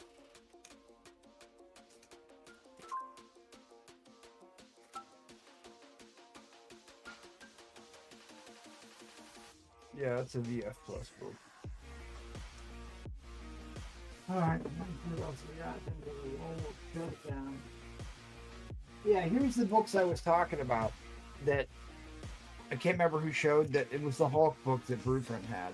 But like it was, they always used to draw the match books on the cover. It was in Marvel Feature, that's what it was. The Astonishing Ant-Man and Marvel Feature. But that's the attack of Proton, Spider-Flint's cat. And Ant-Man has the lasso of truth from Wonder Woman and then stabs him with a pin.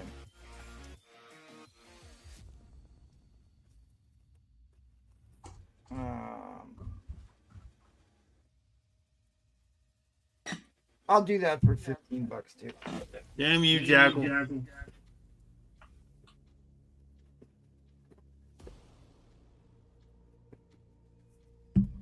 First Soul Gem. The Power of Warlock, issue number 1, First Soul Gem. I think that's a Johnny Buscema cover too. All right, that's it. That's it.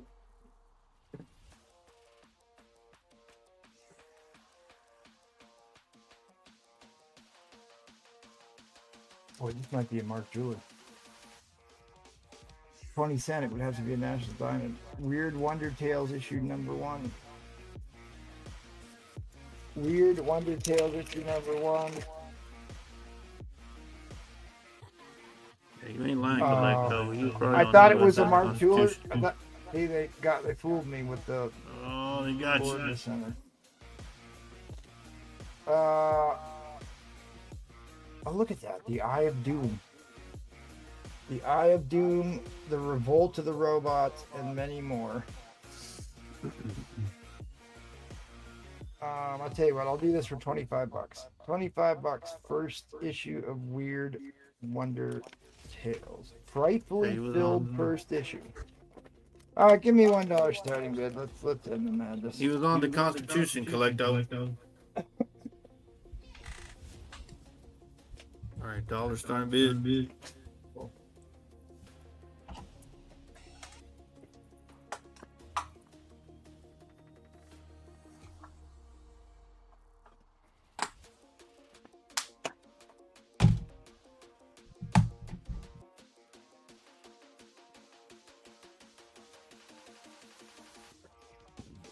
Five, 6, 7,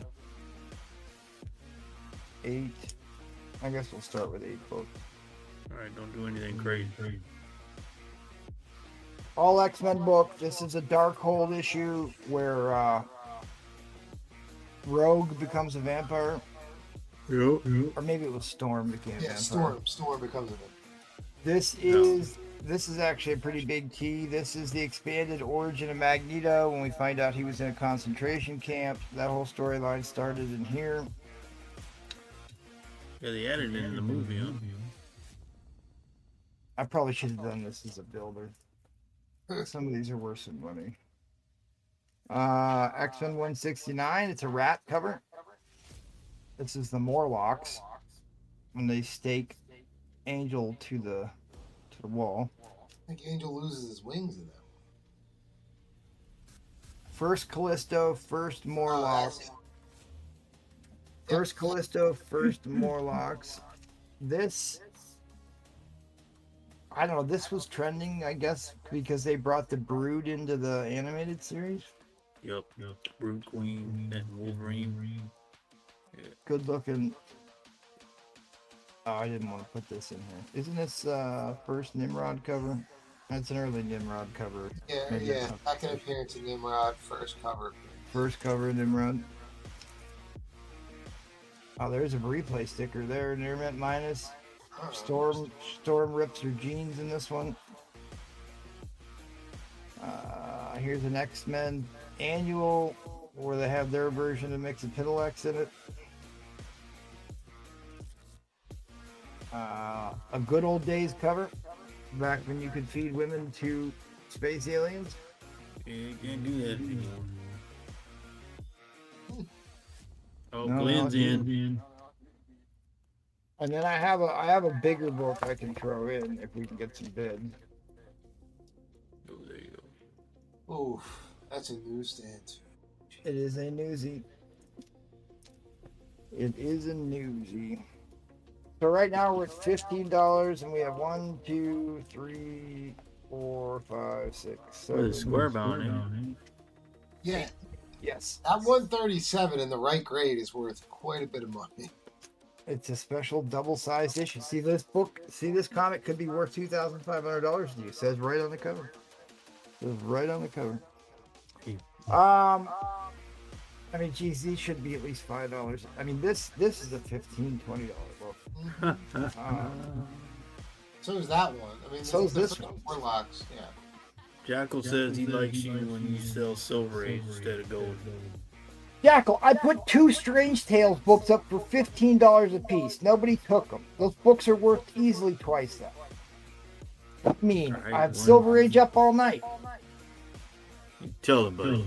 I'm not just gonna give, dude. If I can't sell a Strange Tales for $15 a piece, it's the first appearance of Zom. Nobody's buying Silver.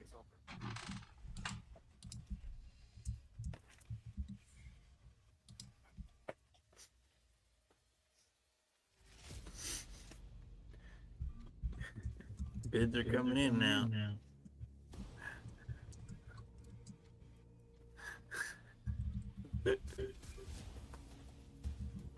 All right, 2K11's up at 40. Yeah, I should pull up the price guide on what the first appearance of Zom is. It's not a cheap book. You have 40 2K11. I've always loved this cover. Good old days cover.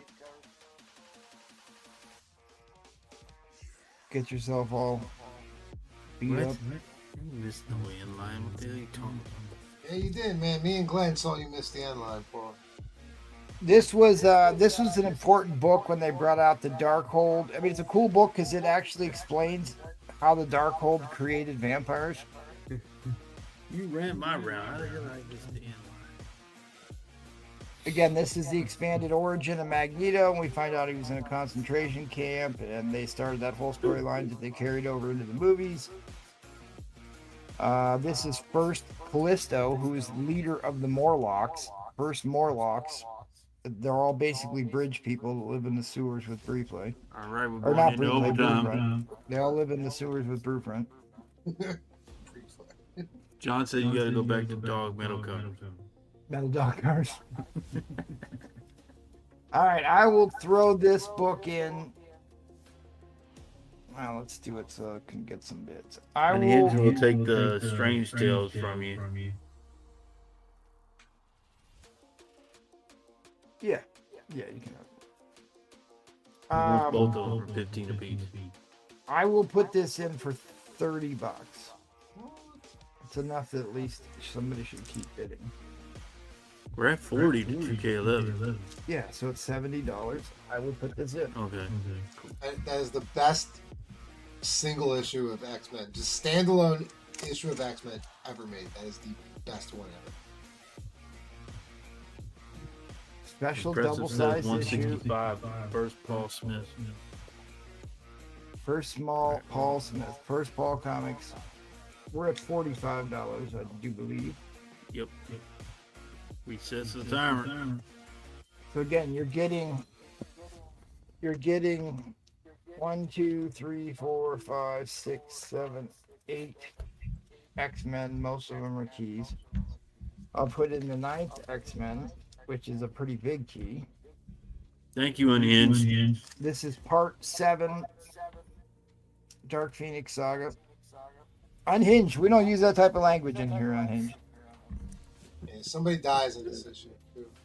Somebody dies in this issue. Phoenix must die. She loses the Phoenix powers, and she also loses her brassiere in this one. So basically, I said I'd put this in another $25. You can get a newsstand copy of this.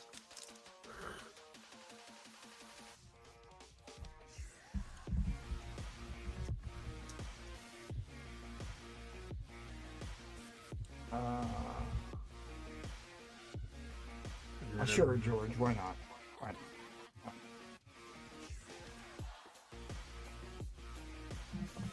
All right, Mill 2K's in for 50. So $20, 20 more dollars will get you an X-Men 137. And all the other ones. 137. You're welcome, George. We'll get you an X-Men 137. And I give you this because I don't like this book. The X-Babies. I'll give you that too. Giant size one homage. It is a GSX1 homage. Absolutely. All right, Glenn said I'm at 7. So that's in. You're getting the X-Babies. All right, last 60 seconds. I will. I'm just gonna. I'll just tell you this, guys. 137 by itself is worth $70. Right. Yeah, it is. It is. It is. It's worth $70. I mean, I don't know what to tell you. That book is an expensive book. It's All right, not. one shelf folds. In a newsstand.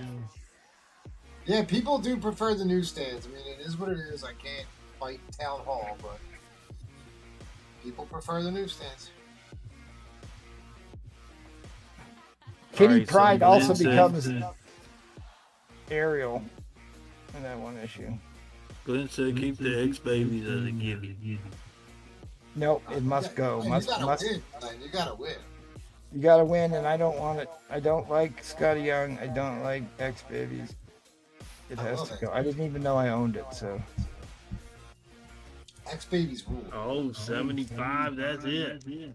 So this is actually, God, that's worth a little bit of quan too. But this is where is it? This one is actually the origin of binary.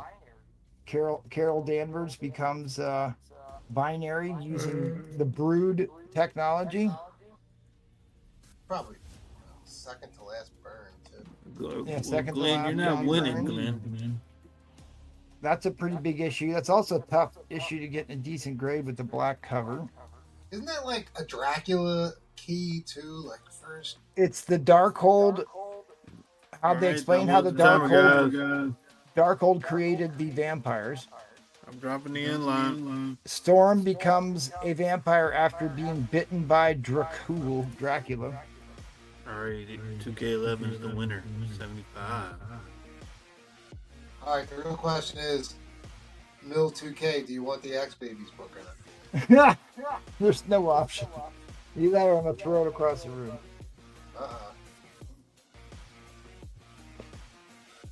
It's actually the deluxe edition of this, which is actually does have some value. Yeah, they're worth more money.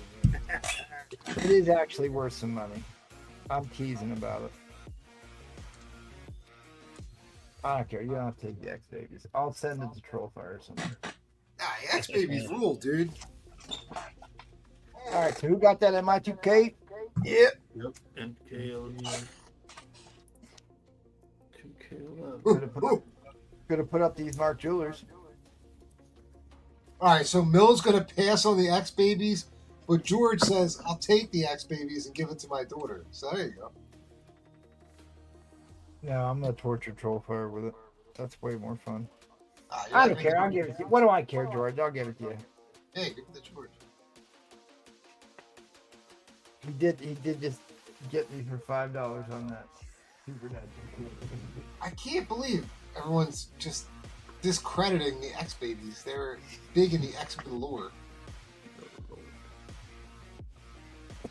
I mean, this is not a cheap book. This really isn't a cheap book. $35 is a good deal on it. But we sell stuff way too cheap here. All right, George, you got it, and I'll give you the X Babies. X Babies. What does the deluxe edition of the X Babies go for? It's got at least $10, $15 more. I'm sure it's $10. With how popular Scotty Young is. I mean, the first X Babies, they were in like the X-Men Annual. I forget which. X-Men Annual 11. First X Babies, that was an awesome book. Yeah, but they weren't on the cover. Partially, I don't know. They were in like the Mojo world, I believe. That's where they came out of. Yeah, this is the homage to Giant Size X-Men issue #1. And it does say the totally unexpected return of the X-Men. And you got this great Stir Echo cover. George. And Collecto got the Vampirella slab. Yep.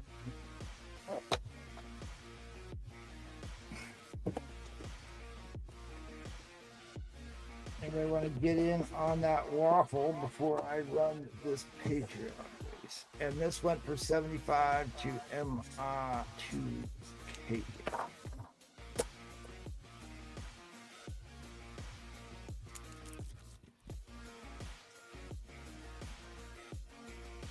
Watch one of these be a Mark Jeweler.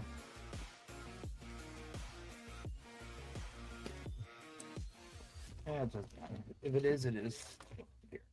Oh yeah, and Unhinged got the Strange Tales. Oh, the two Strange Tales that I put away.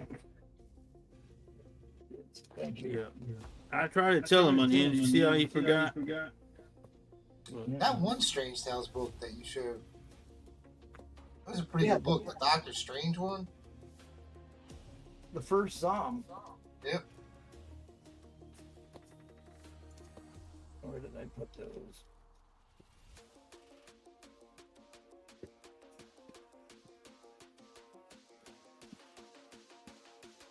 If I find nobody wants them, I'll put them away.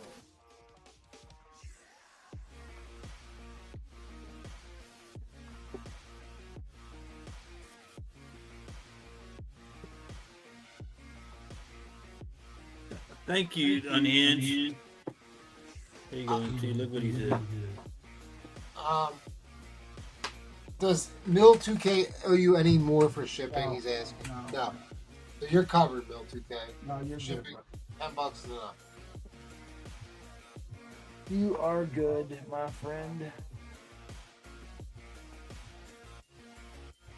Yeah, Mill 2K lives in PA too. So. Oh, does he? Yep.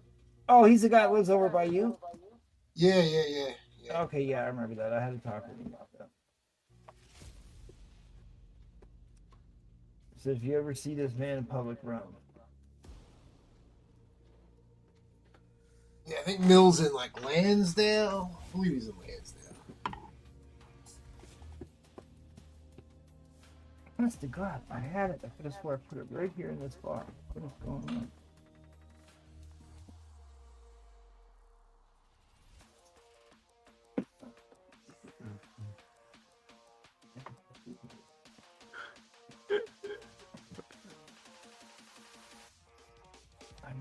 I literally didn't move in there. You lost the books. Yeah, I was like, all right, fine, I'm not going to sell Silver Age. And I was like, I put them right in the box, but I'm not doing it. If I can't sell Number them. one. Thank you, Unhinged. Down. Here's a good one. There's a good book.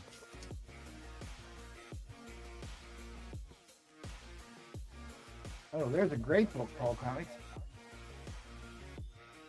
Oh, yeah, I got one too. I got those.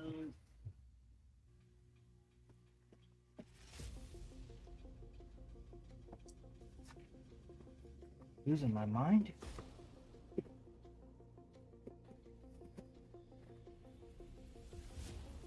I thought you put them on the board. Are they behind I something? took them down off the board. I was like, if I can't sell these for $15, I'm just taking them down. Because it's like, and I took them down and I thought if I put them in this box right here, right next to me. A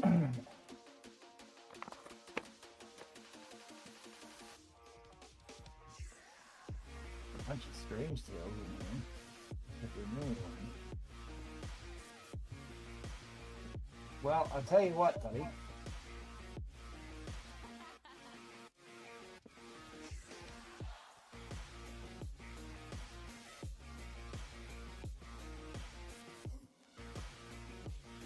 Yeah, you.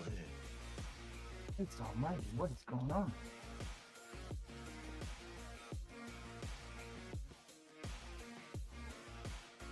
I love my board. Weeping Jesus on the cross.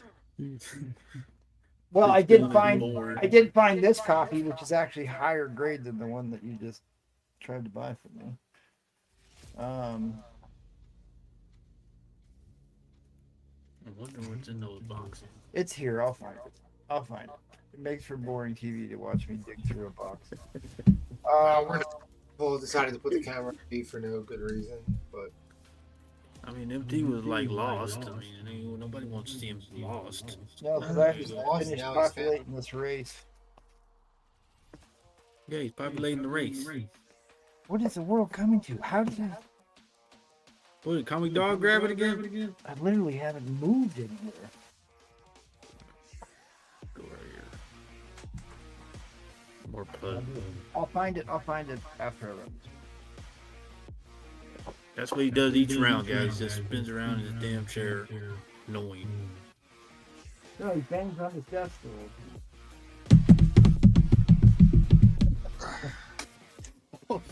There was the book I was thinking about earlier. Captain America for President, The People's Choice. That was one I was thinking about. For the 160.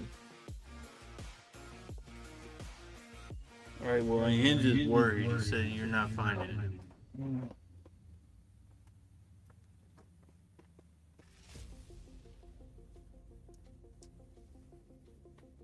Still don't know what to do with that book.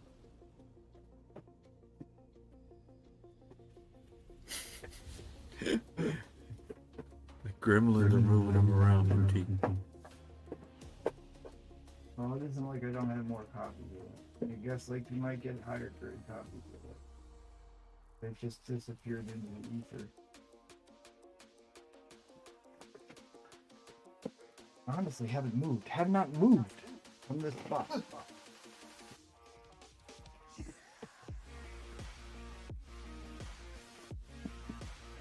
Well, Tennessee. Okay, all right, I'm done. I'm done. I'm done. I'll find it later. I'll find it later. I'm done. I'm done.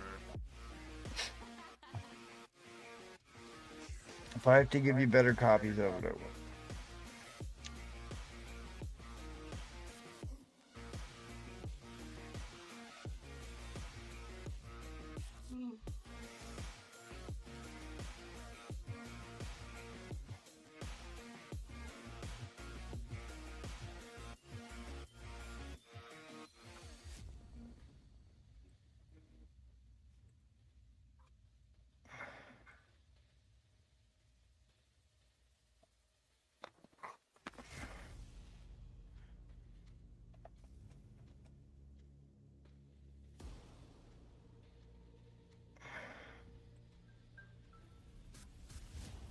Thank you, Unhinged.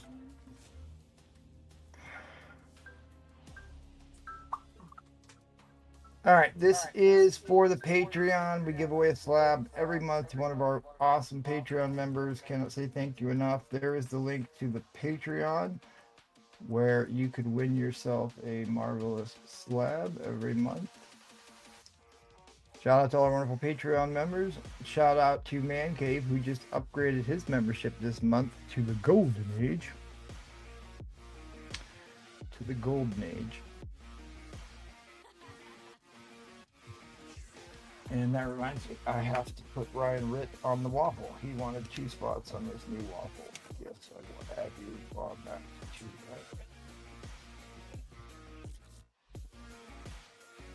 Ryan Ritt or Glenn P? No, Ryan Ritt. It was in the DMs. Okay. In the DMs. All right. What is going on with the hand motion here? Were they playing rock, paper, scissors at the start here? Man, they're playing Candy Crush. They're crushing candy. Once, twice, 3 times a lady. I hear that game going off, Paul. Yeah, it's Paul. Jesus H. Yeah, we're gonna run dirt bikes, and this is for Captain Marvel issue number 1 from the Silver Age, is what this book is.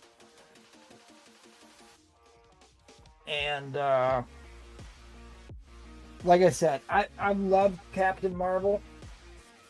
There's such great cover art on the Captain Marvel books, and it's a tragically undervalued series at the moment. And that's what's in the box that I thought I put those Strange Tales in. Albie Cole homage or inspired cover. All these the artwork on the Captain Marvel run was so good. First Kree, super intelligence. He gets new powers, new suits in this one. That's Comic Age. Love that cover. Captain Marvel was such an excellent cover art run, and that's his first issue, number 1, which we're giving away right here, right now. Giving away right here, right now. And I paid $243 for this slab in 2023. $243 back in 2023 I paid for this. Wild. All right, let's do this. Good luck, everybody.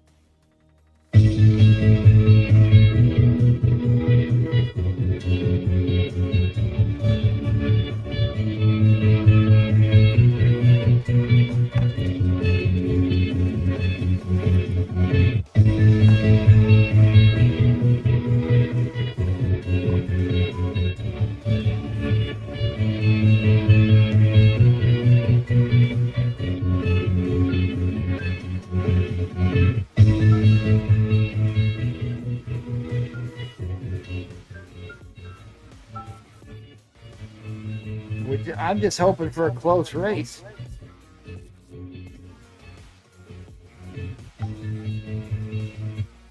Paul always just roots for the pink motorcycle. Captain Salty is off to a wild lead. He may have to pony up for next month's Patreon. Oh, right. Oh, look at this, Ryan Ritt. Ryan Ritt. Captain Salty was flying. He must have ran out of gas. Oh, cheapskate. In the purple motorbike. I got to tell you what, that is pretty ironic that I pulled Ryan Ritt out of the ether and he won that. That is wild.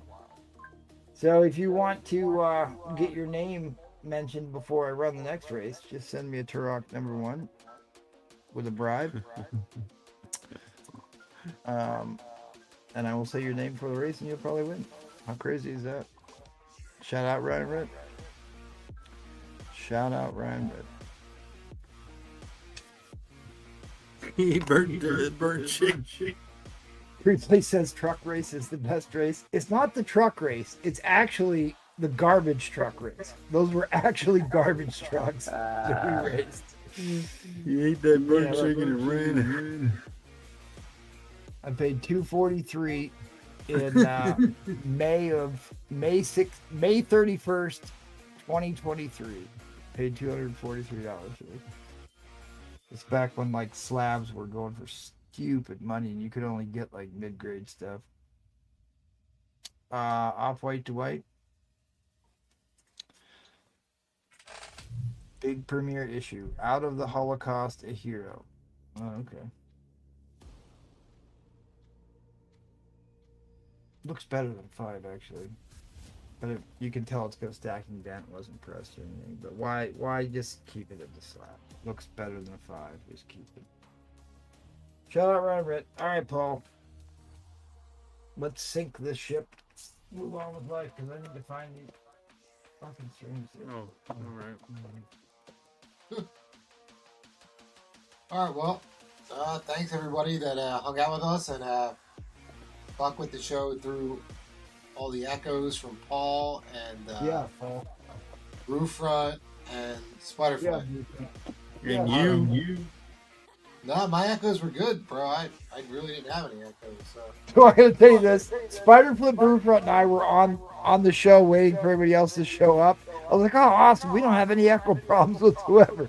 And briefly popped on, and it just all fell apart immediately. I'm like, "Oh."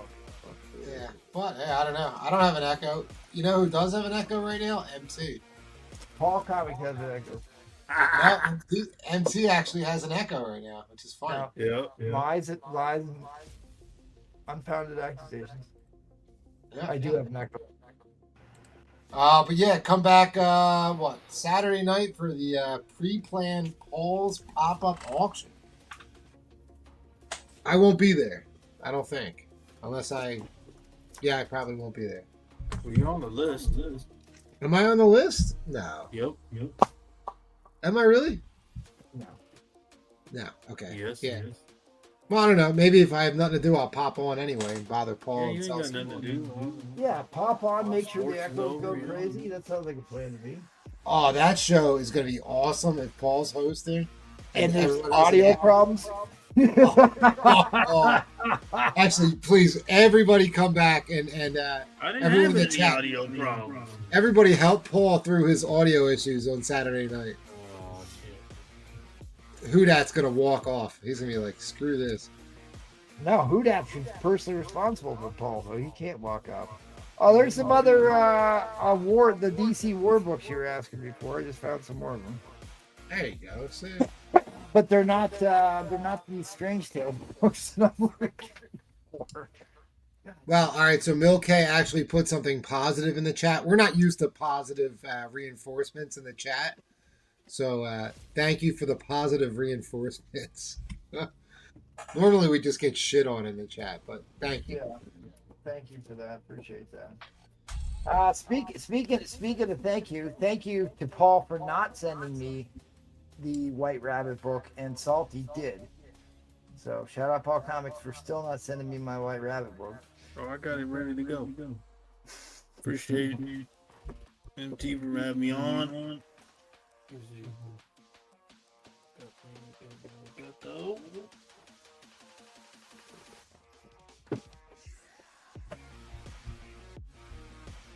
What's behind you? Oh, baby.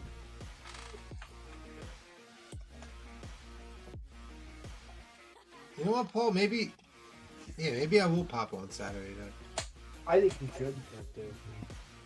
I think you should. Nobody knows about that.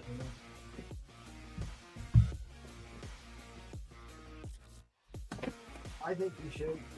Yeah, I probably will, because, I got to take my daughters to a country western concert tomorrow night. That'll be fun. Oh, that'll be fun. Are you going to see Ellie Langley or whatever her name is? I wish. That's who I want to see. She was in Philly last Saturday night. I couldn't get tickets. We're going to see the Red Clay Strays. They're a really cool band.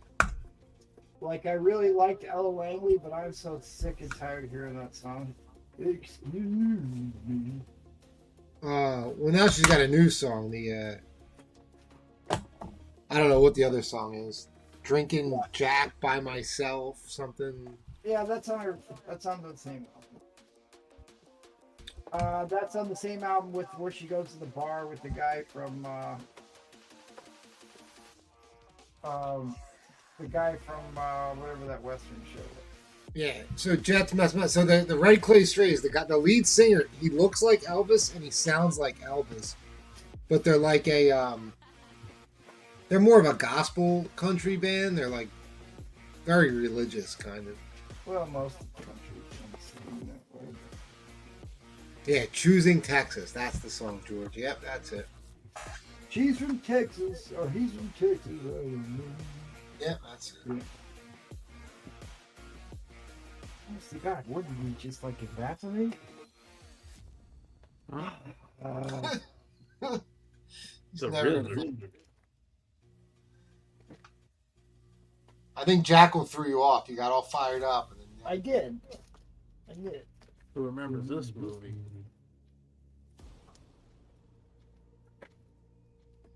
Well, Jets, Mets. I'll give you a review on Saturday after we go to the concert tomorrow night. Should be good. It was pretty funny that I immediately found another copy of that book like right away. Oh, here's all the Sinister Six Spider-Man books.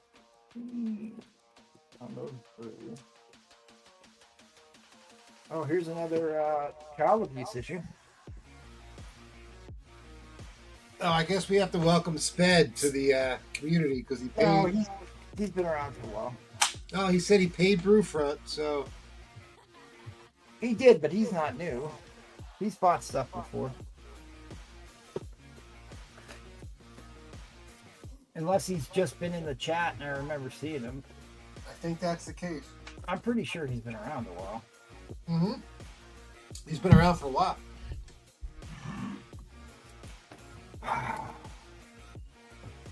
Oh, you found the books. Yeah, let me pull this up on the price guide so people know that these were not $15 books. That's how Paul reads his comics. Only the ones that come with the audio. Used to read back then, guys. That was a read along. Oh, I remember that. That's a cool book. I didn't know you had that one. When did you get that? Recently? Yeah, I haven't had that one. Oh, it's a cartel book?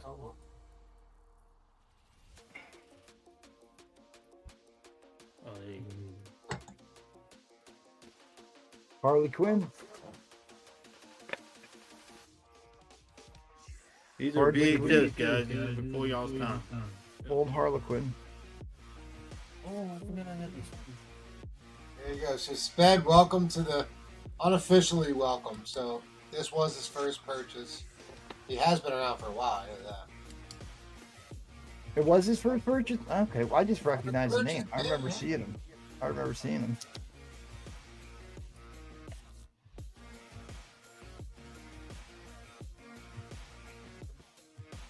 We're talking about a big Strange Tales book. First appearance of Fing Fang Foom. I thought his first appearance was in a magazine or something. No, I'm not Fing Fang Foom. It's in Strange Tales. And his name means lizard whose back scrapes the sun, if I remember.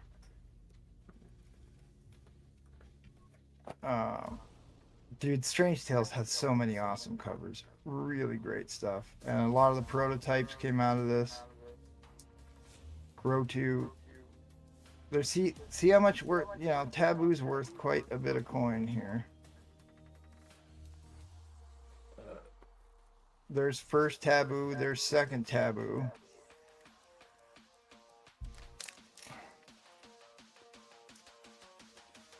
Dude, for an Atlas book. Alright, anyways, back to these other Strange Tales books. Did Paul leave? Or is he still showing off VHS tapes? Yeah, he's still showing. What? He's into his porn now. He's into his VHS porn tapes.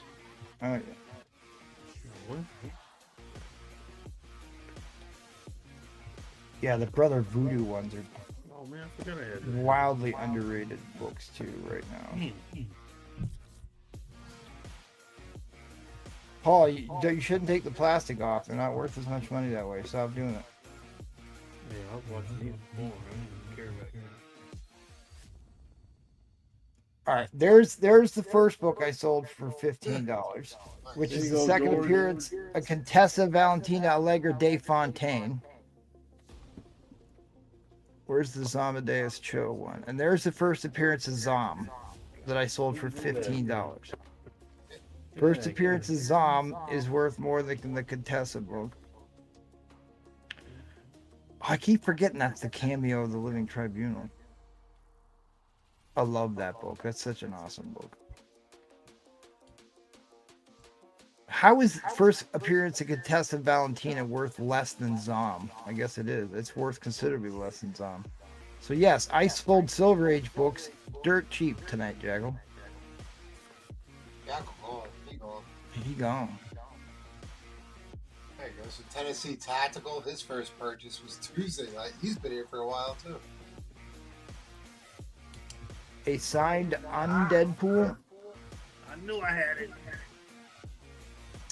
You know what? I watched this show for probably 6 months before I purchased the book. And I watched every Sunday night for 6 months before, and I commented, but I never purchased whatever. I just never.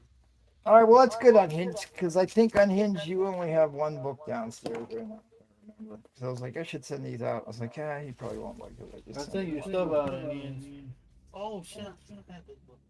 Unhinged usually he's a big Mark Jeweler collector. Unhinged is also a comic book artist and comic book writer, by the way. I really need, oh, there you go. There's a Paul movie for you, The Bodyguard. Yeah, it's a good movie, man. I don't know what you're doing. Bodyguard? Yeah. VHS? What's your name? Yeah, I get it, dude. It was the #1 soundtrack forever. So are we going to talk about the elephant in the room that once USAID slush fund went away, that rap songs are no longer on the top 50 list? Well, that's a whole conspiracy theory. Well, it's not actually totally conspiracy theory. They admitted to funding gangster rap in the 90s. There's actually documents on that. Yeah. Yeah, to further impoverish. No, it was to correlate with the privately owned prison system. Supposedly. Well, it's like, here's the thing with the guys at the CIA is like, and the FBI is they like want to make cases. So they go out there and try and drum up crime so they can make a career off of a big case, which is why they have all the Fed plants out there screwing around. That's why they stick those honeypot girls in high schools and try and talk some kid into selling them reefer. Well, what was the guy, the real Rick Ross? Do you know about the story about the real Rick Ross? No, tell us. Freeway Ricky Ross. So the CIA was like hooking this guy up with like tons of cocaine. He was in Los Angeles at the time. They were like feeding this guy cocaine and he was selling it. And then they turned on him. He ended up doing 10 years in prison. He became a lawyer in prison, defended himself, and won the case. I mean, that's what Rick Ross, the rapper, is named after, Freeway Ricky Ross. It was a huge conspiracy thing, and it ended up being true. So the CIA basically had him selling crack cocaine, and he was like the main seller for like most of Los Angeles. They get in trouble for entrapment all the time. They were trying to do that with domestic terrorism, where they like gave the guys the parts to a bomb to try and have some terrorist events, and like they basically talked the guy into doing it from the start. He really had no connections to any like Al Qaeda group or whatever. That was a big story. That was a big court case they lost. Anyways, I did find another copy of this book.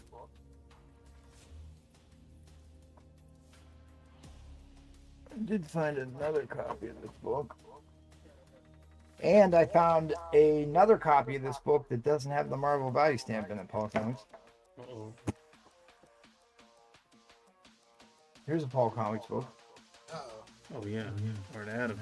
Art Adams. Breplay almost got fired from the show over this book. Yup. So he was going to be banned for life if he ever sold this book again for $2. Well, I might bring back the $2 wall next week. No, don't do it. Don't do it.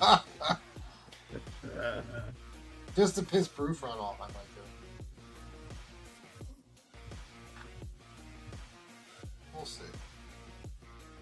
Yeah, I mean, there is something to that for sure. I should have put this up, dude. I had a high grade Mark Jeweler of this at one point in time.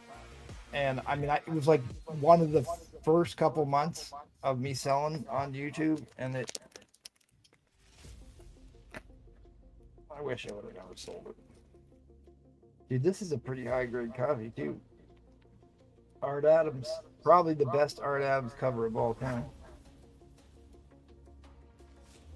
Look at this. Look at this splash page, Paul Comics. Yep.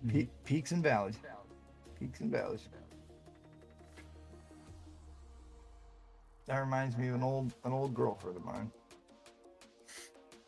When's the whale show? In 2 weeks, they're asking? Yeah, it's in 2 It weeks. is a week from Paul's pre-planned pop-up auction, All Jim Lee All Night, which is this Saturday. So the whale show is a week from this Saturday. And guess what book I'll be selling on the whale show, briefly? I don't know. It is a book. It is a book that is within arm's reach of you right now. Oh, really? What? Not the Moon Knight. The Moon Knight. Really? Yeah. Oh my God! People have been asking for that book for 2 years. No one has ever sold a raw copy of Werewolf by Night on this show ever. And I will be... No, that one's not real though. It's a foil facsimile copy. Dude, that's a big book. You guys all should have a pull box. No. All right, I've only here's done my one pull box ever. I created a pull box many years ago, and I still have never used it. My issue with pull boxes is they take a lot of screen time up. And the reason you have a pull box is they tend to be cheaper books, like $1, $2, $5 books. And like it takes a lot of screen time to get through all of them. It is interesting to watch, which is why I will buy books out of pull boxes. But I hate it when the guys do them on the show here because it sucks up a lot of time. But you know, they're still fun to do. I thought about doing a Silver Age pull box, like all $20 books or something. I bought a collection recently back in October, and then instead of selling it off, I just did a pull box. Yeah, well, yeah, you did do that. And that was cool. That worked out. The crossbow pull box, I meant. Yeah. Yeah. But that was fun. I enjoyed doing that. And I kept like 5 books for myself and just did a giant pull box, and people got really good books. There was a first bullseye in my pull box it was a $5 pull box. Hell yeah, there was. Dr. Don got it actually. Yeah, no. Even we had to because I knew what was in there. We limited who could get what because somebody if they were smart would have bought out the whole thing. Oh, I thought MT was going to say Turok #1. Is that what you thought?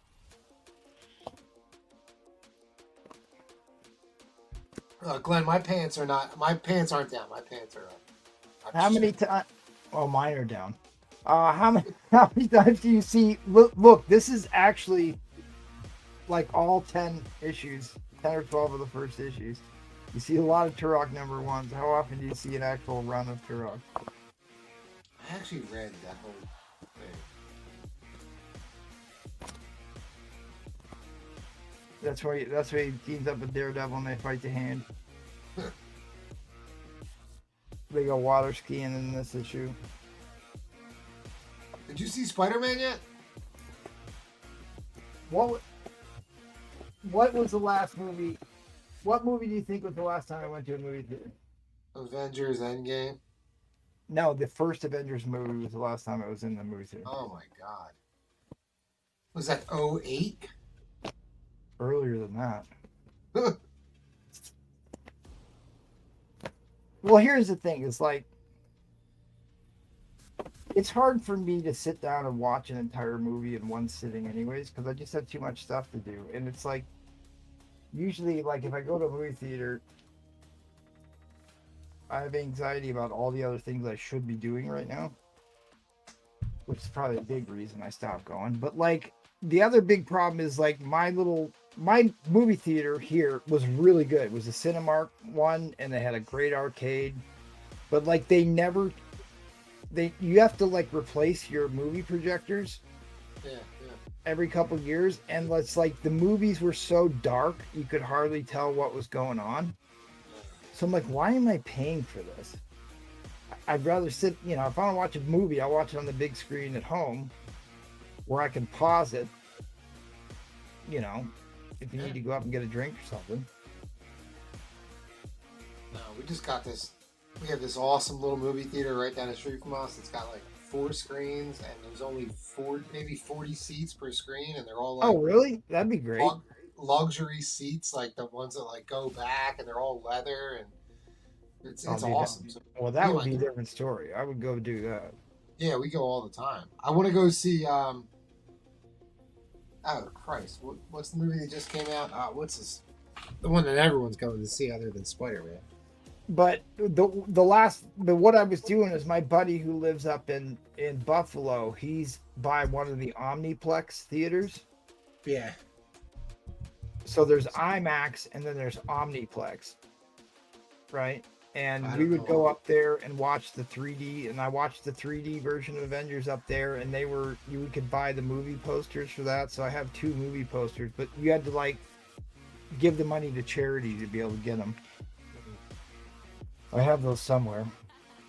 Yes, Savid, Odyssey. I want to see Odyssey. I do want to see Odyssey. I hear it's amazing. Like they say, it's amazing. Who says that? Everyone. It's like it looks fantastic. I don't care if there's a black chick playing. Oh, who cares about that part? It's the Elliot Page is Achilles, right? Oh, is he in it? Or she, whatever. Play some minor role. It just looked a little goofy to me, and like the problem is if you're going to do a period piece, don't use modern lingo in your period piece, or you make it some completely alternate version of it, like because for Where Brother Where Art Thou, Brother Where Art Thou, the Grace Cohen movie, where we get the Dapper Dan thing from. Right, yeah. That's the story of the Odyssey. I never realized that. And it's set at the Depression era in the 30s. Oh, Brother Where Art Thou. Dude, talk about a Class A movie. It's one of the best movies of all time. But that's a retelling of the Odyssey is what that is. So, like, you could get creative with it, but, like... Well, it's a fictional story anyway. It's not like it's... Well, kind of. It's a myth. It's a little bit different from a straight fictional story. But, I don't know. I like period. Like, one of the best movies in the last 20 years was King with Timothy Chalamet. About King Henry that invaded France. Fucking epic. I just saw Dune. I was telling for the first time, and I'm like, yo, this Timothy Chalamet kid's pretty fucking good. Like, yeah, If you think he's good in Dune, go watch him in the movie called King. It's just called King. I will, because dude, he was really fucking good in Dune. Like, I just threw Dune on, and I was like, God damn! I watched three episodes, 3 movies in one night. 2. There's only 2 Dune movies out. But Was it 2? Okay, 3's coming out in December then. There is a TV series that has on HBO. The guy, which isn't. There are good parts in it. There are good parts in it. It is what most TV series are, is written for women. I'll leave it at that. But at any rate, the Dune movie, the special effects in the first Dune movie were freaking insane. The battle scene when they get the Zarkonans come to destroy them and kill the father. That scene where the spaceships are attacking from the sky and stuff was fucking crazy how good the special effects were. Yeah, it was great. Good. When they're riding the sandworms and it was excellent, dude. The architecture that they shot that in, like the throne rooms and the rooms that they're in once they're on Dune. Oh, dude, I love that stuff. So good. Dude, the best part was when that gray guy was like crawling to the throne. Like he knew he was dead. Oh wait, Mike, spoiler alert. At the end of the second movie, when the guy's like, he's dead and he's like crawling to get to the throne. Do you remember that? Like that pale skin. No, that's the first movie. Was that the end of the first one? Yeah, it's at the end of the first movie. You're talking about the Duke, the guy who's like 300 pounds. Yeah. That's at the end of the first movie. Yeah, when he's like, he's done, he's finished. They're all finished. And like he's in the background, like just crawling up the steps because that's all he ever wanted to do was be the emperor. And then he gets beheaded. Or he gets stabbed in the neck, actually. He does. And like, or be in control of the emperor's seat because he was going to give it to his nephew. His nephew, right. And his nephew, that fight seems amazing, too. How epic was that? He's like, cousins, isn't that right? Yeah, right. Dude, it was so good. And I can't remember the name of that actor, but he is fucking incredible, too. And you know what? And Sanjaya was good in that. She was good in that. He was really good in that. Which was like her first really big type fantasy movie outside of this. But like she plays the same character in every single movie. She just gives these weird looks all the time. And that's like her whole shtick. Yeah. But she was pretty good in that one. She was pretty good. Although they wrote her way different from the books. Like she's super supportive of him in the books.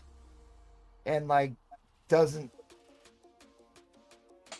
you know, I get it. Somebody's got to push back against him. And I guess she's going to be the character to do that. But she even told him that he needed to marry the princess, the daughter, who gets played by Yelena Belova.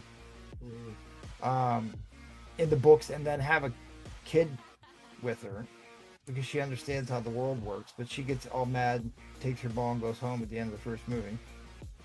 Have you ever watched Frank Herbert's Dune, the first Dune movie?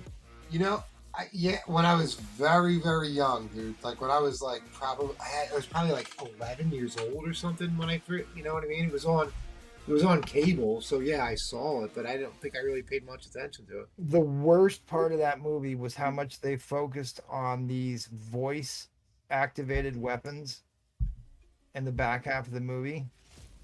And like when he goes into the desert, gets the Fremen, and it was like the most cringy, obnoxious part of that movie, which made the second half of that movie hard to watch. Patrick Stewart's in that movie, by the way.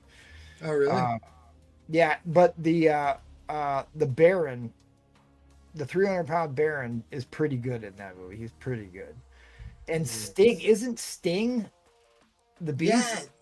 Yeah, that's why I remember it, because I always confused Sting and David Bowie when I was younger. But David Bowie was in Labyrinth. Yeah, he had the bigger piece. Afro. Yeah, no, not Afro. Bowie was packing in his movies. David Bowie had that huge, big, puffed up 80 hair that looks like a lion mane. Yeah, and he had 9 inches in his pants. And he had like pounds of girls' makeup on. Yeah. Wait, David Lynch did Dune? That's not true. Yeah. David Lynch. Yeah. Wow. Okay, I did not know that. I'm gonna have to go back. The first half of the movie is pretty good. I will say that rarely does a reboot of a movie be way better than the first one, but the reboot of Dune that just came out is like light years better than the original Dune in the 80s. It's light years better. I mean, I've rewatched, and again, I always say I rank a movie how good it is by how many times I'm willing to rewatch it. And I've rewatched that Dune movie multiple times already. The first one's way better than the second one, but the second one's pretty dang good too.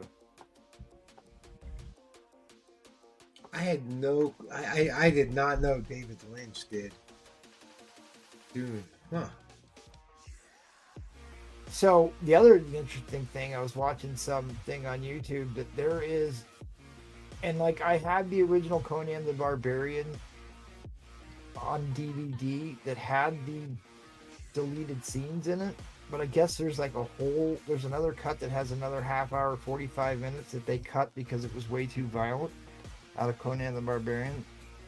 I'd love to see more of that. Yeah, I mean, there's some movies that like are nostalgia on because it was the best there was at the time period. You go back and rewatch them and you're like, oh yeah, especially if you're watching them in 4K and they were shot in like 240p. I mean, the DPI on the movies in the 80s was real low, like 200 something. And it's just like, that's why they had to remaster the Star Wars movies, because once we came out and had high definition movies, like a lot of special effects kind of fall apart. So that's why they remaster them. Kubrick always shot in like 30 millimeter film, which is like, you can remaster that stuff much better. Yes. And he would always be like, I'm shooting in 30 millimeter. Same thing with like Quentin does the same thing. All Quentin's movies are all shot in 30 millimeter. Like, so they're better to remaster. Now, that Odyssey movie was shot in 70 millimeter IMAX film, which one reel of film, they only got 3 minutes of film time shooting that, which is insane, right? If you think about it. So he was just going through reel after reel after reel to shoot that movie. And if you're trying to get tickets to see a 70 millimeter screening in IMAX of that, you have, I think right now the wait time's like December. Really? Yep. Because it's like way under competing against Spider-Man. Well, yeah, Spider-Man just crushed everybody last week. But the 2 weeks prior, I think there's only like something like 23 movie theaters in America that can show IMAX in 70 millimeter. From what I understand, there's like one in Philly, one in New York, 2 in California. So there's like the one in Buffalo is the one that I'm talking about that I go to when I go up to see my buddy. Yeah, and Savid's saying, yeah, good luck watching it in 70 mil. Like there's like very few theaters that actually have the IMAX 70 millimeter projector. And it comes down to the projector as well.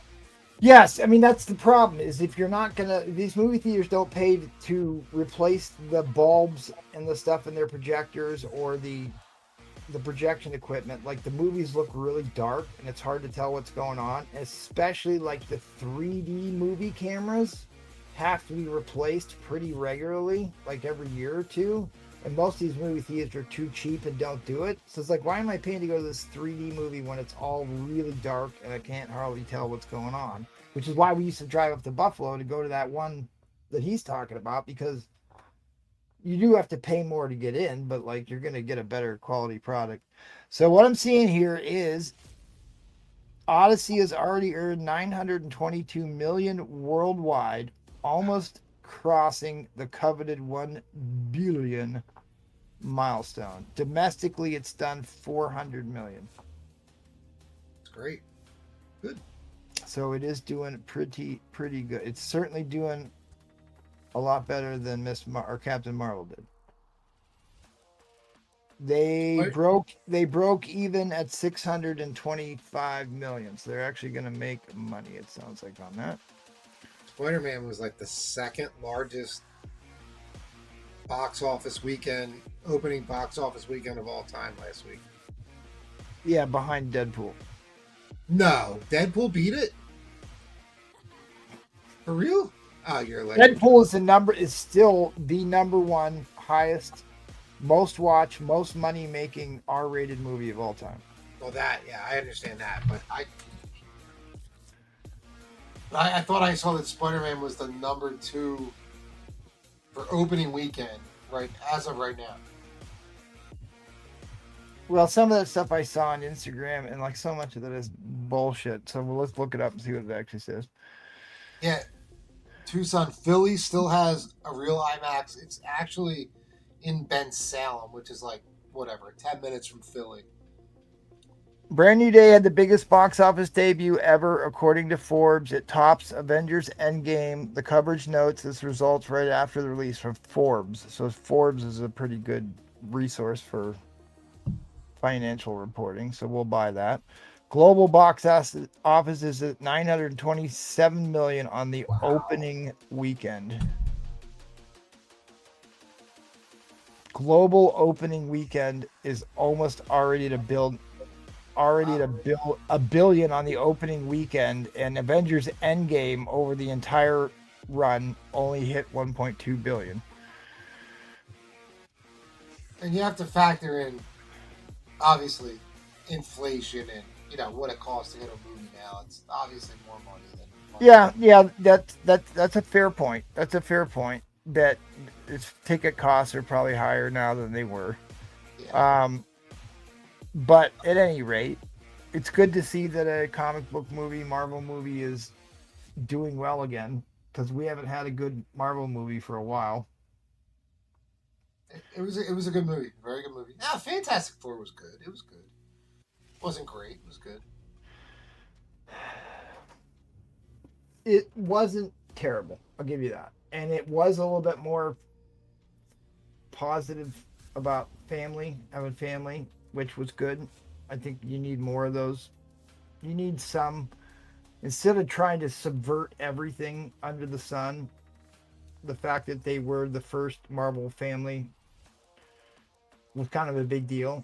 And I'm glad that they stuck with that, because that's a big part of their ethos.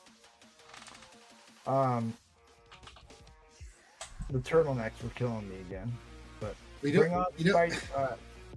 You know what sucks about Fantastic Four now is what's that lead guy that plays Mr. Fantastic? Oh, that's in everything. Yeah, dude. Now everybody hates that guy. Pedro Pascal. Yeah, everyone now he was like the it guy. Now he's getting like shit on by everybody, and Marvel, kind of like elected him as like, Mr. Fantastic was gonna lead the Fantastic Four through these next wave of movies, and now all of a sudden, like 2 months ago, everyone's like, "Fuck this guy, we don't like him anymore." It's like, well, do you know why everybody turned on him? Nah, probably because same reason everybody turned on Mark Ruffalo. Like the woke stuff, I guess. Can't keep his fucking mouth shut and says dumb stuff, attacks the fan base, goes way too woke about stuff in the press. It's just like, dude, you're an actor. We don't need you preaching at us as an actor. Just go there, entertain. It's like the gold standard for an actor is Keanu Reeves. Super approachable guy, loves the fans, super kind to all the fans, doesn't say anything dumb, and just like gets the job done. Doesn't, not everybody can be Tom Cruise, have a total meltdown, jump up and down on a couch on a morning TV show on a morning news channel and survive. Yeah, I guess. It just sucks that, like, they put all their eggs in the wrong basket sometimes, It's like... Well, the thing is they went to this whole thing about creating movies, creating these stories for a modern audience, and they just went too far with it. because all of Phase 1 Marvel was pretty damn close to the comics, like really close to the comics. And the minute you start diverting for that, and then Disney came out and said, we will not hire people who read comics. We don't want you here. I remember that. Yep, I remember that. And like, this is the result. This is what you get.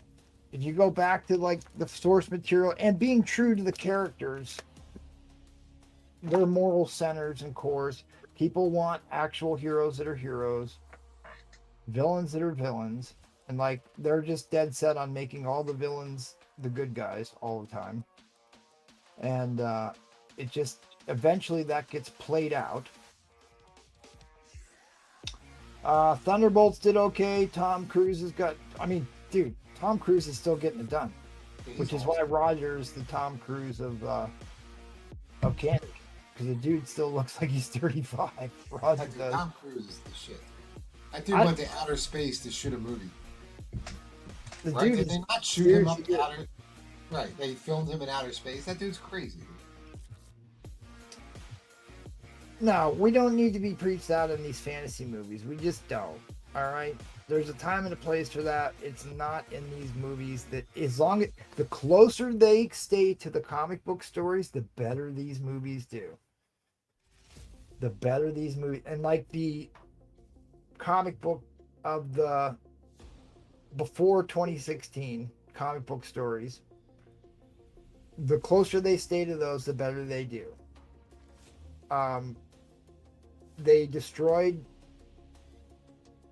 wasted Falcon, to be honest. Falcon should have never been Captain America. And like, the thing is like, I know that Yahweh doesn't like the actor, David Mackey, right? Yeah. Dude, I really like him. I think he's really good. And he was really good as Falcon, right? But like, as we've seen in the comics over the last 50 years, every time they try and replace Steve Rogers as Captain America, it never works. It never works. They tried to make Bucky Barnes be Captain America. Remember when they had him in the Puerto Rican flag costume after Winter Soldier? Yeah. That didn't work. They tried to make Jack Monroe be Captain America. That didn't work. There's like 4 or 5 different guys they tried to replace Steve Rogers with, and it's never worked. So I don't know why they did it. Again, the comic book failed, by the way. You could have just let him become something different. But I don't know. The problem with the Captain America movie was that was written as a Hulk sequel. It was written as a Incredible Hulk movie that they just shoehorned Captain America in because they had already paid to develop that script. Universal wouldn't give them the rights to put. That's why there's no solo Hulk movies, because the IP is still owned by Universal Studios. Remember, we got Ed Norton. The Ed Norton was the last solo Hulk movie. Yeah. And the Ragnarok movie was originally supposed to be the Planet Hulk movie. Again, where Thor, they sent Thor in there, but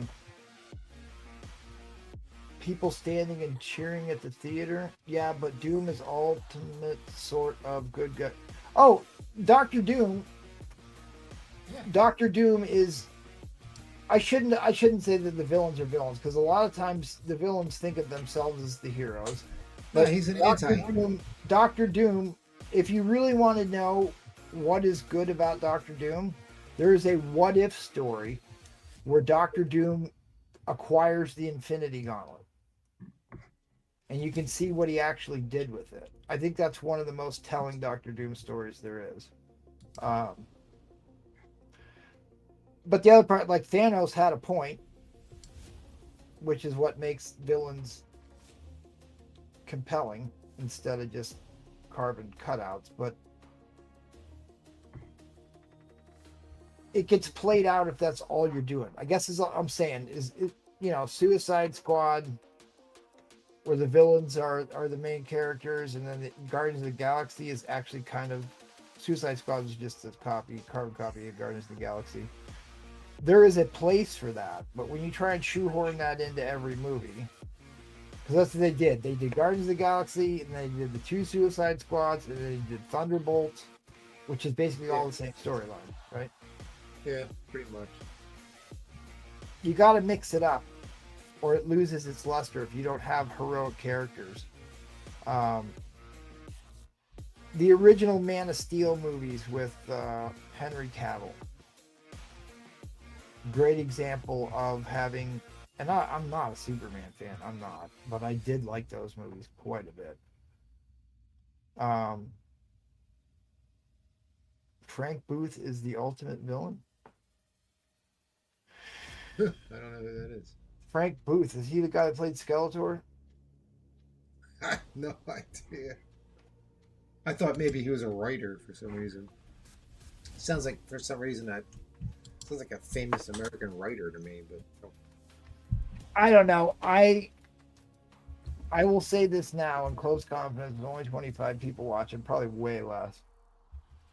I am really nervous about these X-Men movies. The more I keep reading about the scripts, I'm like, fuck, we may be in trouble. There is time to right the ship. Hopefully this Avengers movie is what we think it is and will do well. they haven't even casted. I'm way more nervous about this Avengers movie that's coming out in December. I think people are going to be so fucking confused when they go to watch that movie. When they're talking about they're going to finally kill off the multiverse, which they've been talking about doing forever. They're going to bring all these different characters from different multiverses in. As an average person that just doesn't pay attention to comics and goes to a movie, and you're going to try to figure out why the Fox X-Men are fighting the Tobey Maguire Spider-Man and killing each other off, and no one's going to understand what the fuck's going on. It's just not. And Iron Man is Tony Stark as Iron Man, and Captain America is a Captain America from the whatever multiverse. I'm already confused just thinking about it.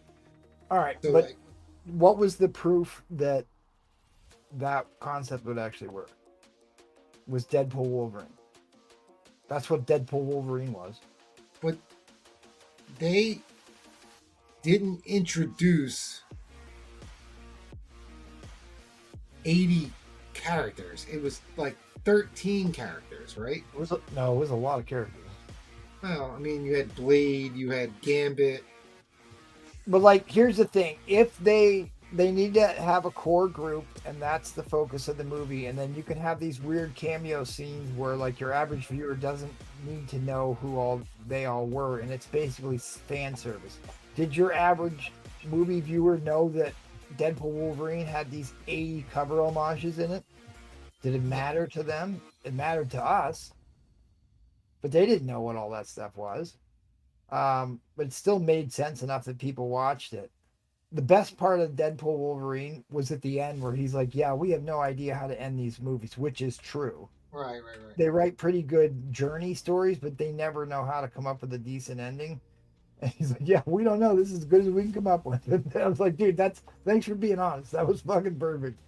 Well, that's actually a great example, is the fact that the Hugh Jackman Wolverine from the Fox universe is now in the Deadpool universe, so when they kill off the Fox X-Men, which they're going to do, obviously Wolverine's not going to die because he's in the Deadpool universe.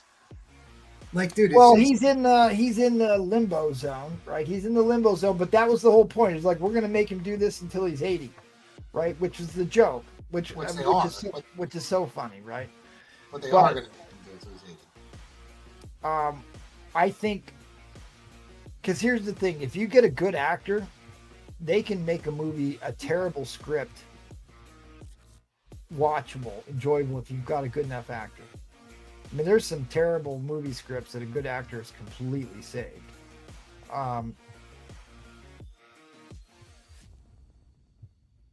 One of the worst movies, you watch The Outsiders? Yeah, it's pretty bad. It's pretty bad. Yeah, that's a movie that did not stand the test of time. Oppenheimer sucked, but the actor was great. It definitely wasn't the massive hit that they said it was. But again, it's like, dude, Peaky Blinders might be the best series ever made, and Cillian Murphy killed it in that. Oh, is he in that? So he was in Boardwalk, the Atlantic City Mobsters show, and he was great in that. No, he wasn't. Yeah, I think he was. No, John Buscemi was in. Yeah, Boardwalk. But so was that guy was in it too. He was in it. Cillian Murphy was not in Boardwalk. Cillian Murphy was in Batman, the Christopher Nolan Batman. Are you sure he wasn't in Boardwalk? I'm pretty sure he was in Boardwalk. I love that series. I know it very well. He was not in that whatsoever. They had the little Irish guy in there who was Daredevil. The guy who played Daredevil is in Boardwalk. Yeah, he's in it. Yeah, he was great in that. Yeah. But like Cillian Murphy, it is like, which is why the Netflix, they let him do that movie, and they was the worst thing ever. Do not watch it. If you like Peaky Blinders, do not watch that movie they just made at the end, where they completely unman him and make the most unsensical script ever, and it was just like basically attacking the fan base the entire movie. And I was like, this is I canceled my Netflix subscription as soon as I got done with it. I was like, this is actively hostile against the people who actually like the show. Don't watch it. Tucson, save yourself. Do not watch that movie. Even if you started the movie, do not watch the last half hour. It will destroy everything that you love about Peaky Blinders. Don't do it. Oppenheimer was a little cerebral. I will say I don't think it was good as the other atomic bomb. There was a show. One of the best atomic bomb movies there was a show called what's the name of the place in the New Mexico desert where they had the city where they had all the scientists that built the atomic bomb? Shit. Fuck. I know this. Starts with an L. That town that they built in the middle of New Mexico to house. Yeah, that's where Epstein got all the scientists from. Lorange. No. The Manhattan, where they had the Manhattan Project. It's not Los Alamos either. It's something else. Yeah, Los Alamos. Yeah, you know. No, yeah. Los Alamos is where we have the. Yeah, Los Alamos. Yeah, that's exactly what it is. Yes. Maybe the name of the series was Manhattan. Maybe that was the name of it. But it was all about these scientists and the physicists that were in that little city doing the bomb, and they were reading and talking about Planet Comics the entire time. This Planet Comics during the whole series, and it was so well written. It was so good and compelling. I think that's my favorite atomic bomb thing, and then Oppenheimer appears in that too. Is that where all the Project Paperclip guys were too? Yeah, all the Nazis we cherry picked. Well, I shouldn't say that. We had two of the German physicists that we got. They weren't Nazis, but two big German physicists we were able to get out of Germany at the time were in there. I just had a really great thought I wanted to say, and I don't remember. All right, we gotta shut this down. I gotta shut it down because my brain is not working. Oh, Sped! I've said countless times that John Carter, Warlord of Mars, was the last good movie Disney made. It is really good. It stands up. Paperclip went to Alabama. Yeah, some of them did. That's MT's movie. Maybe I should watch. Dude, it really is. I mean, it's like, all right, because it was the kid who stars in John Carter made his fame in that Texas football TV series. Friday Night Lights, maybe it was. Yeah, great show. And like that's where he got his stardom, and that was like his first big movie after he broke out of TV. And like the movie flopped, and I don't know why. I think they didn't budget it or something. And he is a little dry in that movie, but he's really not bad. But what's his nose? The Green Goblin's in that as Tars Tarkas. The guy who played Green Goblin didn't need the mask on in the Spider-Man movies. Oh, he's super famous. He was in the Vietnam movie with Yeah, Francis Ford Platoon. Coppola. He was in Platoon.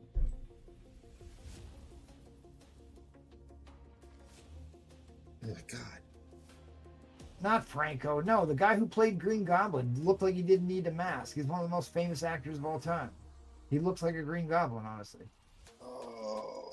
William Dafoe. Thank you, Tucson. Thank you for saying this. My William brain's Dafoe. gone. All right. Well, with that, the brain is melting. Thanks, Free Play, for hanging out, doing post game. Come back and give Paul a hard time about his echo problems on Saturday. And then don't forget to mark your calendar for the Whale Show on April 15th, where I will be selling a couple minor keys. First Werewolf, first Moon Knight. Looks like I'm going to be selling one of those. I have a couple Gold Mage books I might put on that show. What do you... Oh, you're not coming to the... We'll be back for the vintage next month. Did you sell off all your vintage books, by the way? Did you get through all those yet? Dude, I got to talk to you because I got a guy.